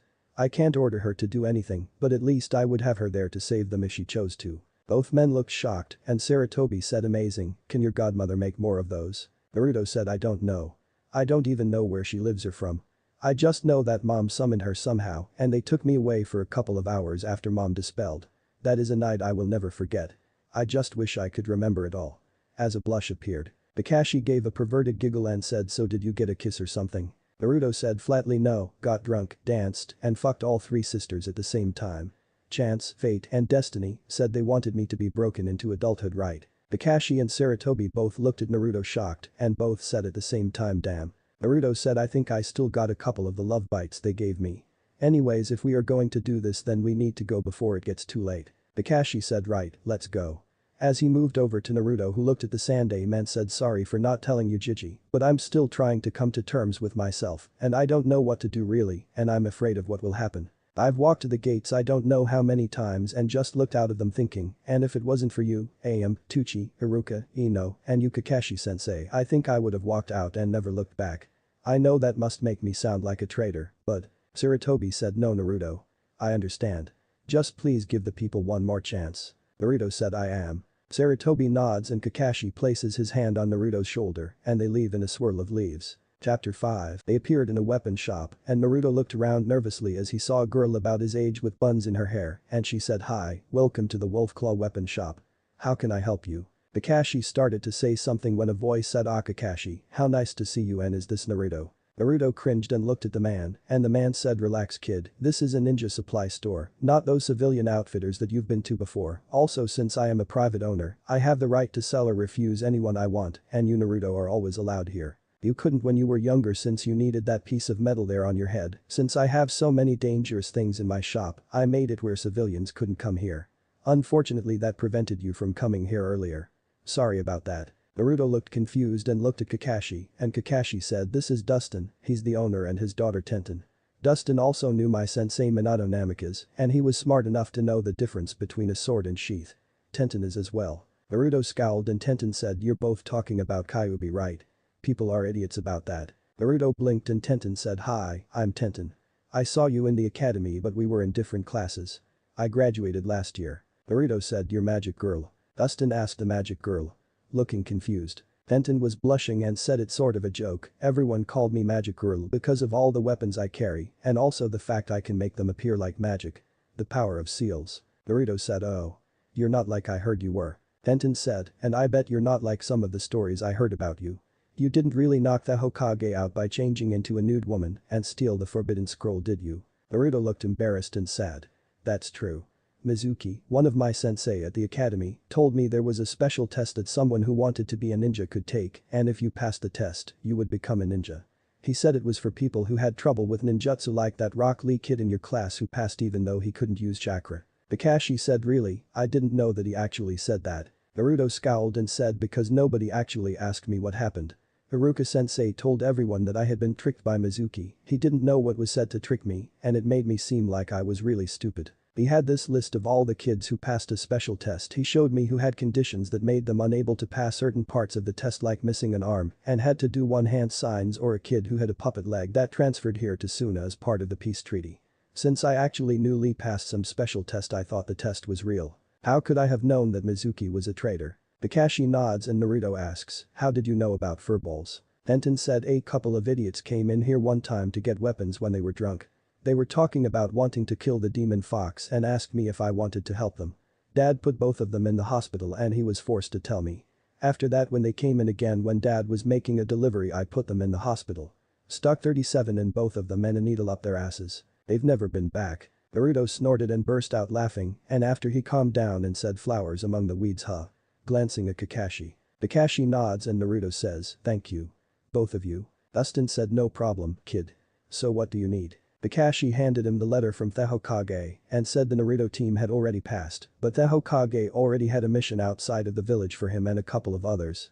Because of this, he needs some supplies that he would normally have time for himself to get. We need some new shurikens, ninja wire, exploding tags, a tent, sleeping bag, a first aid kit, a pack of blood pills and soldier pills, and some ration bars. We also need to get him some more clothes. I mean, silver is better than orange that he was forced to buy, but Naruto said no. The clothes I have are special, Kakashi. I don't need new clothes, and these will give me even better stealth than I already have. Tenten said, how can you have stealth in that? Naruto smirked and said, tell you what, if I can show you I have better stealth in this than you think, then you agree to go out with me once. Dustin said, you want me to go out with you? Sorry, you're not my type. Naruto said, not like that. I mean hang out. I want to get to know you better, since you can tell I'm me and not the fox. I want to see if we could become friends. Tenten said, alright. But what do I get if you fail? Naruto thought for a moment and said, what do you want? Tenten said, you get some other clothes than that and I get to pick them for you. Naruto said, deal. As he smirked and pulled his hood on and said, now you see me. And then to everyone's shock he disappeared from view and everyone was looking around the room and a voice from behind Tenten said, and now you don't. As he appeared behind her. Tenten jumped back and said, how did you do that? Naruto said, it's one of the things that makes these special. By adding chakra to them I can become invisible. They also can repair themselves from any damage as long as I send chakra into them, as long as even a piece of it remains. It washes itself with chakra when I take it off also. Dustin said, amazing. Where did you get that? Naruto said, it was a gift from my godmother. I don't know where she got it and I don't know if or when I will see her again since she lives somewhere else and was summoned here in the first place. Tenten said, you cheated. Naruto said, we're ninja, deception is supposed to be our greatest weapon. I'm also smart enough not to make a bet with a pretty woman unless I am sure I can win. Tenten blushed and said, well, get back on the other side of the counter before I stab you. Naruto chuckled and went up in smoke, and Naruto appeared where he had been before shocking them, and Naruto said also getting behind a woman whose beauty is only exceeded by the level of her skills at killing you is not a smart thing to do. Tenten scowled while blushing and said I am really starting to dislike you. Naruto said why, because I can make you angry and happy at the same time, or because you don't know if the warmth you feel is from your anger or excitement at being complimented on your beauty. Tenten said I'm going to stab you with a kunai if you keep it up. Naruto said they say you always hurt the ones you love. If you're falling in love with me from just the few minutes I've been here, wait until we have our date. Tenten's face went completely red and Dustin burst out laughing and Naruto walked over reaching into his cloak and pulled out an almond and Naruto said, this is for you. Tenten looked confused and said why did you give me an almond? Naruto said because first it matches your eyes and second it's like you. It has a hard outer shell to keep it safe, but a softer and more desired inner shell that if someone were willing to work to get to, would find a very pleasant item to savor. You said you like someone already, that means you like them, but they don't like you yet since you didn't say you're with someone. Don't sell yourself short and don't change who you are if he can't see what's in front of him. I want to get to know you but the real you and not who others want you to be. I also hope that I piqued your interest enough to get to know me, the real me and not what others think of me. I hope someday I can count you among my precious people because to me those who are precious to me are like family that I would gladly give my life for. I may joke and stuff and playfully flirt with you, but my desire to know you is real. As he set the almond on the counter. Tenten smiled as her cheeks lightly blushed and said alright, you piqued my interest to get to know you better, and you're right, the guy I like doesn't like me yet. Thanks for the laugh though, and it's nice to hear someone say I look nice instead of a tomboy, even if it wasn't real. Naruto said I never said it wasn't real, you are a beauty, both inside and out. You're like a birthday present in a nice package, well I'm excited by your looks, I can't wait to get to know what's on the inside of the package. Tenten smiled and said thank you. As she looked away but also slipped the almond in her pocket and hand trying to hide the fact she did, but everyone saw it. Naruto said no problem.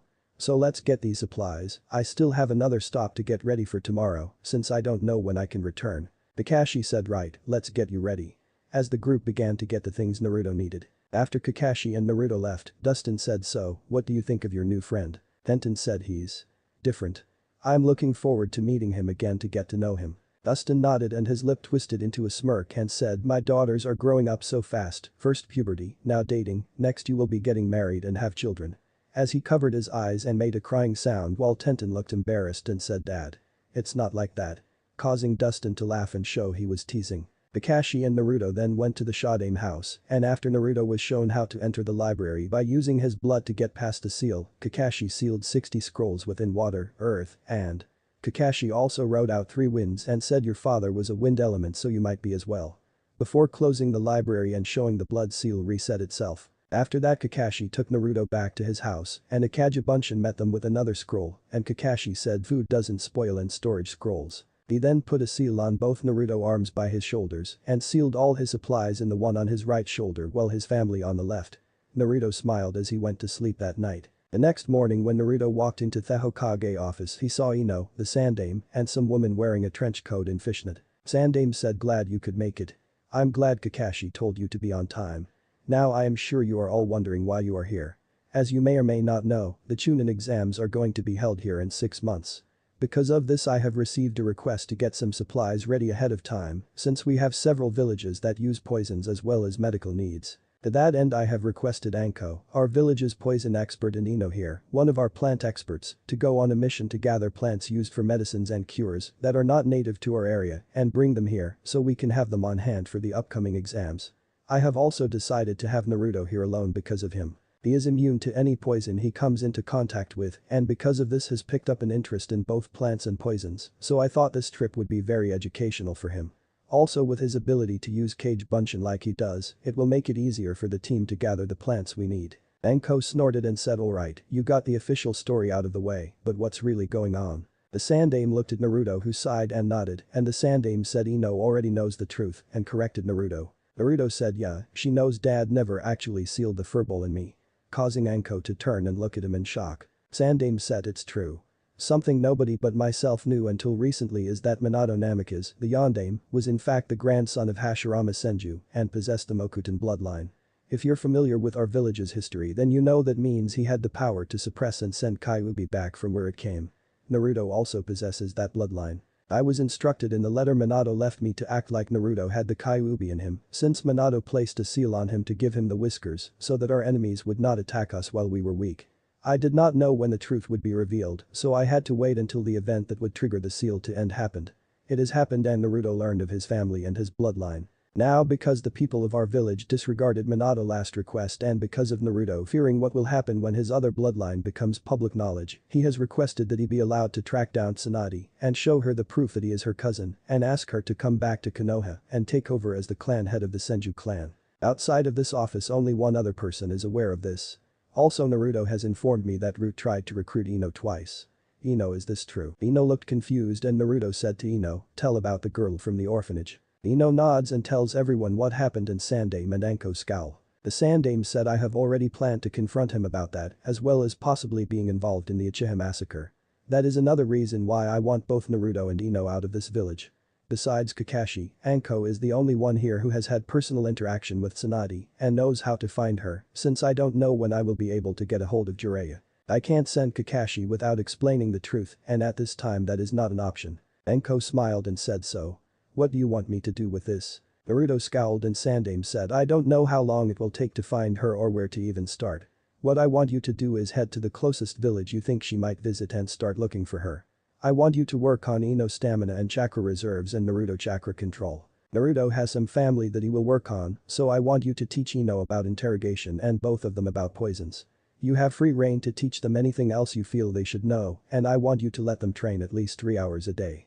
You only have $3,000 for this mission, so you will have to use it sparingly and live off the land as well if the mission takes too long. While Anko is the leader of this mission and team, Naruto has control of what happens when you meet Tsunade, since it is a clan matter.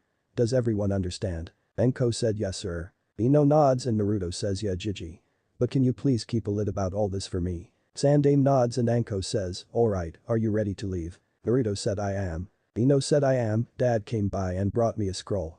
He said that I had an important mission for the good of the village. The Sandame said then you may leave when ready. Anko said meet me at the front gate in 15 minutes and don't be late. As she left in a swirl of leaves. Both Naruto and Ino looked at each other and took off running. Time skip, it was 1 month after leaving Konoha. During that time Ino had been drilled by Anko and getting her physical fitness up to standards by Anko using snakes and weapons to get her ass moving. This was a major victory because the first day's travel when Ino had to stop and rest 7 times in 4 hours pissed Anko off since the first town they were heading to was only 3 hours away normally. Anko also burst a Naruto bubble of him, thinking he was hot stuff with his coat and painting the Hokage monument. Turns out the first thing that caught Orochimaru's attention about Anko when she graduated the academy at a young age wasn't the fact she was talented but a sensor type. Flashback. Naruto slid across the ground on his back becoming visible and he looked at Anko shocked and Anko said, well your cloak hides you from sight, anyone who can detect chakra can tell where you are in an instant. Also your smell isn't masked either. In the village you had thousands of people masking your presence, making it easy for you to hide, but most ninja battles happen away from towns. I admit you do have good stealth skills, but don't use that cloak as you end all beat all, or you're going to end up dead. Use it to aid your already impressive skills. Learn to mask your scent, sound, and chakra, and you will be a stealth expert. Right now I give you high on that. Then flashback. After that Anko taught both Naruto and Ino tree walking, water walking, combining them with leaf balancing, and she also taught them meditation and suppressing their chakra. In the month Naruto control skyrocketed to mid-level, and instead of feeling like Naruto had cage-level reserves he was sending out low jounin level. The truth about Kimichi came out in Anko when she was teaching both about poisons, used Naruto as a test subject, making him immune to the poison she demonstrated how to make and cure. Naruto during the month learned 7 from his family scrolls. 2 earth, 2 water, 2, and 1 wind. Anko had told him when she saw how he was going to try and have his Kagebunshin learn everything that he would get nothing actually done so had him focus on 1 offensive and 1 defensive for each of his elements so that way he had something to counter with an attack with. Also going slow gave him a chance to actually master them instead of simply knowing it. She also taught him how to work on his elemental affinities for earth, wind, and water since she learned those from her sensei, though he has yet to master these. For earth and water she bought 10 buckets and had him fill each with mud and he would either have to pull the water out of the mud using chakra or pull the dirt out of the mud with chakra. He had to learn from them. As for wind he had to cut a leaf with his chakra and while he only could barely cut them at least. Ino however was not taught any. Anko instead began to teach her a taijutsu style called sliding snake, one of the minor styles that created the serpent style that Orochimaru taught Anko. As for Naruto. Flashback, Naruto sat at a poker table and thought, how the hell did I get talked into this again? Oh yeah, I broke that coffee table at the hotel and cost us most of our funds. And he said give me two. As he passed two cards away. The dealer sent him cards and a guy across from him said, there is no way in hell you can win another game, kid. You've already taken us for nearly $7,000 in the last 5 games. Naruto said, what can I say, Lady Luck loves me. But you don't have any money left, so why don't you fold so me and the chain smoker can throw down. The guy said, you're right, I have all my money out there right now, how about a side bet? If I win, me and him split the pot, if he wins he gets the pot, but if you win you get both pots. Naruto said, what other pot? Looking curious. The man smirked and pulled out a scroll and said, this scroll contains the fighting style of the Yonde Mizukage himself. It was stolen by an Iwanin who I killed and collected the bounty on. This style is worth 10 grand. So what do you say?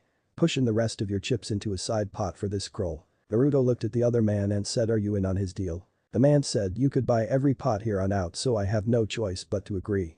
Besides, there is no way you could beat my hand. Naruto looked at his hand and said, sure, what the hell. As he shoved his money in. The man with the scroll said, ha, take this asshole, full house, 3 aces and 2 kings. The other man said, damn, beats by straight, what do you have? Naruto said, I think there's something wrong with my eyes, I'm seeing double. I got a pair of 2s and a pair of 2s with ace high. Both men scowled and Naruto said, pleasure gentlemen. As he grabbed the money and the scroll and left. Then flashback, when Naruto returned to the hotel room with the money and gave Anko half of it, her eyes lit up and Naruto took both Anko and Ino out to eat.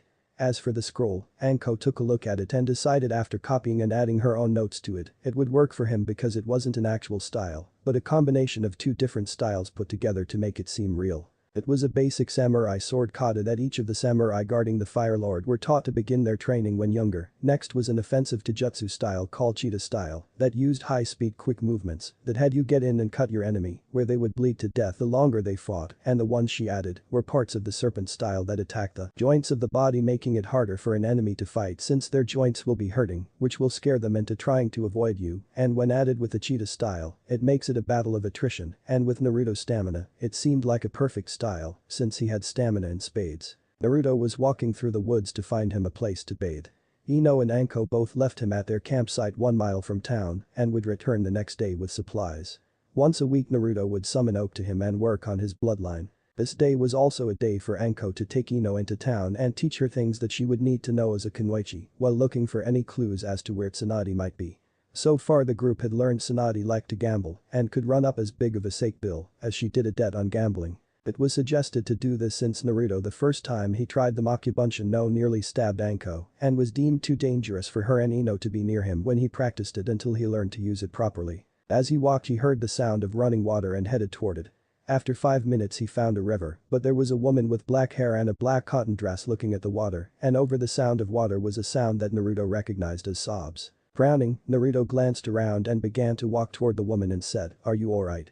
Causing the woman to jump startled and quickly get into a defensive stance. The woman said, who are you? In a commanding voice. Naruto held his hands out and said, relax, I'm not here to hurt you or anything. Besides, isn't it common courtesy to give your name first when asking someone theirs? The woman bit her lip and Naruto said, Naruto. My name is Naruto. I was heading to the river and saw you sitting there and heard you crying, so I thought I would see what was wrong and see if I could help.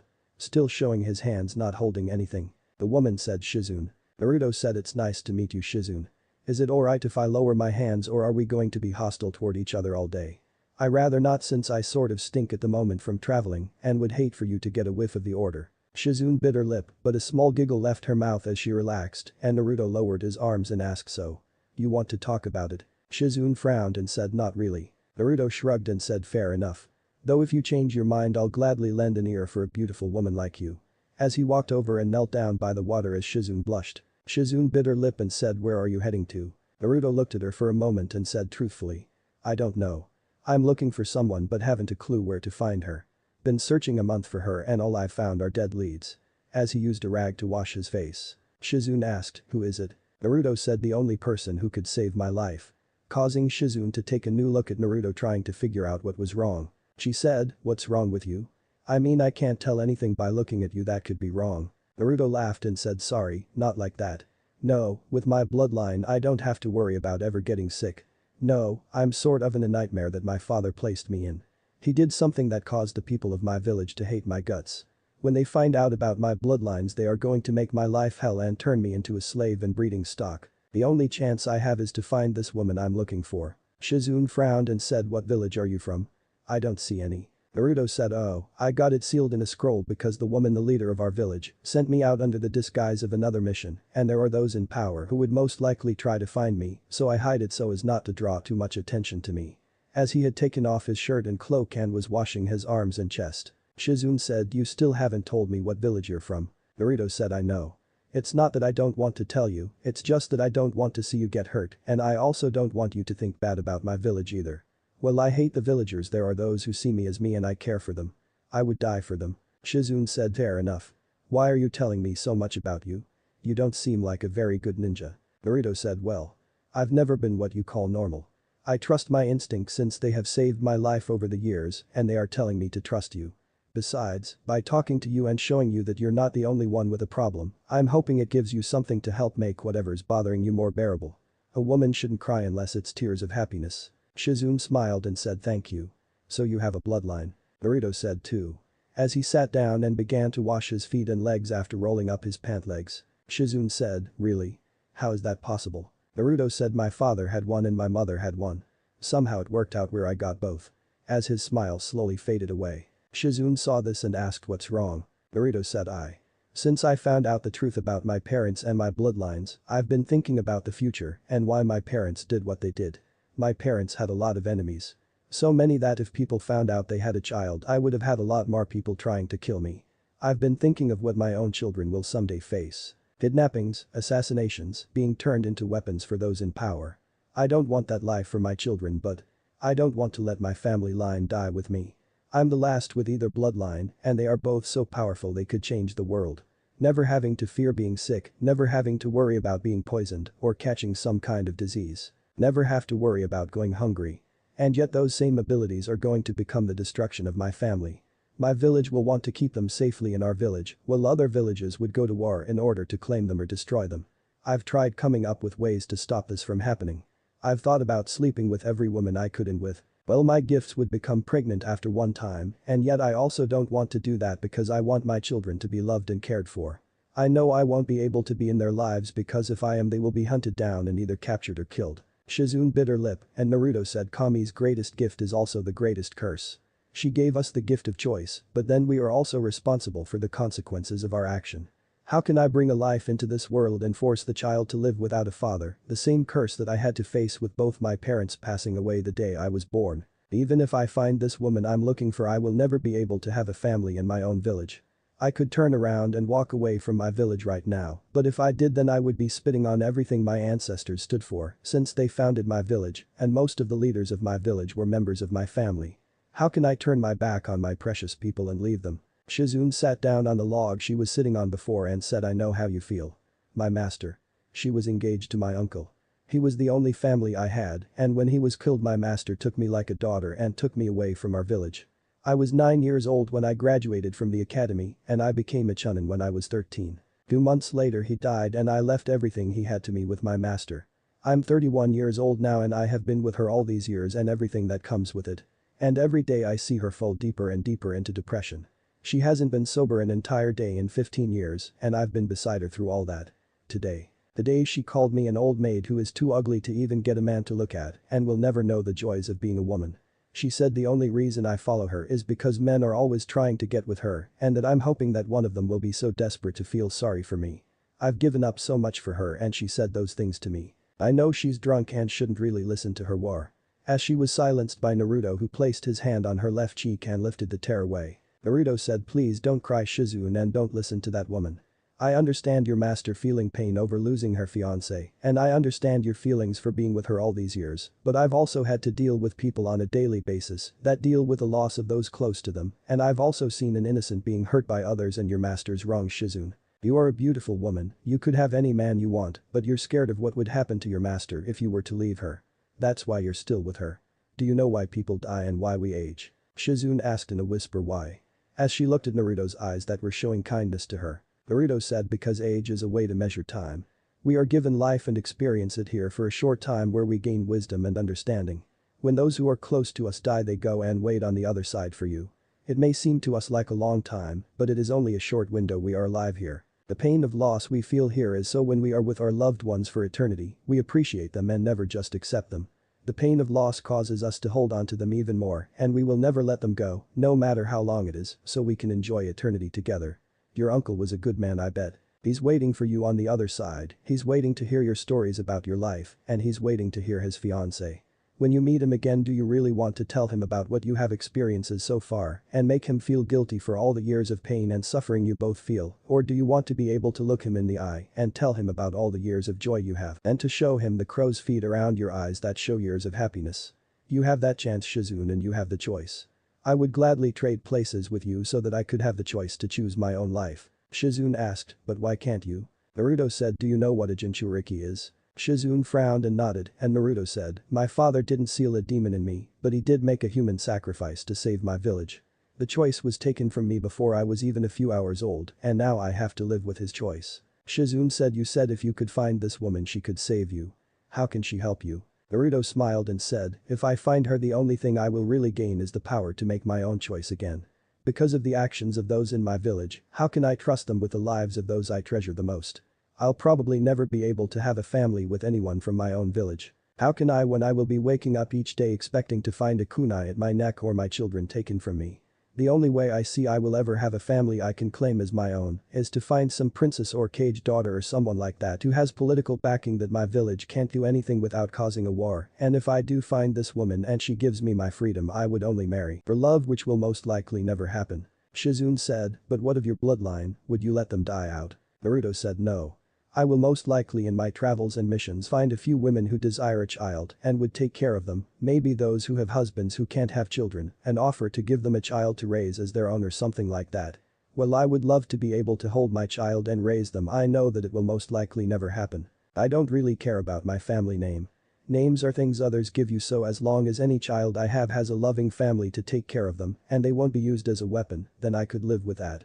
Being an orphan all these years and being alone is a curse that if I can keep my children from living, then all the pain and suffering I face would be worth it. Shizune looked at him and said, you're a good person, Naruto.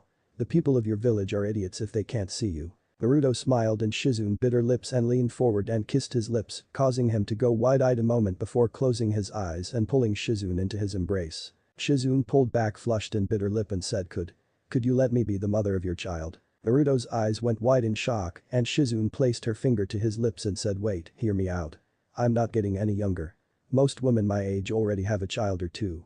I'm not rich, but I am skilled as a healer. I earn money going around curing diseases and helping people. I've been taking care of my master all these years, but I do have some money setback she doesn't know about. I can't leave her for the same reason you can't leave your village, but I don't want to make the same mistake she has. I've dreamed of being a mother my entire life. I know we can't be together and I'm fine with that. But I would be honored to help you find peace knowing you have a child who will grow up with a loving mother, and I would love a child with my entire being. I ask you. No, I beg you, please. Naruto closed his eyes and asked, are you sure? Shizune said yes. Naruto took one moment to look at her for any signs of deceit and coming to a decision leaned forward and began to kiss Shizune as his hand trailed up and down her back as she placed her hands on his chest. He began to untie her dress, slipping it off her as Shizune's hands began to work her way around Naruto. As their touches increased, so did their desire, and soon the sounds of moans, paintings, and gasps were heard echoing through the forest. The next morning Naruto held Shizune in his arms and he said, I was right, Shizune, you are a very beautiful woman and will make a beautiful mother in less than a year. Shizune said, how can you be sure that I am pregnant? It usually takes a few days at least for a medic to know. Naruto smiled as he kissed her head and said, you are. I can't tell you how I know, but you are. I wish we could be together some more though. I could come to love you if things were different. Shizune smiled and said, and I could love you as well. I've never felt happier or more content than I do right now. Naruto sighed and said, this will probably be the last time we see each other. For your protection and our child's, we can't tell anyone about this. Shizune closed her eyes as a tear fell and said, I know. Can you at least tell me about what bloodlines our child will have? Naruto bit his lip and said, I can tell you about one, the one that will have the most effect on the child. It's called the Kamichi. It uses the child's chakra to heal itself. Any poison the child comes in contact with will only make him or her sick for a little while, and then the child will forever be immune to it as long as they have enough chakra in their body to fight it. It can regenerate lost limbs, organs, bones, and flesh. Any disease they come in contact with might give them a little sneeze or a light fever, if even that is their body becomes immune to it.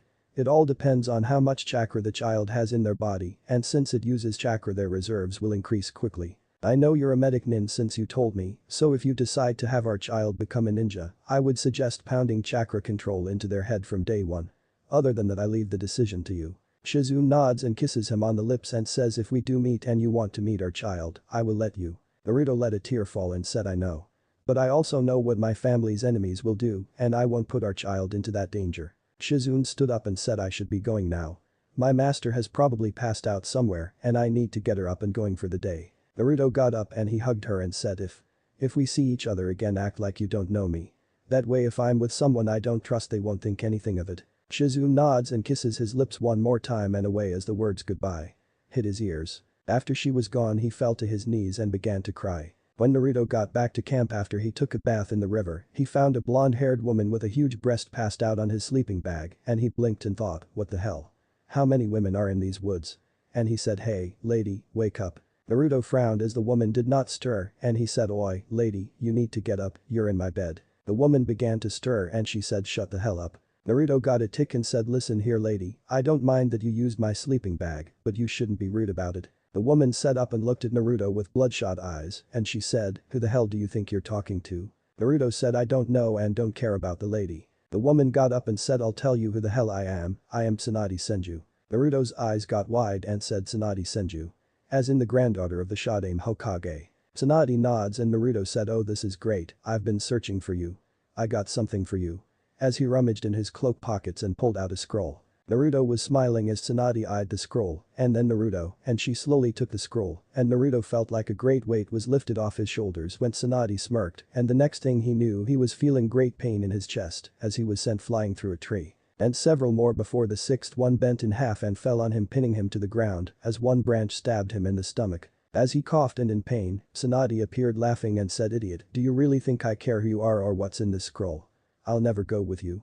As she threw the scroll in the air and Naruto's eyes got wide as Tsunade finished a set of hand signs and breathed a fireball consuming the scroll. Naruto gasped as his eyes followed the ashes of the document and Tsunade drew back and kicked him in the face and the last thing Naruto heard before he blacked out was her laughter as she ran off. When Ino and Anko returned to the camp both saw the destruction of several trees and Anko said fan out and searched for them. As both women began to look around and Ino screamed as she found Naruto. When Anko got where Ino was she saw Naruto pinned to the ground and a pool of blood around him as he looked pale and she looked at the tree a moment before biting her thumb and flashing through hand signs and as she slammed her hands on the ground, said Kuchiyas no Jutsu. As a 30 feet long snake appeared that was 3 feet wide and Anko said Slither, I need you to lift this log off here without hurting the kid if you can. He's still alive but needs serious help. The snake quickly dug into the ground and came out on the other side of the log before wrapping its head around another tree and lifting the log off Naruto as Anko broke the branch that was sticking in him and pulled him out. Once he was safely out the snake went up in smoke. Anko quickly removed the branch and shoved a soldier pill and a blood pill in Naruto's mouth and began to use a medical to help him. Ino stood back watching with tears in her eyes and her hand over her mouth. After 20 minutes Anko wiped the sweat off her forehead and said there. That's all I can do. Hopefully his bloodline is as good as he claimed. All we can do now is wait. You watch him, I'm going to look around for clues to see if I can find out who did this. Ino moved and placed Naruto's head in her lap and she thought why couldn't I do anything? I won't be helpless again. I'm going to learn some medicine so I can help out next time. It was the next day when Naruto awoke and found himself near the fire with Ino laying next to him and Anko said I see you're awake. Naruto's eyes glossed over and nodded and Anko asked, can you tell me about what happened? Naruto frowned and said, the missions are over. Anko frowned and said just because you got hurt you're stopping the mission. Why? I mean you're already healed. Naruto shook his head and said Tsunade was the one who did this to me. Earning a gasp from Ino who awoke hearing his voice and Anko eyes going wide. Anko asked, are you sure? Naruto said big-breasted blonde who reeks of sake and can punch me in the chest once and send me through all those trees. Yeah, she even said her name was Tsunade Senju. She said she didn't care who I was or what was in the scroll I gave her, she was never going with me as she burnt the scroll and kicked me in the face and left me for dead laughing. Ino asked what was in the scroll. As her face showed how shocked she was. Naruto closed his eyes and said my freedom. I now have no proof of who my family is or was. I can't even prove that my real name is Naruto Uzumaki Namikaze now. As far as I know those were the only copies of those documents left. As he sat up slowly wincing as his stomach was tender and slowly began to pack up camp. Ino said so what now? Anko bit her lip and said the missions are over. If Tsunade isn't going to return with us then we have no option but to return. Ino looked down and Anko said I can't believe Shizune would let Tsunade do that. Naruto froze and asked Shizune. Anko said yeah, Tsunade apprentice. She's been with her since her uncle died. I met her back when I was apprenticing under Orochimaru and your dad was apprenticing under Jiraiya. Naruto closed his eyes and thought Grandma Kami, you're a bitch. Naruto said I see. Shizune wasn't with her. Tsunade was alone here in the camp when I returned from taking a bath. Maybe if this is how Tsunade treats people Shizune got smart and left her ass. Anko said doubtful. Do you think you can travel, kid? Naruto said yeah. But let's take it slow. I need time to think before we get back. Anko nodded and Ino placed her hand on his shoulder and said, if you want to talk about it, I'm here for you. Naruto said thanks Ino. As he looked away. Chapter 6. It took a week to return to Konoha. As they got back to the village Kotetsu looked at them and said hey, how was your mission? Naruto said not good. Anko said anything exciting happened here while we were gone. Trying to change the subject. Kotetsu said well. Right now Koharu and Himeru are running the village. Causing all three to go wide-eyed. Naruto said why, what happened to the old man? Kotetsu said he's in the hospital. Apparently he found out Danzo was a traitor to Konoha and confronted him about it. He killed Danzo, but he's been injured and been in the hospital ever since. Naruto frowned and Anko said well come on, let's go report it. When they got into the Hokage Tower Naruto frowned as he saw people taking glances at him and they made it to the Hokage office. After waiting 10 minutes they were let in and Himeru said welcome back Anko, Ino, Naruto. How was your mission? Anko said I'm afraid that's classified as Elder Sama. I know you're currently in charge, but for security reasons I need to know if you are aware of exactly what our mission was before I can tell you. If not I will have to give my report to Sandaime Sama. Naruto asked how is he? Catching the attention of everyone. Koharu said he's alive and stable. He asked that you be brought before him when you return. As for the nature of your mission, he informed us that yours was an actual security mission to protect Ino and Naruto due to the fact both of them were able to present evidence of Danzo treason actions. He said there was more to it but was classified. Anko thinking quickly said the actual protection for the most part was finished. As instructed I trained both so they wouldn't be far behind their peers and I feel they may actually be ahead of their peers. I was able to teach him several as well as increase his chakra control, which if we weren't in the village, you would notice his natural release is only low jounin level compared to Sanin cage level it was before. He was able to discover during our travel an incomplete Taijutsu Kenjutsu style that with a little help from me was able to finish it and is working on get his body able to perform it. As for Ino I increased her stamina, chakra reserves, control, and I taught her one of the simpler styles that make up a part of my style. I also taught her some information gathering skills to better prepare her for her future as the next generation Ino Shikacho group. I also was able to teach both some about poisons and antidotes, so at least when I'm not here we have some minor knowledge to help the village. Koharu said excellent. You've done a fine job Anko. Naruto and Anko both blinked and said at the same time alright, who are you and what have you done with the elders? Himeru said well. As hard as it might be to believe, but for the last 10 years Danzo has had Koharu and myself under his control through the use of several forbidden and other things that are classified.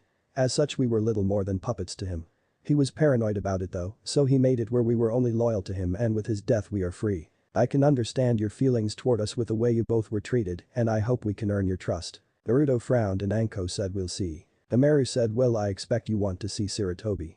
He's in room 321 and the guards have been given permission to let you in Naruto. Naruto nodded and looked at Anko and Ino and said if you don't mind, could we keep what happened a secret? I don't want the village making fun of me for nearly killing myself with my own. Anko said sure Gaki. Ino said of course. Both understand what he really meant. Naruto nods and leaves and after he is gone Koharu asks what happened. With concern in her voice. Anko said sorry, he earned my respect and trust on this mission and I don't see a reason to hurt him by revealing a simple training accident that anyone could make. Himeru said I understand. Well is there anything else you would like to report? Anko said nope. Koharu said, how about you, Ino? Ino said no. Himeru said well, you dismissed them. When Naruto made it to the hospital room of the Sandaime and led in he saw the Sandaime sitting on the bed reading Icha Icha Paradise and Naruto said well, you must not be dying any faster than normal if you're still trying to get a hard on. Sandaime looked sheepish as he quickly hid the book and said so. How was the mission? Naruto scowled and said it failed. Sarutobi said you weren't able to find her then. Naruto walked over to the window and said oh, I found her. And I hope she rots in hell. Sarutobi frowned and said what happened? Naruto frowned and told him what happened and Sarutobi was silent for a moment and said, so you never told her who you were. If I know Tsunade, she probably thought you were a debt collector and you were handing her the marks she had from her debt. Naruto scowled and said, I thought of that as did Ino and Anko on the way back, but after what she did to Shizune-chan I doubted. Sarutobi blinked and said, but you said Shizune wasn't there. Naruto said, I know. I ran into Shizune the day before and we spent time with each other after I found her crying in the woods. Well, what she's done to me could be explained, the things she's done to Shizune are even worse, and out of respect for her I won't tell you. Sarutobi frowned and thought, how far have you fallen, Tsunade? Naruto unsealed one of the scrolls from his shoulder and said, Jiji. Since I don't have proof any longer and because after what has happened, I wish to release myself from the Senju clan. I think this is why Dad never told anyone about his bloodline. Tsunade is the last Senju. The woman who is my cousin is dead to me. As he handed the scroll to the Sandaime. Sandaime looked at the scroll and said, you think you don't deserve these since you're not related to Tsunade, right? I don't see that. This is your family scroll. I see a scroll your father entrusted to me to give to you when you were ready. I also give you permission to use your father's name. I have the marriage and birth certificate for your parents and you. Naruto's eyes got wide and Sarutobi said, I didn't know Minato had a copy for you, but I had a copy I was waiting to give you when you were ready. I ask that you keep your family name a secret though until you're strong enough. Naruto bit his lip and said, alright. So when are you going to be getting out and taking over again? Sarutobi said, I should be out in a week. But, Naruto asked, but what about Jiji? Sarutobi said, well, you were out Jiraiya, your godfather and the sensei to your father came to give me a report and I was still in critical condition. Koharu and Hamaru asked him to take over as the Godame and he refused and said that Tsunade would be a better choice. The elders agreed and sent him to retrieve her. Naruto's eyes got wide and he paled and he looked up at the roof and said, I really hate you. Sarutobi sighed and said, I will keep quiet about who you are related to and I will order those who know not to tell her. Naruto frowns and says, Jiji. I know this isn't normally done and you've been more than generous to me, but I have a request. Is there any way I can not be here if this Jiraiya guy brings her back? With everything that's happened I feel like I'm snapping. I nearly bid Ino and Anko head off trying to be nice to me on the way back. Maybe a low-rank mission or something like that, something long-term to give me a little time to calm down and figure out things. I'll return when the mission is over. I just need to get away from it all for a little while. Sarutobi frowned and said, get the guards at the door for me. Naruto nods and walks out and says, oi, he needs one of you. An Anbu with a Nico mask walked in and Sarutobi said, please go get the elders and ask them to come here. I need to speak with them. Nico nods and shushens away and Naruto said, that reminds me, what's with the old fossils, were they really under Danzo's control? Sarutobi said since the Uchiha massacre they were. But don't worry about them. I knew when you returned if it was while I was in here they would need a cover story, so I gave them one saying it was for yours and Ino protection. I also had a seal placed on both of them that I can activate at a moment's notice and kill them both since I don't trust them, but while I am weakened, we need to make it appear the village is still strong. I also have an Anbu I trust watching them behind that can kill them also if they try anything. Naruto nodded and there was a knock on the door and Koharu and Hamaru walked in and Hamaru said, you need a Sarutobi. Sarutobi said yes. I need you to give Naruto another mission here, long-term, but have it when he returns before the Chunin exams. Something low-level though since he will be going alone. Koharu said alone, surely you don't expect us to send a child out alone do you? Sarutobi said yes. Naruto. If you want this then I need to tell them the truth about your father. Naruto frowned and said as long as you don't mention that or those. Sarutobi nodded and looked at Koharu and Hamura and said what I am about to tell you is classified. It's the real truth of what happened the night the Kyuubi attacked Konoha. Hamaru asked, what do you mean the real truth? Sarutobi said the Kyuubi was never sealed away. It was sent back to where it came from. Minato Namikaze, Naruto's father, placed a seal on Naruto on top of an advanced storage seal that held a Kajibuntion of his wife, Naruto mother. They knew the entire time she would die from childbirth. The seal was what gave Naruto the whiskers he once had. Naruto would show them the seal and your face. Naruto snorts and raises his shirt before he removes the bandages from his face, causing both elders to go wide-eyed. Sarutobi said now this info cannot come out yet. If it does then we could have trouble with Iwa who would try to get revenge. It has to remain a secret until the Chunin exams at which time Naruto will take his real name and I will have the truth revealed. Between now and then Naruto is working on mastering his family that are in a scroll left to him by his parents. That is one of the reasons he is trying to stay outside of Konoha for now to train without anyone spying on him before he is ready. Hamaru closed her eyes and said forgive us and our village for all the pain and suffering we have caused you, Naruto-san. We will find a long-term mission of low enough rank that you should be able to do. Are you ready to kill if need be? Naruto frowned and looked at the Sandaime who frowned as well, and Sarutobi said he has already. A civilian had claimed she was his mother when he was 7 and let him into her home. The exact details of what happened in that house are only known to me and Naruto. All I will say is the woman is dead. Koharu said I see. Hamaru. What about the bridge builder escort to Wave? Hamaru said It's a C rank and you would have to guard the client back to his home and guard him while he builds a bridge from Wave to Fire Country. The client says that he's only expecting maybe some bandits or thieves who would try to rob him on his way back home or try to steal from the supplies they are using to work on the bridge. It should take you about 3 months. Naruto said that will work.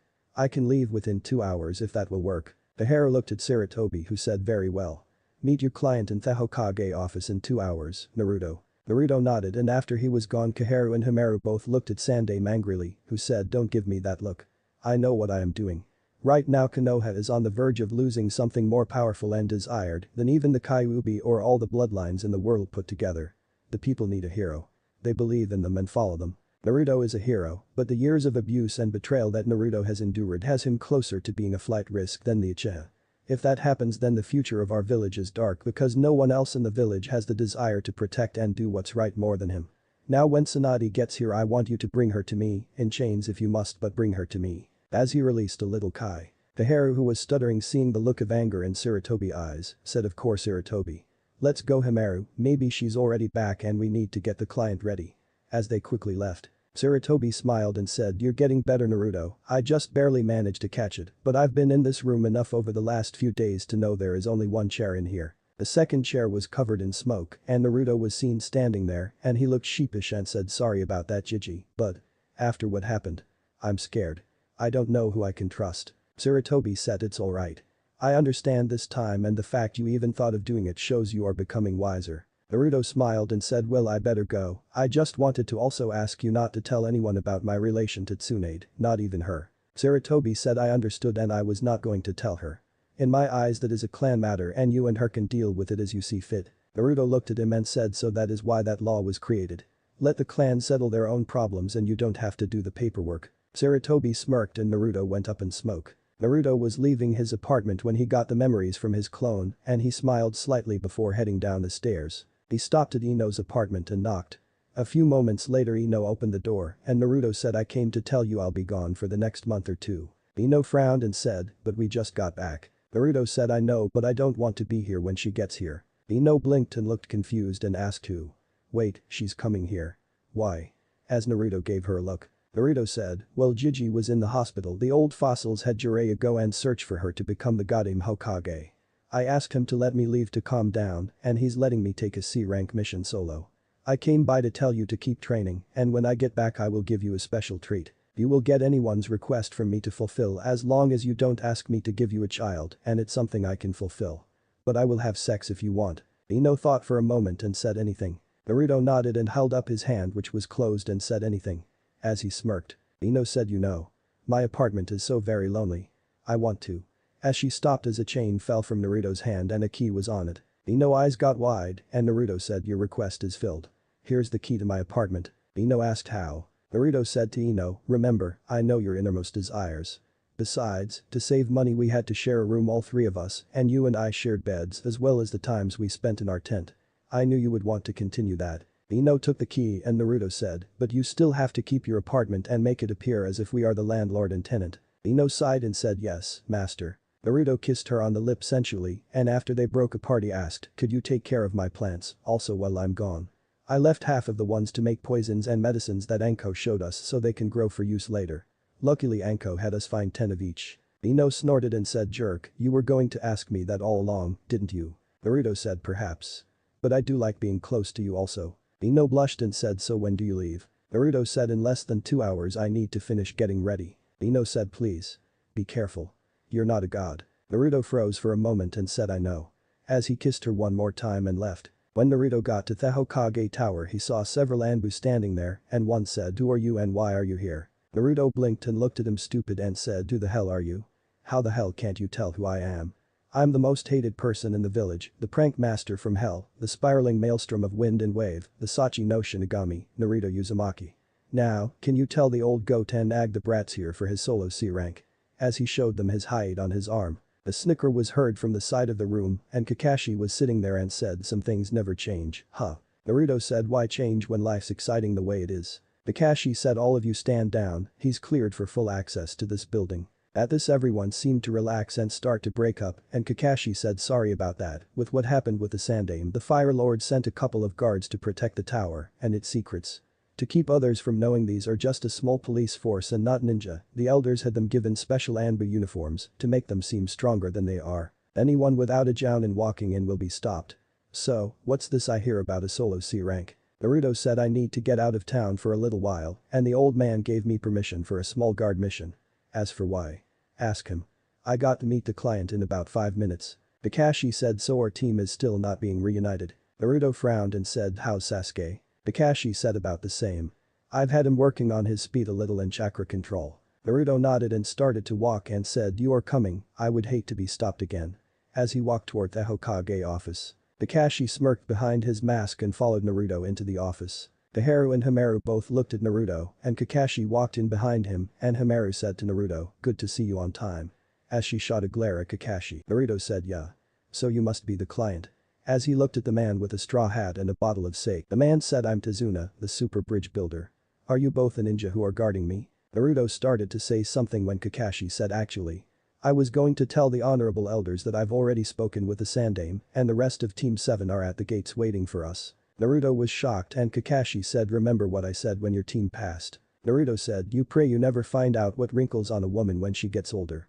Causing Kaharu to glare at Kakashi who played a moment from the kai she was releasing. Kakashi smirked and said I'll have to pay you back once we begin team training for that. I said those who don't follow the rules are trash, but those who abandon their comrades are worse than trash and you need your comrades. After all, we are family. Naruto scowled thinking about Tsunade and said well blood may be thicker than water, but pussy is better than porn. All 4 will get you killed though. Kakashi smiled and said good, then bring the client to the main gates while I get my supplies ready, elders. As he left. Naruto said hey, I have a question, since my sensei in the bingo book says if I kill him and bring back his head, can I get the bounty? Causing everyone to sweat drop. Taharu said only if he became a missing nin Naruto. Naruto said damn, well come on, let's get the hell out of town before the drunk bleach blonde, big-breasted bitch gets here. As he thought damn it Ichiji. At least he cares. When Naruto walked up to the gates with Tazuna he saw Sasuke and Sakura standing there and he said yo, sorry I'm late, I had to grab the drunk here before he could get another bottle of sake. Kakashi appeared in a puff of smoke and said really, I got lost on the road of life. Sakura screamed you're both liars. As she pointed at them. Naruto sighed and Kakashi said alright Team 7, well we have been split up a while it's good to see I have a team again. This is Tazuna, our client. He's a bridge builder from the land of Wave and we are to escort him back to his home and then protect him until he finishes his bridge. Tazuna, this is Sasuke, Sakura, and you already met Naruto. Sakura said it's nice to meet you sir. Naruto crossed his arms and Sasuke smirked and said HN. Tazuna said are these brats all that's going to protect me? Naruto said sir, we're not just some mere brats, Sasuke here is a member of an elite clan who've been trained since birth to fight, a single member of his clan can kill off nearly 100 ninja by himself, Sakura here is a member of the most elite, tracking unite in Konoha who can find her target no matter where he hides, and no matter what he does, she doesn't quit until she gets her man. Our sensei here is the Sharingan Kakashi, the copycat ninja. He's seen enough battles that as soon as an enemy moves a single muscle, he already knows what the enemies are going to do and can either copy them or stop them in their tracks, and then you have me, the Sachi no Shinigami. My family has so much blood on our hands people look at me as if I'm not even human. We're more than strong enough to stop any bandits or thugs that we may encounter. Tazuna said is that all true? As he looked at Kakashi. Kakashi said yes. And thought from a certain point of view, he never said Sasuke was the one strong enough to kill off 100 ninja, Itachi was, Sakura is a fangirl who hounds her target until she gets him much to Sasuke annoyance, and Naruto family are all feared because of how deadly and powerful they are, and people don't see him as human, and Kushina was known as the Aka Shinigami. Tazuna said alright, I guess I can see you guarding me. Naruto smiled and Sakura said I don't know if I should feel flattered or insulted for what you said to Naruto. Sasuke glared at him also, and Kakashi said well come on, let's go. It was about 20 minutes into the trip and Sakura asked hey Naruto, where have you been exactly? I mean I know Sasuke-kun has been with Kakashi sensei and I was stuck with Asuma sensei, Choji, and Shikamaru. Naruto said well. You know how Sandaime was injured from killing Danzo. The reason he killed him was because he found out Danzo was a traitor to Konoha.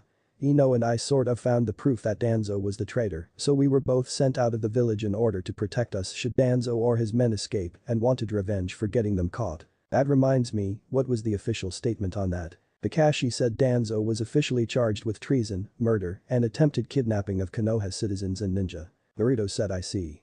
And that's it? Looking shocked. Kakashi said yes. As he read his book. Sakura said, why do you seem shocked by Naruto? I mean it's what happened. Naruto glanced back at her and said Sakura. I'm going to give you the most important piece of advice anyone can give you. There are always three sides to every story. The official statement that gets told to the general population to put everyone's fears at ease, the unofficial statement as to what is told to the councils and high-ranking members of our ninja forces, and then there is the truth. Remember, I asked Kakashi what the official statement was. Sasuke said so there was more to it than what everyone was told. Naruto said perhaps. I don't know what was the unofficial statement and I don't want to know, but I do know what the truth is on that, but I'm not allowed to say. At least without asking permission first from the Sandaime. Kakashi smiled and Sakura said so. Is the protection story an official statement? Naruto smirked and said yeep.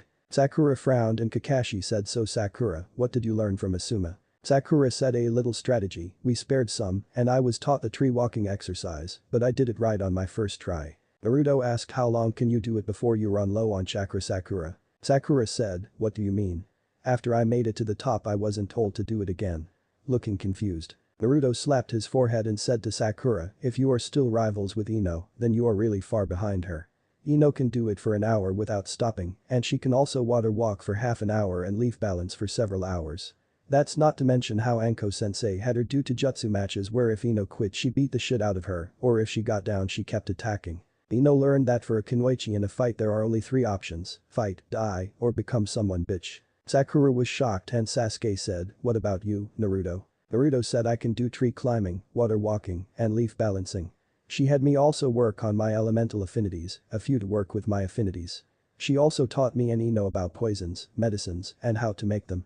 Hell, she had me be the test subject for each of the ones she showed us, so I would build up an immunity to them. I was taught a few other things, but I would rather not say for now. Sasuke frowned and said why didn't you teach me all that Kakashi-sensei? Kakashi said because you and Naruto are two different types of shinobi. Right now you have better control than Naruto, but he has more chakra and stamina than you. To teach you the things Naruto knows I have to get your stamina and chakra levels higher.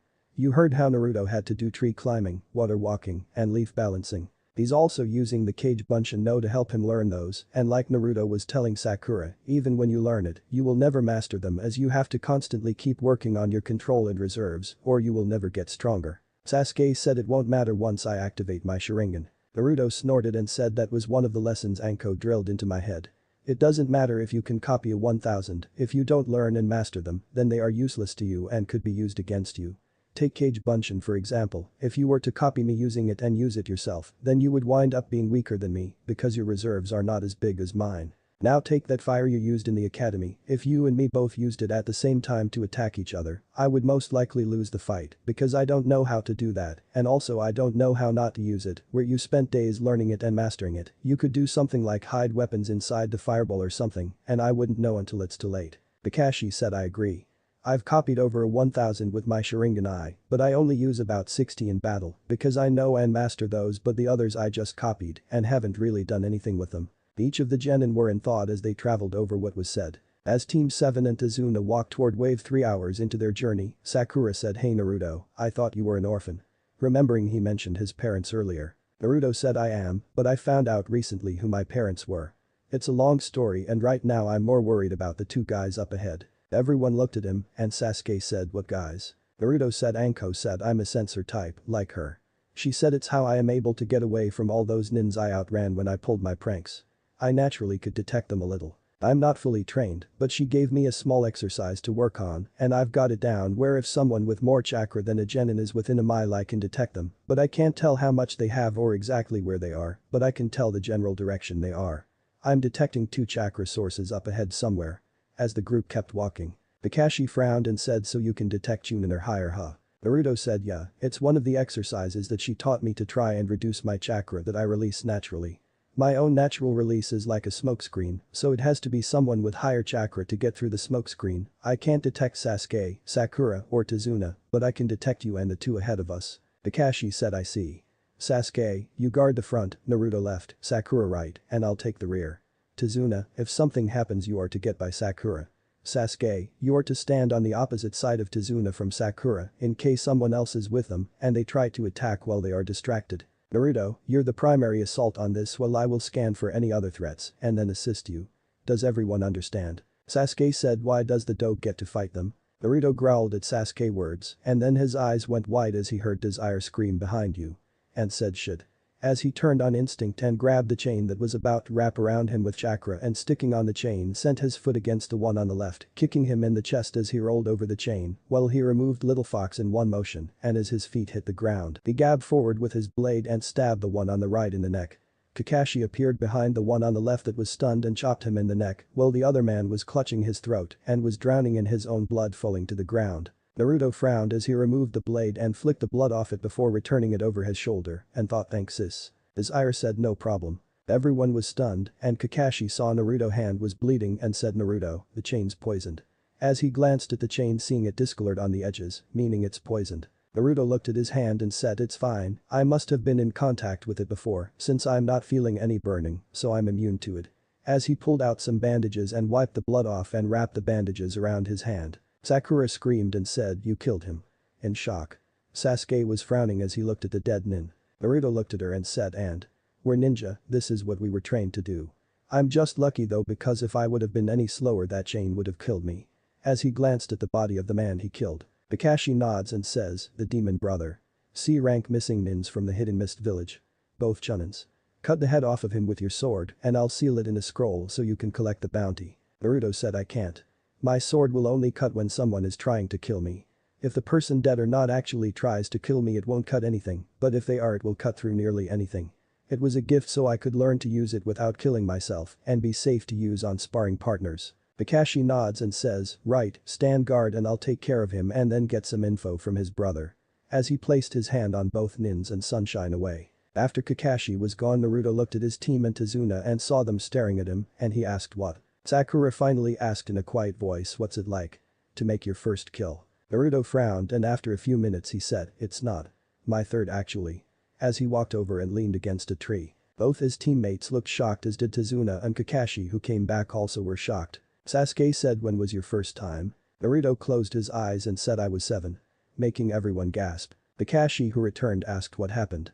Does anyone else know? Naruto frowned and said Jiji knows the truth since he was the one who found me. The old goat and nag know I killed, but that's all. Sakura said so. What happened? What was it like? Naruto bit his lip and said I'll tell you later because it's not easy for me to talk about and I want to know why they were targeting Tazuna. Tazuna asked, what makes you think they were targeting me? Naruto said because both the demon brothers spent time in Wave Country recently. Kakashi said oh. And how do you know that Naruto? I mean even I didn't know that. Naruto who was still leaning against a tree, moved his foot and kicked a small boulder beside the tree and said because they ate lunch here waiting on Tazuna to return and had food they got from Wave Country. The receipt for the store they shopped at is with the trash they hid and it says the store is located in Wave. As everyone saw a bag with sandwich wrappers and a price tag stapled to the bag. Sasuke asked how did you find it? Naruto said because I haven't eaten since breakfast and I smelled chicken and followed my nose over here to see where it was coming from. Causing everyone to sweat drop. Kakashi said I guess you can teach an old dog new tricks after all. Now why don't you tell us about what is really going on in Tazuna? Why does Gato want you dead? Tazuna sighed and explained how Gato took control of all shipping to the island and how he wants Tazuna killed to keep control of the island. After he was done Naruto said well I'm still going. Sasuke said, right, we can't abandon this mission. And maybe I can find out how Naruto got so strong. Sakura said yeah, we have to help these people. Kakashi said alright, but the next enemy we face will be most likely a Jounin. Everyone is to be on alert and follow my orders. All 3 genin said hi. So Team 7 continued the mission. Naruto after the first hour put his hands together and created 10 Kagebunshin and had them quickly jump ahead. After they were gone, Sakura said what did you do for Naruto? Naruto said I only have at most a mile range of detection, my Kagebunshin have at most a mile detection, but by having them go to the edge of my detection zone and circle around us, I can cover about 4 miles from us in every direction, since our next enemy is most likely I should be able to detect them, and when the clone dispels its memories will come to me, and I can give us more time to prepare. Hopefully. Sasuke said good plan, dope. You really are becoming more useful than I thought you would. Kakashi said very good plan, Naruto. How did you come up with it? Naruto rubbed his head and said actually. Anko did. One of her favorite games was Predator and Prey. I would create 200 cage bunshin and we would scatter. We couldn't go more than 5 miles from our camp and I didn't know how she was doing it at first until I found her using earth clones to take out my cage bunshin. Once I learned to detect her chakra release I was able to last longer. Sakura said you keep talking about chakra release. What exactly is it? Kakashi said everyone naturally releases a small amount of chakra into the air. It's like 1% of your actual reserves.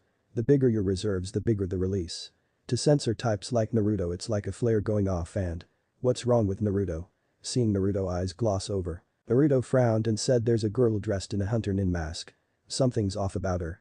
I can't put my finger on it but the girl eyed my cage bunshin for a moment before destroying it with a needle. My other clones detect her and she seems to be going around my search grid and is on more alert than she was. I didn't think of using cage bunshin as a two-way messenger before. My clones made 2 cage bunshin and sent one to tail the girl from a distance while the other dispelled to relay the info. Kakashi frowned and said senbon needles. Strange weapon for a hunter nin. Naruto said yeah. But that's not what's bothering me. Sakura asked, well, what is bothering you? Naruto said hunter nins take the heads. That's why Kakashi-sensei asked me to cut off the demon brother's head, right? Kakashi nods and Naruto says she doesn't have any shurikens, and she doesn't have a sword either. Sasuke said maybe it's a sealed dope. Naruto frowned and said maybe. It just seems odd for a hunter nin not to have her weapons ready in case she came across a mark. Anko told me she works with Anbu and the number 1 rule is always have your equipment handy. Kakashi said you're right. That is odd she would not have more than one. Do you see her? Naruto said, my clone wasn't looking for one so can't tell you. Kakashi said well if your clones detect her or find anything else strange let us know. Let's continue. We should be able to make it to the seashore before dark. Naruto nods and Sasuke says done. Who exactly is this Anko woman you talk so much about? I mean the things you keep talking about she said to you seem like advanced stuff of the thing Kakashi-sensei said to me. Naruto rubbed his head and said I don't know her official rank, but I do know that she was the apprentice of Orochimaru when he was still a leaf ninja, just like Shizune is Tsunade apprentice and my dad was. Shit.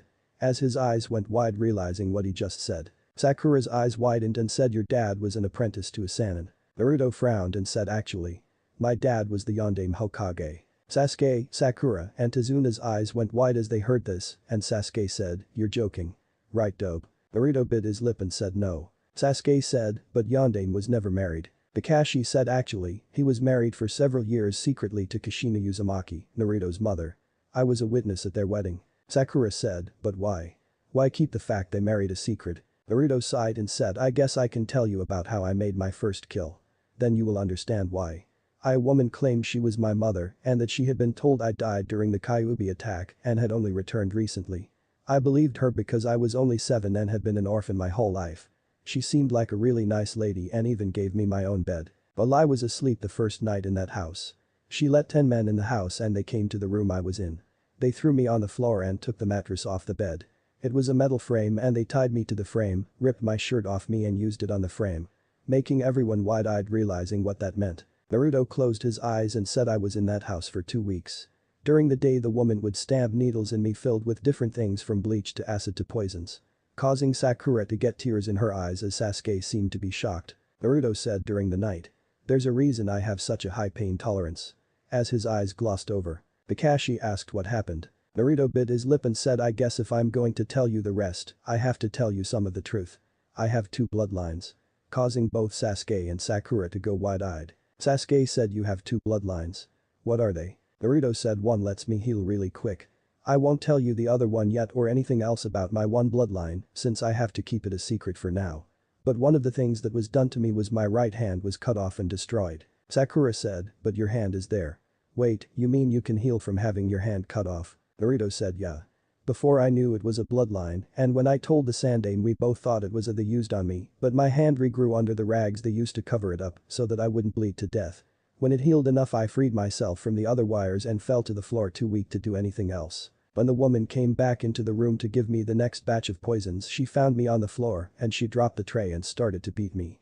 I curled up in a ball as she kicked me over and over again and I saw a needle that had fallen off the tray full of liquid. I grabbed it and stabbed it in her leg. Whatever it was killed her within 15 seconds. I don't know how long I was there before Sandaime found me and before now I've never told anyone but him what happened. Izuna asked, why did they do that to you? Naruto bit his lip and said the woman was a spy for Iwa. She worked as a nurse's aide at the hospital and got a blood sample of my blood and somehow discovered who my parents were. The Sandaime suspected the men were from Kumo since they used ration to torture me. My father decimated Iwa forces and Kumo was angry at Konoha for years for some reason. Torture and killing the son of the Indaime Hokage would have been a real good way of getting revenge when word got out about it. Luckily for me they didn't know about the Kimichi bloodline I got from my mother. Sakura said, but if that's true then why do so many people look at you and my mom and everyone tell us to stay away from you as a kid? Naruto rubbed his head and said, Sakura, Sasuke. Everything I am telling you is an S-rank village secret. If anyone else speaks about it besides the Hokage or myself they will be killed for it. Several have been killed for it. Or at least part of it. Do you both understand the risk of knowing what I am about to tell you is and are you willing to keep it a secret? Sasuke said yes. Sakura nods and Naruto looks at Tazuna and says you keep your mouth shut about it and I'll kill Gato personally. Tazuna blinked and said deal. Naruto sighed and said remember how I told you there are 3 versions of every story. The events that happened the day I was born are also a 3-version story. Officially my father killed the Kyuubi the day I was born at the cost of his life, everyone born after that day believes this. The unofficial story that most of the village older than us believe and that I didn't hear about until the day we graduated when Mizuki tried to kill me was the Yondaime used a forbidden to seal the Kyuubi inside a seal he drew on a random orphan he chose by summoning the Shinigami who ate his soul and killed him. Sasuke said the orphan was you. Naruto said unofficially yes. Sakura asked, what's the truth? Thanks for listening. I do hope you enjoy it. If you want the next part of this video, turn on that bell notification. Like, subscribe and comment down below. And also check out the others videos I have created and enjoyed it. See you guys next video.